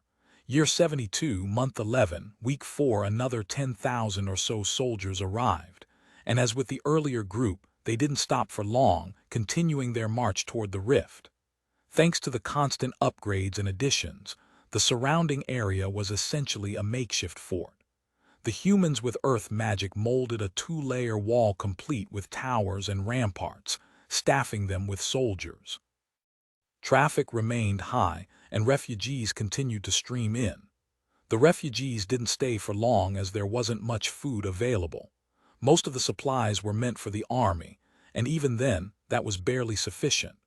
The refugees continued to move on to safer and hopefully more prosperous lands. There were minor demon attacks, but they were only small packs of hellhounds, easily disposed by the army camped in this place. From the chatter, I gathered new types of demons were appearing near the rift. Larger versions of hellhounds and a half-golem, half-demon variant. Perhaps the Demon King had some earth elemental power since his minions displayed earth-like features. I wondered whether this had something to do with the mild shakes and tremors we occasionally felt. Where are they? Hendry was frustrated, though Mila's condition was still stable. It seemed he was eager to get a shot at the demons, but was also torn with Mila's present condition. Our friends will come back for us, Alexis assured him. It's fine like this. A bit of a break from all this killing, and maybe the hero's power can help Mila. Hendry scowled, but then he paused to think. You might be right, Alexis. The hero, semi-divine holy powers might be able to counteract the demonic rot. Year 72, Month 12 T, heroes arrived. accompanied by an army of adventurers about 300 strong. It was normal for heroes to have a huge group of tag-alongs. These people sought the glory and glamour of an association with the heroes, but they were also the first to flee when shit got out of hand. The heroes themselves, 5 of them, were 3 men and 2 women, and they looked no older than 20, maybe slightly over. The gods chose young people for their demon-killing tasks this time, and in a way, that was better than choosing teenagers. They rode into the makeshift camp, and one of them stopped and stared in my direction. Though I couldn't meet his eye, I sensed his probing gaze. I feel a familiar presence," one of the heroes muttered and rode his horse closer. "You were here before, hero," an adventurer who accompanied him asked. "No." The armored hero placed his hand on my bark and I shivered. "Just someone familiar, Hero's sense." The hideout shook a little and everyone freaked out. This hero had some kind of magical touch and my body reacted to it defensively. The shaking caused Hendry to sigh and he decided to go out and talk to the hero. "Hey, hero." "Hendry." The hero's eye widened and he stared at Hendry. The adventurer next to the hero raised his sword at Hendry. Who goes there? It is fine, lay down your arms, he is one of us." The hero stared at Hendry. "It's been a while, yes. Yes, it has. First take your hands off the tree and I might need your help." The hero took his hand off immediately. "Well, nice to see you again." Hendry paused and sighed. "Nice to see me. I take it that means you stopped blaming us for her death." The hero shook his head. "I'd like to think we have come to terms with it." "Really?" Hendry took a step back. "We were all too eager, too excited with this opportunity, this chance to make something of ourselves." The hero walked closer to Hendry. Hendry paused. "Really, just like that?" The hero placed his hand on his shoulder. "Yes." And then he punched Hendry in the gut. Thud. I knew it." Hendry groaned in pain, but he recovered quickly and threw a punch back. The hero dodged. The adventurers stared. Hero, should we do something?" The hero yelled. "No, this is between me and him." They punched each other a few times, then it escalated and they started to throw empowered punches that were more like flashes. Both attacked each other with their abilities. The adventurers stared at the high-speed exchange of blows. A few more heroes came over. "Max, stop this." 2 female heroines shouted and Max, the hero, jumped back a few steps and that ended the exchange of punches. "Hendry," one of the heroines seemed to cry a little. "Hey." Hendry stopped and sat on one of my roots. The heroines ran over and gave Hendry a hug. "Been a while." "We've been looking for you guys." The heroine smacked Hendry on his shoulder. "Running off like that?" At this point the adventurers asked. Who is he?" Max laughed. Yes, please ignore us. He is a friend." "You guys go ahead. We'll need to talk privately with our friend here. We'll be fine." Max explained. "You guys should not have left like that. We were angry and we are still sad. There is still a lump in our hearts, but we are willing to let it go, for in hindsight we had a part to play too. We failed as well. We all did. I think a part of the way we acted is because we were angry at ourselves." At this point, I was confused at what their conversation was about. Perhaps some historical bad blood. Hendry nodded, his eyes a little teary. Water under the bridge now. "Well, Max, as I was saying, I need your help. Do you still have anti-demonic powers?" Of course I still do." "Why?" Alexis, right on cue, came out with Mila. She was asleep and supported by Alexis's levitation. "It's actually for Mila. She's received some kind of demonic rot or maybe demonic poison. She's weak and battling internally, and she is currently supported by a whole lot of healing magic. It seems to be some kind of magic meant for us." The heroes gasped. "Mila." Max ran over, looked at her, and held her hand. He then proceeded to use some kind of magical ability on her, then their bodies glowed faintly. The hero chanted and mumbled a little, and his palm glowed like a monk trying to use some kind of mantra. "Heroic touch." The ability caused Mila's body to glow in a faint light. "I can't remove it completely. It contains a strong taint of the Demon King." "You are right. This is made to kill us, and this makes this Demon King more dangerous than ever." He sighed. Alexis held Mila's hand, and I saw the demonic rot shrink as if fenced in by a ring of energy. Mila's eyes gradually opened. I can suppress and weaken the effect of the poison such that it will stop hurting her. Thank you, Mila whispered. Max smiled. Nice to see you, Mila. These adventurers are reincarnators as well. Now that they were right next to me, I felt strange. Were these people from Earth too? The kids, those few when I came so many years ago, they had all died. These people, well, a similar fate probably awaited them. What should I do? Should I also reveal myself as a reincarnator? But what good would that do? Didn't that just unnecessarily involve me in the demon war? There was also the question about the fires of Baal I previously suffered. How I was able to recover from it, and yet Mila failed to recover from her own demonic poisoning. Why? Was it because the fires I had were just generic fires of the Demon King, whereas Mila's demon rot was a customized poisonous cocktail meant specifically for reincarnators? I had no answer to that, unfortunately. At this point, I decided to wait and see. I mentally pinged Alexis. So, may I ask what is happening? Will you leave with them? AHER, right now, there are still 3 of us out there looking for a cure. Maybe there is no cure and killing the Demon King is the only way. Mila is currently in no condition to fight. Her demonic rot is still present, even though its curse has been weakened by Max's counteracting holy power. Until we know more about how this will affect us in combat, we don't want to risk it. Alexis paused and took a deep breath. Mila's body appears to be fine, with no observable negative effects so far, but I feel there remains a high chance that the Demon King's magic will still interfere with our divine gifts.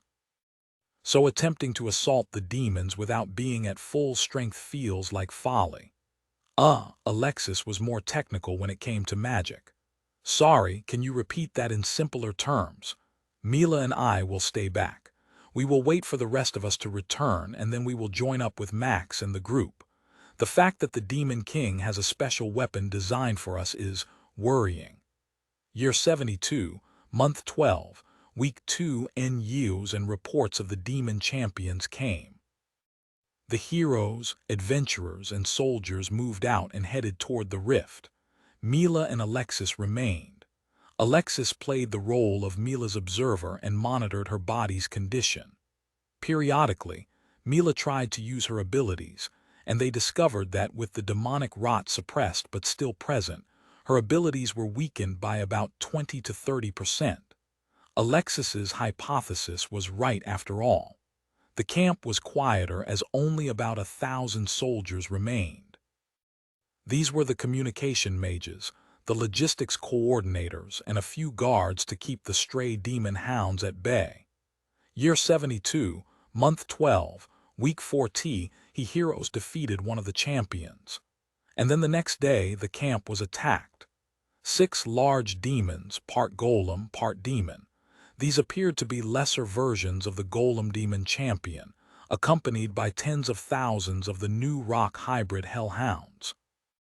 The bodies of the 6 demons were made of a mix of rock, magma, and flesh, and their synchronized steps shook the ground. How did they appear so suddenly? 3 came from the front and 3 came from the back. They had the camp cornered on both sides, and their sudden appearance sent the camp into a panic. Mages quickly sent out requests for help, but any request would be too late. Reinforcements would take some time to get to us. Alexis and Mila looked at each other. How did they get behind us? In fact, that question was probably on the mind of the 1,000 or so soldiers now trapped within the camp. However, at this point, there were more urgent questions to be answered. The 2 demon forces marched on the camp, their footsteps causing the earth to rumble. How did all the shaking from their steps go unnoticed before this? I summon insect warriors. My insect warriors appeared, crawling from my branches. 3 of them would deal with the hellhound hybrids, and hopefully they wouldn't die too easily. The humans screamed in surprise when they saw my giant insects, but they didn't attack them. I surveyed the field of demons. I needed to save my super anti-demon root strike for the lesser champions. The guards got ready as the demons closed in. If they were going to die, at least they would die fighting. The mages in the camp blasted magic spells at the golems, and the camp descended into a chaotic battlefield. The 6 giant demons were exceptionally resilient, and they endured volleys of spells and attacks from the mages, only suffering minor wounds and damage. Despite Mila not being in her best shape, she could fight, and so both Alexis and Mila joined the battle.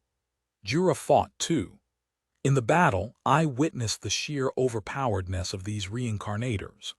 Alexis activated her spells, and she released wave after wave of magical explosions, almost constantly attacking. Mila, even in her weakened form, could swirl and twirl, and her slashes went through the rocky flesh of the monsters like they had absolutely no armor on and were made of chiffon. It was ridiculous that they swept through hordes of demons like nothing. One large golem was destroyed after it took a fireball point blank. Alexis's blast had destroyed its body in a single shot. Another golem wandered a little too close me, and I took the chance to test out my new super anti-demon root strike. It shot out of the earth and sliced the golem in half. Whoa, I felt pleased with myself. Alexis blew up another large golem. Throughout the camp, soldiers and mages battled with the hybrid hounds, and though the soldiers could beat them easily one-on-one, even one-on-two, the hounds had them outnumbered, easily 10 times their number. So mages and soldiers died as they were overrun, even with Mila and Alexis's tremendous support. Mila cut down one of the large demons with some kind of flashy slashing move. My insect warriors seemed to be performing as expected. They were able to take down about 20 or so hellhounds before they were torn apart. Alexis blew up another golem. Then another fireball from Alexis blew up the last golem. She really was the true MVP in this battle. We did it. Alexis turned her attention to the regular hybrid hounds and joined Mila and the soldiers in their demon extermination. Then the earth shook, and sparks of lightning shot out from the rubble of the destroyed giant demons. The lightning connected to all the other remains, and destroyed golems floated in the air and joined together. Alexis sent a few fireballs instinctively, and it knocked some of the rocks away, but something still piled it all together. The remains of all the fallen golems and hounds merged into a giant, 6-story-tall centipede made of earth, covered in sharp, jagged rocks and stone across its body. In a way, it was part centipede, part golem. It charged the battlefield, crushing both allies and enemies alike. Once it lost momentum, it tunneled underground. Shit! Alexis and Mila ran, their eyes darting everywhere as they waited for the centipede. It could appear anywhere. They looked around, but their eyes mostly scanned the ground. The earth shook and it shot out of the battlefield. It killed more soldiers and hounds, but there absorbed debris and corpses of the fallen hounds, growing larger still. Yet the centipede didn't approach me. In fact, the moment it was underground, I could pinpoint exactly where it was, and my roots formed a layer of reinforced earth it was unable to tunnel through. I sensed it, digging from one side to another as it tried to get through my defenses. I thought I could beat it. I knew from instinct that my root strikes were more powerful underground. But the centipede moved really quickly, its movement shaking the ground. If I could just get it to slow down, I was sure I could get a good hit in. Gather around the tree. The monster is unable to tunnel close to it, Alexis yelled. She seemed to have arrived at a similar conclusion to mine. She activated a weird console-like magic and called all the surviving mages to her. The demonic centipede surged out of the ground again, and Alexis yelled, "Now!" The mages coordinated a magical blast at the demonic centipede, and a few large chunks were blasted off its hide. The demonic giant centipede tunneled again, and I tried to follow its movement. It was still fast, but I noticed it slowed down for a moment before it surged upward. That was the best time for me to hit it. It shot out of the ground again, killing more soldiers and hounds. I took my chance and hit it with 2 root strikes, managing to knock a few chunks away. The centipede regenerated from our attacks, rocks knocked off pulled back to the hole, but I felt its magical energy balance dwindled each time it happened. If we wanted to defeat it, it meant eroding its magical power down to 0 by repeatedly blasting chunks away. It attacked a few more times as I tried to learn the timing. By that point, almost 70% of the humans were dead, and almost all the demon hounds were destroyed or absorbed by the centipede. The battle was between us and the centipede now. Then it split itself in 2 along its length, and both centipedes tunneled underground. Once there, the centipede reconnected itself and became one very long and lean centipede. This time, it popped up out of the ground and used its now longer body like a whip. Its body slammed into the soldiers, mages, and also into me. It still couldn't tunnel near me, but the centipede attacked the humans around me. My trunk shook when the centipede slammed into me, and some of the mages retaliated with a blast, knocking more rocks from it. It pulled back and curled in on itself like a snake, springing to attack the mages and soldiers. Grand Fireball. Alexis activated her signature superpower, a blue fireball, and it barreled toward the demonic centipede, exploding on impact. The centipede was broken and burned from the fire, but the momentum of its attack still pushed through, and it stabbed Alexis right in the chest, pushing her back, slamming her into my trunk. "Arg!" Alexis screamed as she was stabbed by multiple sharp rocks. Those same rocks burned from her grand fireball, and it spread throughout the centipede's body. The demon centipede flailed from the flames but refused to let go. It kept its head on target and pinned Alexis to the trunk. Somehow she still managed to cast another grand fireball, creating a huge explosion right in front of it. It blasted almost all the rocks at the head of the centipede away, but a skeleton of super hard rock remained, and it pierced Alexis's chest. It flailed, but it didn't let go. It pinned Alexis's body to the ground. I used Constrict and held onto the centipede so my root strike could catch it, and then I released all my remaining super anti-demonic root strike. They pierced the centipede, and this time, together with a third grand fireball, fired from Alexis at point blank, we successfully depleted its magical energy and it crumbled. Its body turned into a pile of ordinary rocks. Alexis, though, exploded into a huge fireball, and then just as suddenly, a vacuum-like effect appeared as all the fires swirled back and merged, forming into a human shape. The flames died down and revealed Alexis.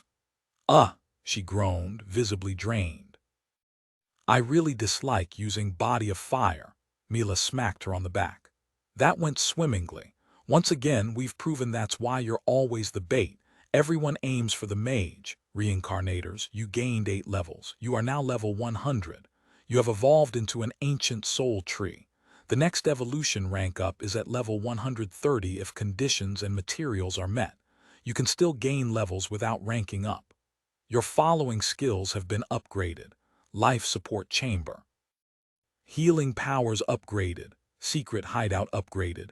Extra rooms, special purpose rooms, and hideouts unlocked. Customizable branches option now has external room. Soul Absorption upgraded. Soul Realm unlocked. Symbiotic Extension unlocked. Essence Collection upgraded. Essence Mastery and Generation obtained. Customizable branch options now include Essence Generator. Materials obtained. Essence of Giants X1, Essence of Starlight X1, Essence of Sword X4, Essence of Knights X1, Essence of Fire Magic X1. Interlude L Evil 100, and the rank up brought changes and a lot of benefits. One of the key changes was a UI change. My perspective and interface became much more organized, and the details on all the various menus expanded. There were more tooltips as well, and information about my skills improved. Size-wise, the rank up brought about greater size and range. I found myself twice as large, almost 8 stories high, and my roots extended to cover a wider area. They also went deeper, which then led to my discovery of how the demons appeared. Deep tunnels. The rock centipedes dug tunnels underground and used them to move their forces without being detected. They covered the entrances, these tunnels reaching well beyond my range, and perhaps even into the demon lands. This seemed like valuable information. Perhaps I could trade something for it. The sudden increase in my physical size overnight scared the humans, but they were too preoccupied with the dead to do anything about it. With this new size, I had 8 large branches, and the new skills allowed me to set some of them as an essence generator, which automatically generated essences of the moon, the sun, and nature. These would later be used as materials for items and weapons. I learned from the soldiers and heroes that common theories suggested demons were generally weak against stellar materials, like metals from an asteroid. But these were rumors, of course, and I didn't actually have stellar materials to prove it. Back in my secret hideout, the healing room changed, and it transformed into the shape of a pod, large enough for a body to be fully submerged within. It looked like those mad scientist labs where there were vats that cloned creatures. Perhaps someday I would be able to rebuild bodies. Next to the pod was a lab-like area, all located in a small underground room filled with roots, pods, and other things like a spawning pool. I activated Soul Realm. I felt my consciousness shift, and I appeared in a vast space filled with little floating lights. These little wisps floated and swirled around, and they seemed to whisper and chatter endlessly in a language I didn't understand.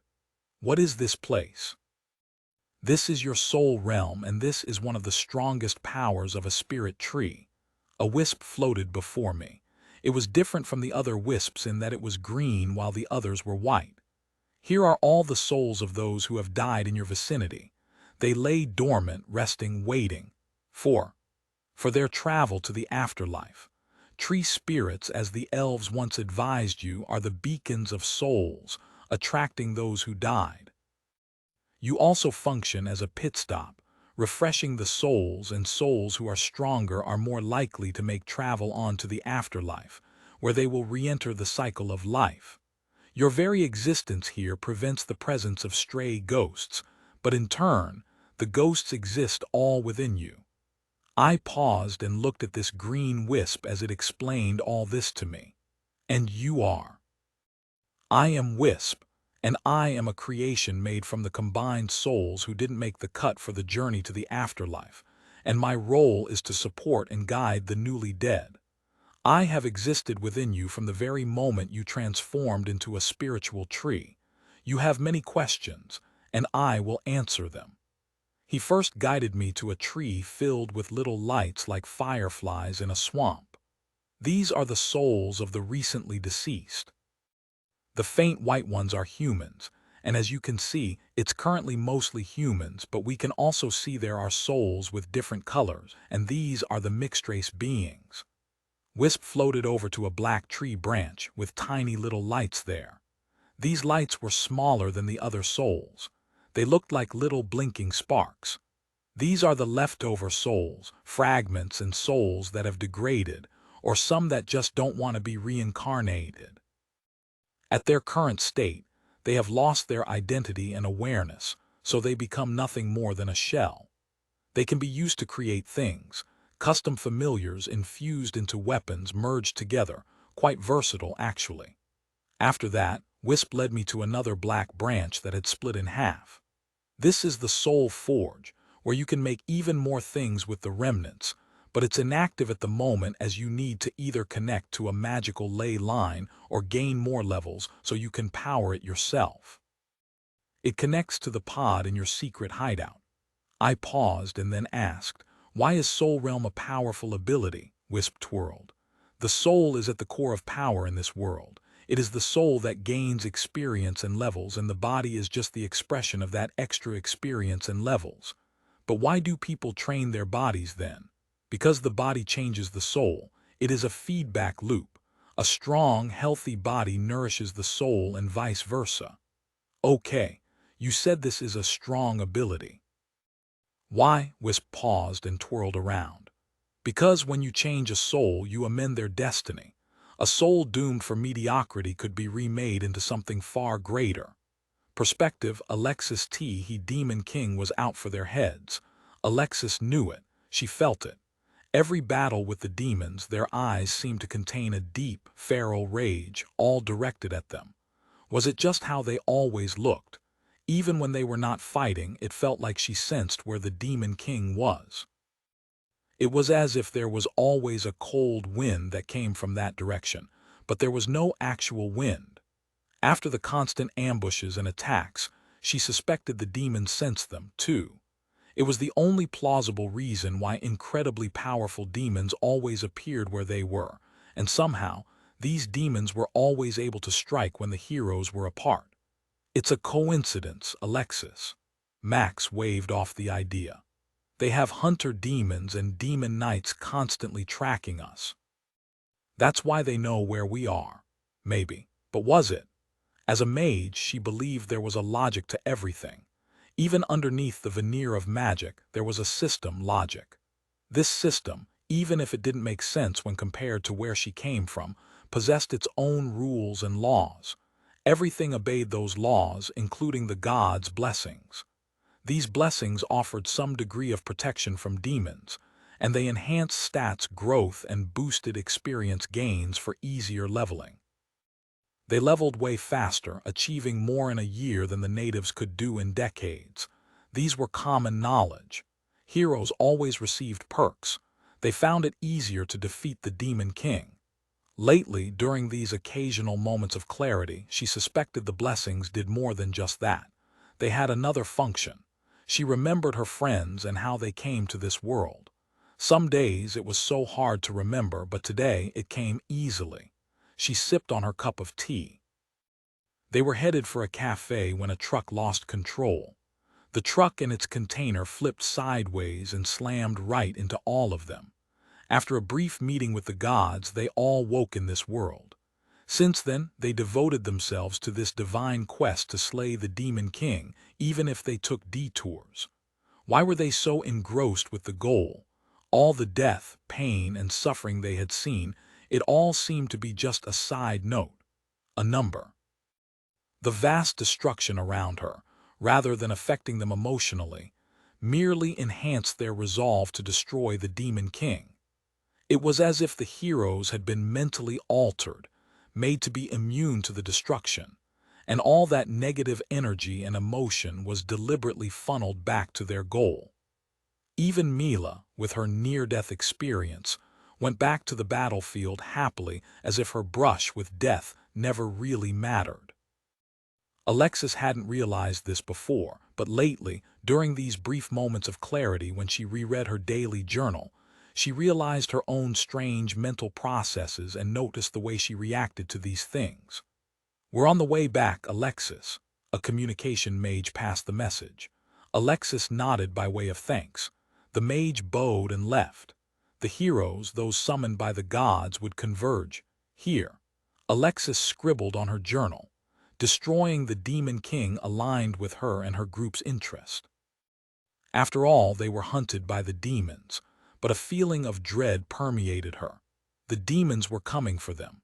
The Demon King would look for them even before they were ready.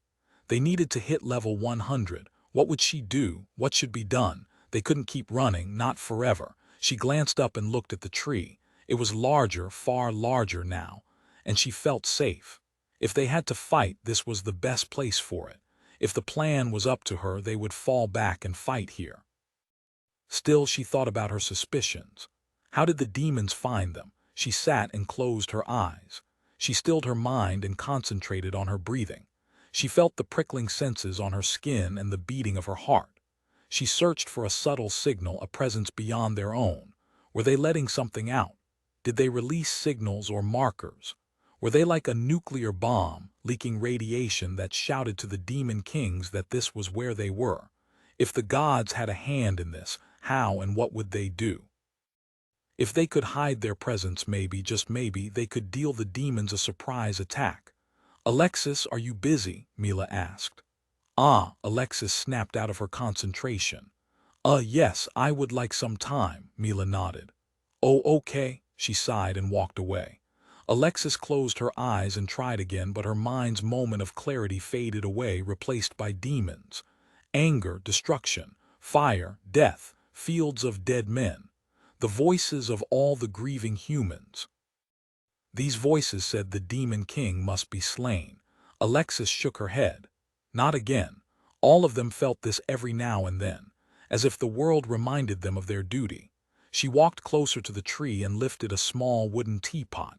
She poured herself a cup and sipped on it, and somehow the voices went away. For a while. Year 73, Month 1J Yura stepped out of the green liquid pod in the lab. He was submerged in the pod daily as part of my experimentation. "How do you feel?" "Fine, Tree. Did you do anything?" "My status is unchanged." "No. In truth, all I did was look at his body in detail. The first time he submerged, the pod flooded me with data and details. It was fascinating. I felt like a scientist, looking at the body of a person with an electron microscope and radio wave imaging machine. It felt incredible to see every strand of fiber, the organs, the bones, and everything else. Strangely enough, this was also the first time I had an actual idea how Jura looked. All I had before this was my somewhat pixelated spirit vision. Another thing I spent a lot of time looking at was his soul. I studied it repeatedly and tried to understand how it interacted with his body. Initially, I thought it was like the source of a river.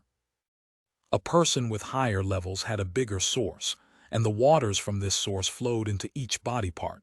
Then each body part expressed the energy as toughness and awakened magical properties. In Jura's body, it felt like there was a polluted drainage pipe.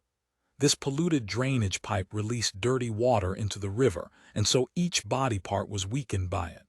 I reached out to it, and I knew it could be fixed, but I would need the right materials. Later that evening, I asked Mila for her help. If I could see Jura's body with such detail, I wondered what I would find from the heroes. This request made Alexis a little suspicious, so she insisted on being around as well. Jura guided both to the new underground laboratory. This looks like. Both had stunned looks as if they didn't expect to see something like this in this world. A lab. I recalled only the elves had ever been to this new room. This was different from the medical ward area Mila once rested in. Jura pointed to one open pod. "Please, if you don't mind, I'll need you to get into the pod." Mila glanced at Alexis briefly and then nodded. "Okay." Jura smiled and left the two heroes alone. Mila undressed and stepped into the warm green liquid, and the pod slowly closed. The vines naturally formed a mask that allowed Mila to keep breathing, even when her entire body was submerged in the liquid. Alexis stared on, but she looked like she was thinking. She also used some of her skills and monitored Mila. Meanwhile, a torrent of data came into my mind, and it stunned me for a moment. "How long will this take?" Alexis asked. "About 2 hours if I don't find anything unusual." I snapped out of my shock and started my investigation into Mila's body. I really wanted to know what made her tick. First, physique. Her body appeared to me initially as that of a normal human, but on further investigation her body had changed. She was already at least 3 to 4 times physically stronger than Jura, and this was before any magic spells that would further push her into crazy strong territory. Her skeletal structure was tough.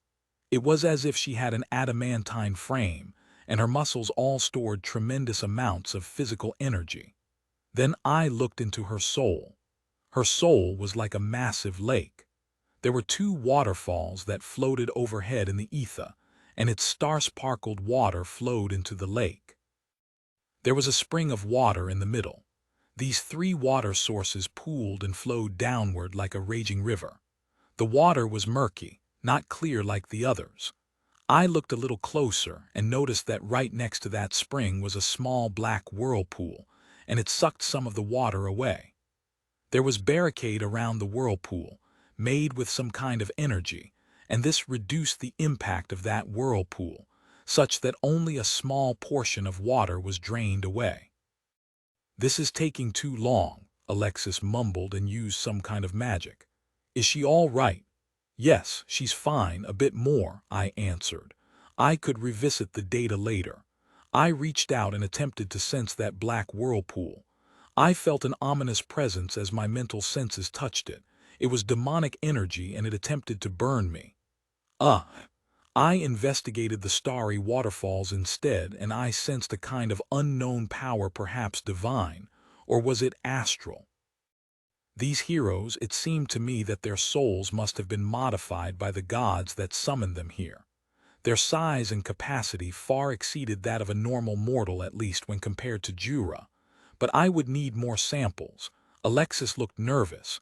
She didn't seem to like Mila remaining in the pod. "I am done." The pod's doors opened upward, its motion a reverse Venus flytrap. The waters in the pod receded and Mila's eyes opened. Alexis immediately grabbed her. "Are you okay?"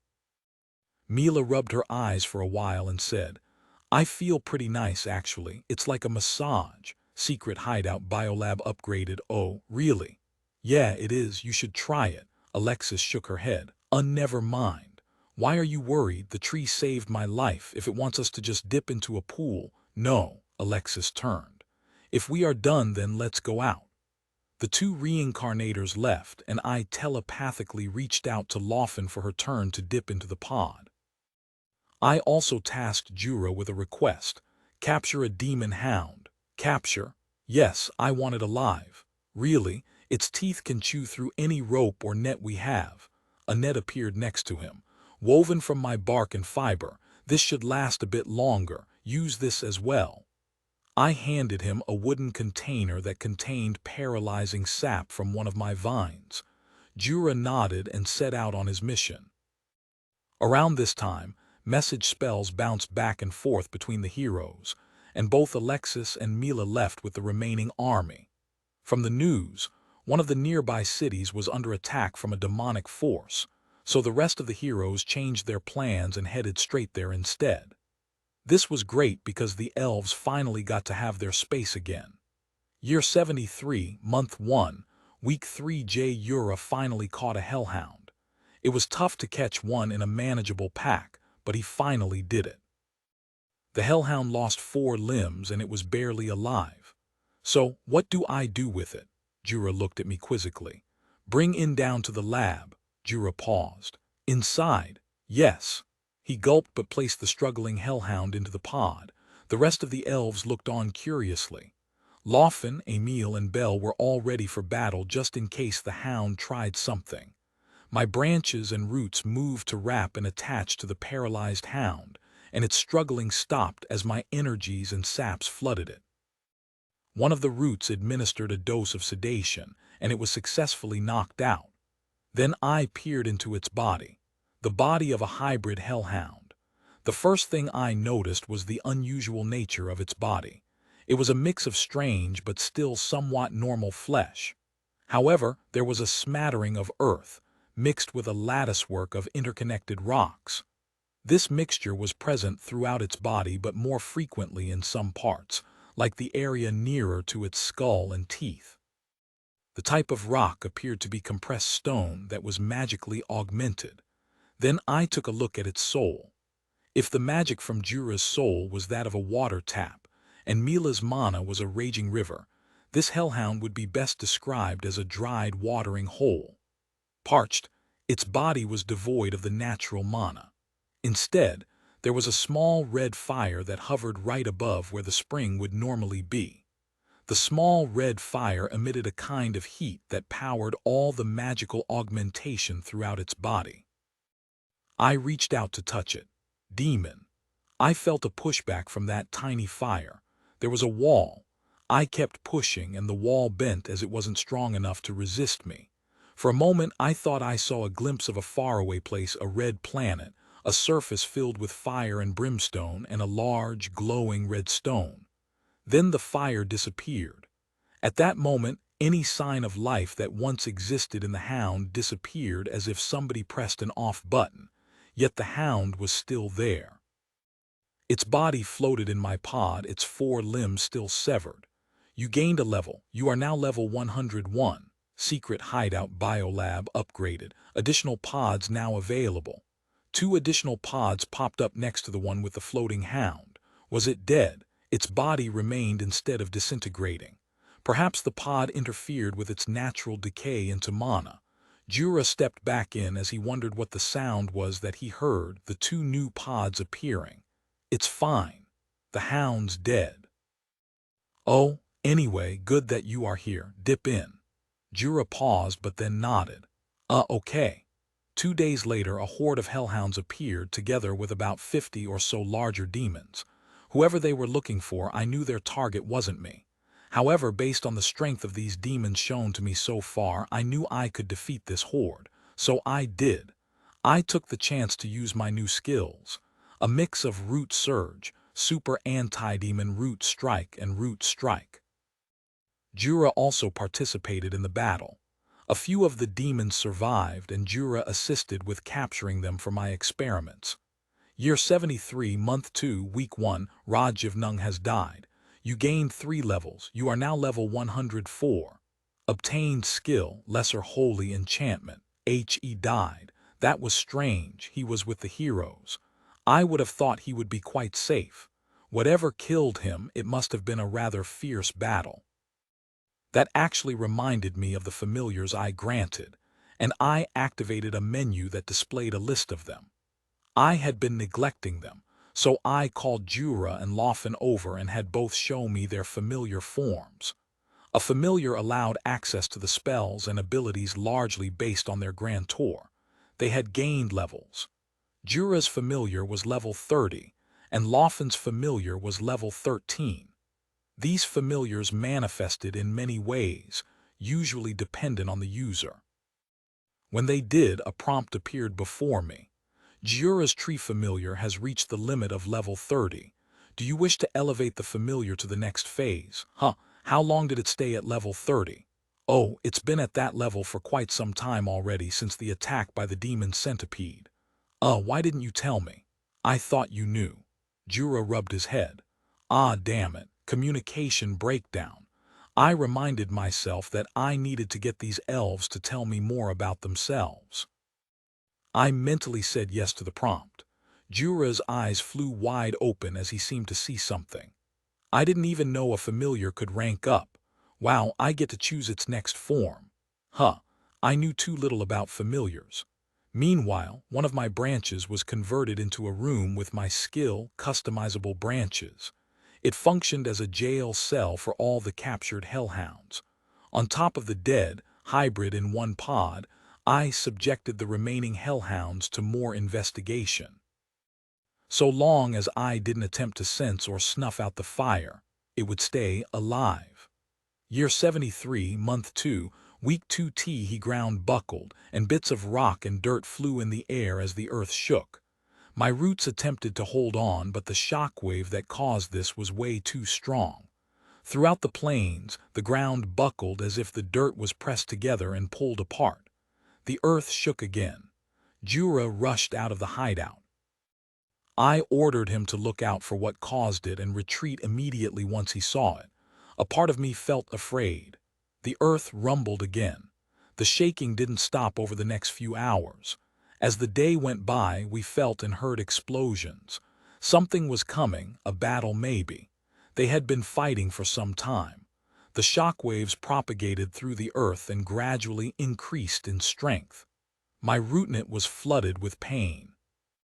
The rumbling continued even after sunset, and Jura ran toward us in the darkness of night. No good, 3 demon champions appeared. The heroes are engaging them in battle, but they seem to be retreating this way. 3. That was far too many. Fighting one almost killed me and knocked me out for weeks. Shouldn't the heroes be able to beat them? Did you see the heroes? Yes, they are retreating here. Why? I don't know. Maybe they are trying to lure them away from the cities. The explosions and rumblings continued. They seemed to be fighting even while retreating, so whatever they were running from kept up with them. How far? A day, shit. What should we do if 3 demon champions are— They already killed some of the demon champions. How did 3 appear out of nowhere? Jura paused. I don't know. I am guessing the heroes don't either. The earth shook. More rumblings, they were going to be here soon. What's our plan? Jura paced the room. If I remember correctly, a few of them can take 1 demon champion with no problems, so there must be more to it. How many heroes did you see? I couldn't get a good look at them. It was too chaotic. 3 demon champions, if they were of a similar strength to the golem, would be a real challenge. They were going to arrive in about 2 hours, so the heroes must have had something in mind. Were they wounded? How would I defeat these demons? I looked at the hounds in the lab strapped to the pod. Jura, what's known to be effective against demons? I actually asked this before. I recalled the answer was that there were weapons created by the heroes that had special effectiveness against demons. There were also natural abilities like holy magic or star weapons like metal swords made from asteroids. Did the demons have an off switch like the hounds? If I could extinguish the fire in their body, they would shut down. Okay, following that metaphor, if their source of power really was that fire, would water therefore destroy them? And so I tested my theory out on a hound, pouring my mana through the connected roots. It entered its blank soul realm, and some of the mana evaporated in the process. Was this from the heat of the soul?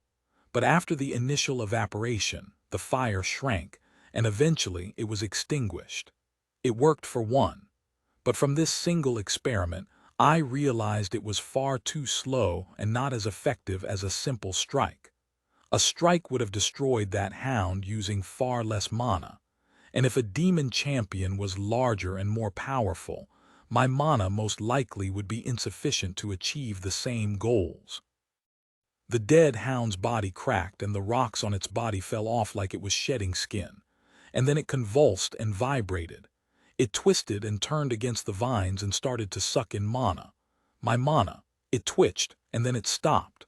I saw the body regenerated, the wounds healed, and its limbs and fangs regrew like some sped-up documentary. The rocks that once decorated its fur were replaced with a strange, wood-like texture. A shiver ran through me. Jura. Lab, now. Jura immediately jumped from his resting area and ran for the lab armed. Which one? The hound opened its eyes, and they were green. Hellhound forcefully adapted into your subordinate minion with your natural mana and has transformed into Woodhound. Wait, Jura eyed the hound. It should have been an easy battle, but you could never be sure. The pod opened and the healed hound crawled out. Its eyes locked on and stared at Jura. I felt a link to it and I mentally commanded it to sit. And it did. It fed on my mana to survive, and I sensed that mana link between me and this Woodhound. The feeling was familiar, similar to the links with my summoned insects. Fascinating. Skill obtained, natural mana overwhelming. But there was no time to waste. I didn't have an answer for the 3 demon champions coming my way. The earth rumbled and shook, and the explosions were now visible in the sky. Think. I reviewed the skills I had. Familiars, essences, souls, soul realm. A few root attack variants, saps, leaves that functioned as wood magic and shaping abilities, healing powers, spirit vision, a secret hideout with a lab and healing chamber, insect warriors, rootnut barkskins, wood shields, and some other lesser defensive items. Could I make souls and essences into a weapon? Soul Forge required to form high-efficiency weapons. Your Soul Forge is currently not operational. Not that. How about essences?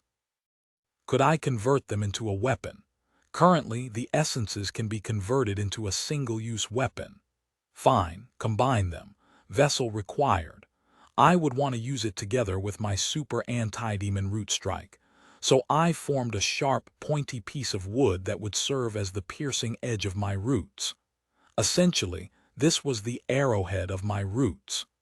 The essences were then added to it with a little of my energies, and it transformed into a sharp piece of wood. The earth rumbled, and the elves saw streaks of lights in the distance. "They are here." The streaks of light were replaced by explosions, and the heroes zoomed toward me. They used some kind of speed ability, and as they retreated, they also dodged the explosions that seemed to chase them. 3 demon champions appeared: a large golem, a huge hornstone centipede, and some kind of stone turtle with spikes. They stood in the distance, surrounded by a horde of lesser demons, minor golems, and a few other lesser centipedes. Year 73, Month 2, Week 2, 11 heroes. They ran and left a trail of destruction in their wake. Explosions were deflected by their barriers. Fires held back by magical shields. The heroes tried. Magical thunderbolts and lightning blasts erupted, and lesser demons fell. They were fodder. There were easily tens of thousands of them, and only 11 heroes stood against them. The fan lady twirled, and she muttered a kind of chant. The demons attempted to disrupt her, but the other heroes covered for her. Swoosh! An air blast came from the sky, and hundreds of the demons were crushed instantly by the wind blast. A giant blue fireball streaked through the demon swarm, and the blue flames roasted all in their path and then exploded. The ensuing inferno destroyed a few hundred more. The giant tortoise demon stomped its massive feet, and the earth shook violently. A few dozen massive boulders flew toward the heroes at high speed. A wall of light emerged, and the boulders disintegrated when they smashed into them. The lesser demons that ran toward the wall of light also disintegrated. It seemed to be an ability Hendry and Max used together. The tortoise stomped its feet, and a few dozen more boulders flew toward the wall. They were close, and I could vaguely make out their voices. Hendry and Max both winced. "It's using up quite a lot of mana, Alexis." The heroes drew closer. Mila dashed beside me. "Tree Spirit, please aid us in battle." "What if I refuse?" I responded telepathically to all present. I knew it was a stupid question. They'd forced my hand. "Then the demons will kill you too," another hero said blankly as he dodged shrapnel. "Fine, do you have a plan?" "Yes, cover us for a while, that's all we need," Mila said. The heroes retreated behind me and formed into a formation. They immediately started chanting. The horde of demons charged and flooded the fields. They came down the valley like a wave, a scene from a war movie. My insects and Jura formed a protective layer. All we had to do was keep the demons from the heroes. The 3 demon champions seemed particularly disturbed by the chanting, and they joined the battle. The centipede, the fastest of the 3, was unable to tunnel through the dirt due to my dense subterranean root network, so it decided to attack us directly. It charged and tried to ram into the heroes. My wooden shields appeared and blocked the centipede's strikes, and they shattered on impact. But the shields caused the demonic centipede to lose most of its momentum and deflected it off its path. I took the moments when it seemed startled by the shields to throw a few wholly enchanted root strikes at its side. They knocked chunks of rock from its body. I caught its attention, and the centipede turned and rammed into me instead. Wham! I felt its sharp, rocky tusks smash into my trunk, and some pierced my bark. A bit of it cracked. I had all my defensive abilities active, so while it hurt, it wasn't fatal. I suspected my fragments helped reduce most of the damage. Another root strike smashed into the centipede's body, and a big chunk of stone fell away. The centipede's upper body twisted and rammed me again. Wham! 3 layers of wooden shields shattered, and I shifted my attention back to the heroes. Whatever the heroes are planning, it better freaking work. The giant centipede rammed me again, and more of my bark cracked. I could take the hits, but not forever. The demonic hounds and lesser demons charged, but a white dome appeared over the heroes. They protected themselves with a magical barrier. The smaller demons rammed the barrier but mostly bounced off. The demonic centipede's subterranean attack nullified. The lesser demonic spawns resorted to ramming and swiping at the dome with their stone thorns. The larger centipede remained focused on me. It was slightly bigger than the previous one, but I had also grown. My larger form and levels resulted in additional power for most of my abilities. Jura and the heroes were right that I could hold my own against these creatures for a while. The golem champion moved into range and it immediately targeted the heroes. It tried to punch the white dome. Constrict. My roots shot out of the ground and ensnared the golem, and the tangle of roots held back its punch. I then activated Constrict on the giant centipede. My roots surged out and wrapped it, and it retaliated, twirling around my trunk. It coiled, tangling my roots and vines. We were both stuck, or more like the centipede was stuck. It felt like a snake or a python wrestling with a stick. Some of my roots pierced its stone structure. My roots were good at going through such surfaces. Elemental advantage, I supposed. The golem and centipede, despite all my attacks so far, were still mostly unharmed. All I managed to do was trap them in a thicket of roots and branches, and the giant centipede was coiled around my trunk. The centipede took a few more blows, and I gauged its strength as it wrestled against my vines and roots. It pushed and rammed like it was a rhino rubbing its thick body on me. It tried to claw through my trunk with its horns, but the trunk and bark held and took just a little damage, a crack here and there, but the pain wasn't overwhelming. It felt like a slap. I thanked the defense buffs and the effects of the demon damage reduction. The demon tortoise was the only free one, and it tried to bite through the vines that entangled the golem. Sharp bites cut through the vines and roots and freed one of the golem's arms. The golem immediately punched the hero's defensive dome with all its might. Wham! The white dome cracked. Crap, that's bad. I needed to protect them a little longer. Root Strikes stabbed into the underbelly of the tortoise and knocked it back a little. However, it didn't topple. The golem raised its fists and readied its next full-power punch. If the heroes had a secret weapon, now was the time. I used my super anti-demon root strike together with the essence edge, and my enhanced root slammed right into the golem's body. There was an explosion of starlight that left a huge hole in the golem's chest. Yet it still lived. It punched again, and I created multiple massive wood shields to block its strike. The punch crushed through my shields easily and still managed to hit the dome. Luckily, my defenses had softened the blow significantly, and the dome only slightly cracked.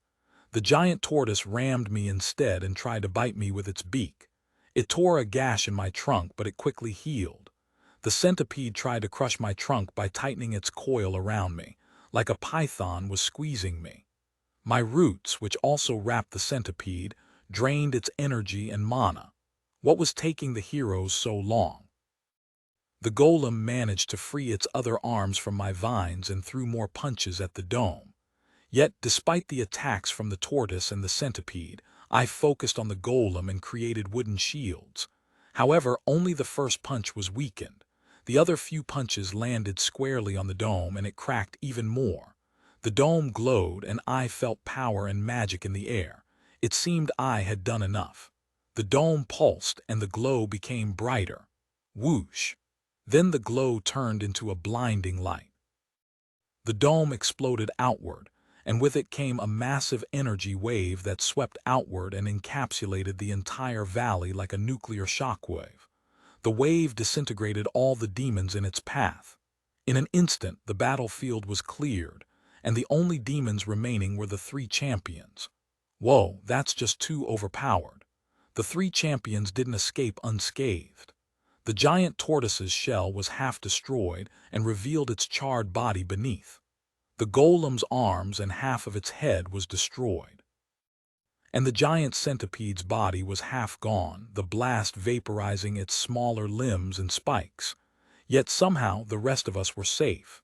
It was clearly a special ability attuned to demons. The heroes emerged from the dome with shining weapons, their bodies covered with an armor of light. They dashed toward the demon champions, and in just a few flashes of light, all the champions were killed. What the hell was that? Did I just tank 3 demon champions so that the heroes could activate some kind of overpowered transformation ability? The heroes in their light armor form made such quick work of the champions that I found it hard to believe they were even demon champions in the first place. The heroes regrouped.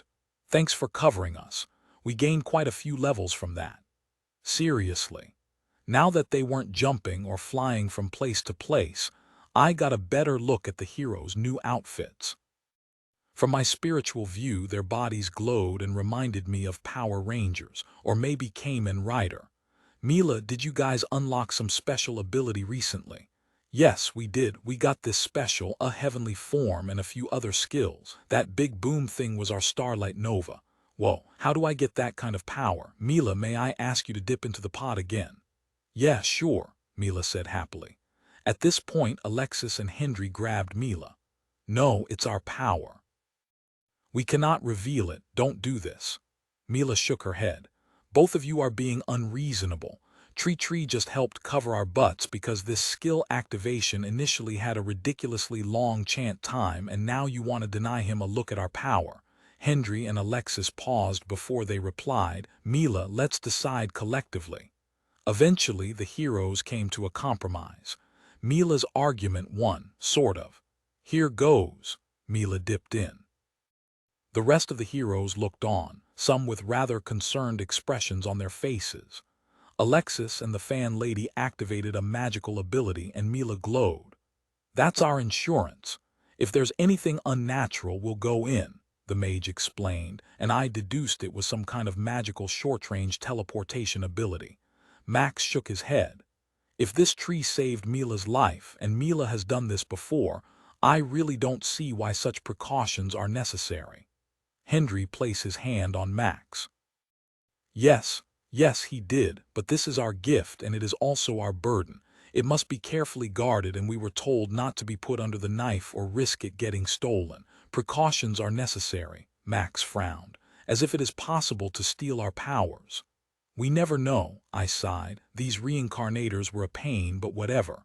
I'm not going to steal it, I'm just having a look at it. Mila shook her head.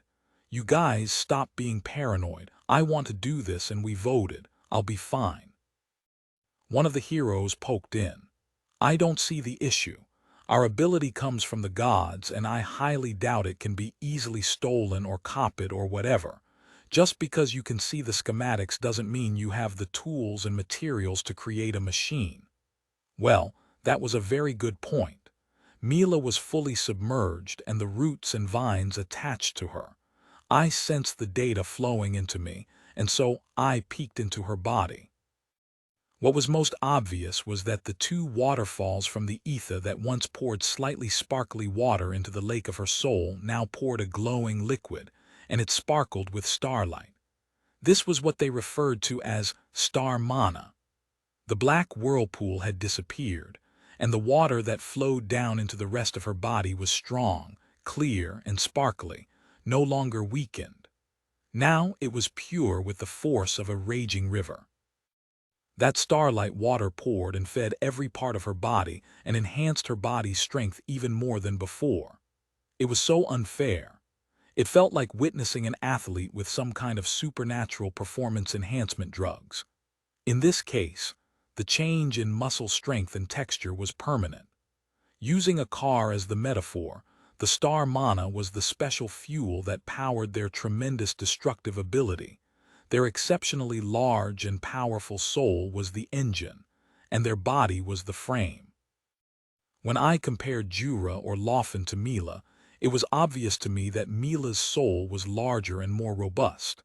The energy behind the spring was just far higher, and as a result, their displayed potential and performance was just absurd. Is it done yet? Hendry asked after about an hour. They seemed really anxious, but perhaps they were unaware how long medical procedures actually took. However, I thought it had been long enough for me to gather all the data I needed. Yes. Hatch opened and the liquid drained out of the biolab's pod gradually. Mila woke up and stepped out.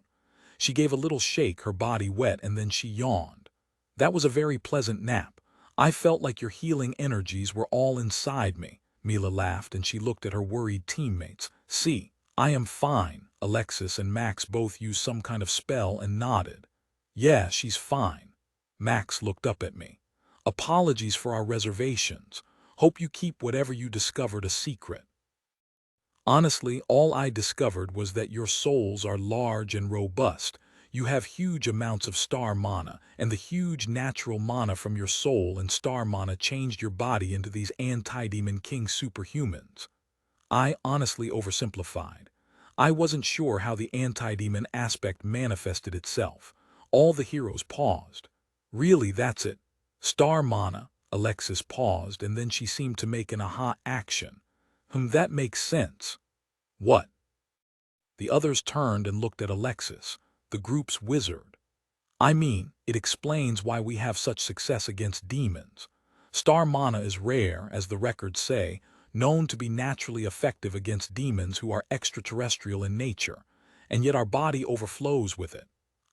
It never occurred to me that the special mana we all get access to is just star mana. It should have been obvious since our recent abilities have star-like names. Alexis sat on one of the many root benches in the lab. Did you see our gifts? I can't identify what was the gift without comparing Mila to another. It's from your differences I can identify what is what. Otherwise, I have to assume that is the norm for everyone. That is true. You do need a control sample or reference to interpret the results. Alexis rubbed her chin. Alexis, Hendry walked over. Nothing. Alexis left the lab and eventually all the heroes followed. Once they were gone, I turned my attention toward the new data. It was all stored like a medical record. I wasn't lying when I said I didn't know where the divine gift was, and comparing two reincarnators with different gifts would be one of the easier ways to find them since one would naturally expect different gifts to appear and manifest differently in one's soul. The heroes went back to their camp, and with magic, they created a transportable inn that allowed them to live in comfort, even whilst traveling. Such magic would put hotels and inns everywhere out of business, but the hospitality business could count on their lucky stars as such magic seemed exclusive to heroes, and even then, only some heroes had the luck to get it. Later that night, Mila came over. Hey, tree spirit. I just want to apologize for my team's behavior. I'm not sure why, but we tend to behave like that. It's all about us and not anyone else. Everything feels like it is just to further the goal of beating the demons. If I could nod, I would. In hindsight, Mila was right and the heroes were pretty assholish. But this was a shit world from what I had seen so far. I might be an asshole too someday. You saved my life, our lives, and helped us a lot. I think we owe it to you, and I am really unhappy with what my team did. Even Hendry and Alexis are suspicious, and I don't know why. Mila paused and sat on one of my many roots. Some of them were flat on top now, and so they conveniently served as makeshift tables and benches. Can I make a deal with you? Once we beat the Demon King, I'll come back and help you, even if I am not as magically clever as Alexis. I wasn't sure whether that sort of help was useful, but if I had to ask, Tree Spirit, do you have any requests? Accept my familiar. I could gain experience if they somehow died that would really help me. In fact, can you ask everyone to take my familiar? It'll help me level up and that'll be enough. These heroes were going to fight more demons in the coming days, so I might as well profit from it. Mila nodded. Oh, that is fine. Give one to me and I can show it to the others and ask them too. I activated the familiar contract and Mila accepted without a thought. She grinned. Ooh, it's like a summon.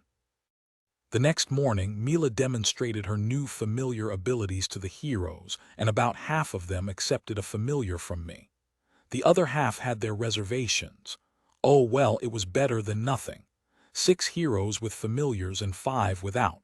They left that afternoon. Meanwhile, I received the experience and levels from the battle with the demon champions. You are now level 110 plus 6 levels. Secret hideout. Biolab upgraded. Wood shield upgraded. Steelwood barrier obtained. Constrict significantly upgraded. Absorption significantly upgraded. Obtain tree ability, subsidiary tree. Customizable branches options expanded. The heroes Pav Alexis. After we defeated the 3 demon champions, we felt quite good about our abilities. We gained around 10 levels each, and all of us were now at least level 100. We felt we were ready for the Demon King. Heavenly form. We got that power when all of us hit level 90. And now, after the battle with the 3 demon champions, that skill leveled up, and we gained variants of that power. Max, for example, had heavenly barrier armor. For most of us, activating the heavenly form no longer required that stupidly long chant time. Even the chant time became irrelevant since Freya's, our resident lady with a fan, gained a power called accelerated chanting, heavenly form.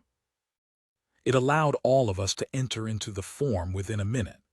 In some ways, it was stupid that the system forced us to work around a long chant time at lower levels, and then removed it once we crossed level 100. But in a way, it told us that the gods planned on winning and had equipped us with powerful abilities and skills. But I didn't get it. If our powers were so good, why had so many heroes died in the past? Mila sat next to me, still thinking about it. We left the tree spirit a day ago, and Mila seemed fine despite our initial disagreements on what we should have done with the tree's request. But I guess that was a trivial matter. After all, we had a common enemy. The big, bad, evil guy, the Demon King. Yeah, still bothers me. It bothers Max, too. We were closer to the rift now, and we sensed it. It was there if we tried to reach out to it. The next demon champion was last spotted guarding one of the rifts, and our goal was to destroy it, gain levels, and then approach the Demon King with significant force. Mila usually rode next to me. Maybe it's hidden in plain sight, something obvious. Possible. Along the way, some demons attacked, but we disposed of them easily. We were a group of high-level heroes. These small fries could hardly challenge us. The journey toward the rift meant we faced more demons, and in a way, that was good. The more demons we got to fight, the higher level we became. We arrived at the rift a few days later. The rift was like a glitch in the system and appeared like something from a damaged LCD monitor. The beautiful view was jarringly broken by a large, unnaturally black gash across the sky that floated in midair. Demons poured out of that gap in droves. Thankfully, most of them were just lesser hounds. The demon champion was a giant cyclops golem with multiple arms, and it functioned as more than just a guard. It issued commands to the new demons. It pointed, and the hounds went off in that direction. We didn't hesitate. Attacking with our newfound powers, we crushed the demon champion easily. Max's Star Mana-powered Starlight Smite skill weakened it significantly in a single blow, and a few hits later it collapsed. Holy shit, this level 100 thing really trivialized the demon champion, Max said. Ha, power creep, eh? Freya's laughed. The rest of the lesser hounds didn't last very long. A few area of effect spells from us and the fragile hounds died like helpless ants. Still, the rift kept pouring demons out. Can we do something about it? Mila nodded. I'll need help, but I think so. Mila started to dance in a rhythmic fashion, and her body glowed in myriad colors. Mila. I sensed her mana, that special mana, and then something else. I had a dream. She pointed both her swords at the rift, and 2 beams of starlight shot out toward the rift when I was in the pod. The light smashed into the rift, and it looked like its energies battled the light. In the dream, I saw a rift close when heroes channeled their power into it. The rest of us together with our combined powers quickly overwhelmed the rift's energies, and it shrank. It eventually vanished in a spark of light. The deserted, destroyed valley suddenly turned quiet and normal again. Demon King. We felt a sensation in our bodies like an ice cube just rolled down our backs. The Demon King. It was coming for us. We shared a few glances. The battle is going to happen soon. How long do we have, you think? I felt it again, that presence at the back of my mind, always outside my peripheral vision. It knew where we were. Worst of all, it felt like I knew where it was, too. Max and Hendry both sat. I feel. Maybe 2 weeks. Strange, I had the same number in my head as well. We all shared the feeling. What's our strategy? Hit it with all we got, at range. It's going to come after us with everything it has, too. Then I suppose we should intercept it and catch it off guard. I could do that. I thought I might have just the spell for a long-range, homing magical spell. It took a day's preparation, but we got into position. We sensed it clearly, and if we could accurately sense it, we could launch an attack on it. 11 of us concentrated our energies into a glowing white energy ball above us, and this was our opening act. Neutron Comet. It was a large, building-sized ball of light that contained our charged energy. It zoomed toward the Demon King at high speed. The Demon King was far away, perhaps 1,000 miles, but the neutron comet was tuned to our sense of its location, and somehow I knew we could hit it. The comet impacted and the air trembled for a moment, even though the blast was so far away. Then we sensed retaliation. A wave of boulders flew toward us, but we deflected them away easily. Even though the Demon King was still far away, we knew then we could hit each other. For 2 weeks we attacked the Demon King with comets, and it retaliated with the boulders. There were lesser demons that came our way too, but we crushed them easily. Then we had visual contact. The Demon King was now in range. The Demon King Andros took the form of a large flying fortress with multiple massive, spider-like legs. On its top half, there were multiple tentacle-covered buildings spread all over its body, and there were also multiple spires filled with alien eyes. It was as if a tentacled monster merged with a fortress. It was angry, and it attacked. Demon King Andros, it unleashed a wave of rocks at close range, and these rocks were magically enchanted with demonic energy. Simultaneously, its spires and those alien-looking eyes shot beams of energy at us. "This is it, guys, let's go." Hendry put up a magical barrier, and it cracked when the beams smashed into it. The battle had begun. We engaged the Demon King at close range, and the deserted valley was instantly filled with beams of light, flying rocks, and our countermagic. I felt the air twist, and a jagged rock swooshed right past me. I shivered. The jagged rock broke into a million tiny, needle-like pieces of shrapnel when it was right next to me. Body of fire. My body of fire burned up the tiny rock needles as a few other rocks flew my way. I looked around and saw my fellow heroes. Each of us had different ways of protecting ourselves. Freya's, with her wind magic, surrounded herself with a constant layer of magically enchanted high-speed wind that shredded the needles. Help! I immediately turned and saw our gunner. A massive tentacle tried to crush him as he sped across the land. He fired shot after shot at the tentacle, and it detonated, yet the half-destroyed tendril kept attacking and almost caught him. Holy thunderstrike! A bolt of lightning zapped the tentacle and paralyzed it. It was only for a split second, but it was enough to let our gunner escape. Max's sword glowed with holy magic, and he slashed at the tentacle. The holy energy flooded the entirety of the tendril, and it blew up, spattering the Demon King's blood everywhere. I thought they normally looked like demons. Well, that's what the record said. But this Demon King has been doing strange things from the start. It even has elemental hybrids. Hendry created a barrier, and we took this moment to enter our new forms. The Demon King roared, and its tentacles and legs flailed repeatedly at our defenses. I felt my heart skip a beat as the barrier cracked, and each blow of the tentacles made it crack even more. I wondered whether we would make it, but we kept our chant going. A part of me watched the cracks as they appeared across the barrier. Hendry nodded in relief when there was a flash of light. The armor complete, the barrier exploded outward, and a white flame burned the tentacles that flailed at the barrier. But still, the Demon King was relatively unharmed. Its massive spider leg stabbed Max in the stomach at high speed. He yelled as he tried to push the limb back. Max! Mila's light sword swished and slashed the leg off, but a stab from the Demon King was still a stab. He was hurt. Max's blood dripped onto his sword and he was in a frenzy.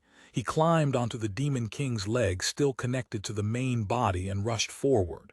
"We should get on the body," Max yelled. "We're not going anywhere like this." "Good point.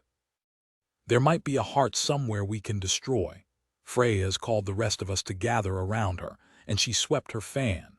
In an instant, a tunnel of wind appeared and carried us onto the body of the Demon King, the tentacle-covered castle itself. The fortress was like a demonic playhouse, and there were tentacles everywhere, each house covered with those same alien-looking eyes. There were also giant spiders that roamed the fortress. The Demon King was a freaking demon spider nest. Should we just blow up this entire structure? If we can, we attacked everything. The floor, the buildings, everything we saw. The tentacles and giant spiders attacked us, but they didn't do much against our barriers. These tentacles were somehow less powerful than the ones below it. We eventually bored a hole right into the fortress itself, and we found what we wanted. One of the many hearts of the Demon King. Max in his fury slashed it, and the heart blew up and splashed tons of black blood everywhere. 1. An army of human-sized demon knights appeared as we looked for the next heart. There were easily 1,000 of them, and they were accompanied by the same demon spiders. They were stronger, but in our starlight forms, we still crushed them easily. From there, it was a game of hide-and-seek. We looked for more demon hearts until we reached the one that killed the Demon King. We found the next heart in a tall spire, and it was our gunner who blew it up. The third heart was hidden in one of the many buildings. The fourth was in a corrupted church, and the fifth was in barracks filled with demonic knights. Was this Demon King some kind of corruption king? Each time there were more and more demons that tried to stop us, but numbers were relatively meaningless. How many hearts are there? 9. It was a random guess, probably. We found the 6th and 7th hidden in another set of buildings. As we destroyed the hearts, the Demon King lost the ability to fly, and the castle drifted toward the ground. More demon knights and demon champions tried to stop us, but we destroyed them easily. The 8th heart was in what looked like a polluted market, and then the 9th heart was in a corrupted garden filled with spires and tentacles. That's it. At this point, we were all drenched in blood and whatever gunk the Demon King was made of. We felt everything shake as the fortress crashed to the ground, yet the tentacles kept up their attacks. But unlike before, their attacks were nothing more than random flailing. Then the entire castle started to crumble, and the remnants of the Demon King's hearts floated to the sky and pooled into a black ball. Mila laughed. "This is like a video game. It's not even in its final form." The tentacles, the eyes, the legs, everything melted into a black liquid floating into the sky, merging with the black ball. We didn't intend to let it finish, so we launched ranged attacks at the black liquid and ball, managing to incinerate some of the liquid. Then an eyeball appeared on the black ball. The next form was a massive black eye, and it introduced itself with a wave ray of destruction. Max and Hendry joined and put up a barrier, but that ray destroyed it instantly. The ray burned us. Unlike before, this wasn't a focused beam but more like a shining light, and everything the light touched started to combust. Even with our protective armor, it was painful. But we kept attacking, and cuts appeared on its body. Yet this thing seemed to be a semi-liquid that partly nullified our attacks. Mila used a special ability and managed to jump on it. She stabbed it repeatedly with her 2 swords. The eye closed and tried to turn and twirl repeatedly, but Mila's magical blades were too deeply embedded, stuck in the semi-liquid form. It tried to shake her off and flung her around like a rag doll. She was fine, though, and shouted, "There's something hard deep inside. I think we need to get it." That was the cue we needed, and our gunner took out a harpoon-like weapon. It fired a chained harpoon and stabbed into the eye. I winced a little at the imagery. He channeled energy through the chain into the eye, and then it blew up.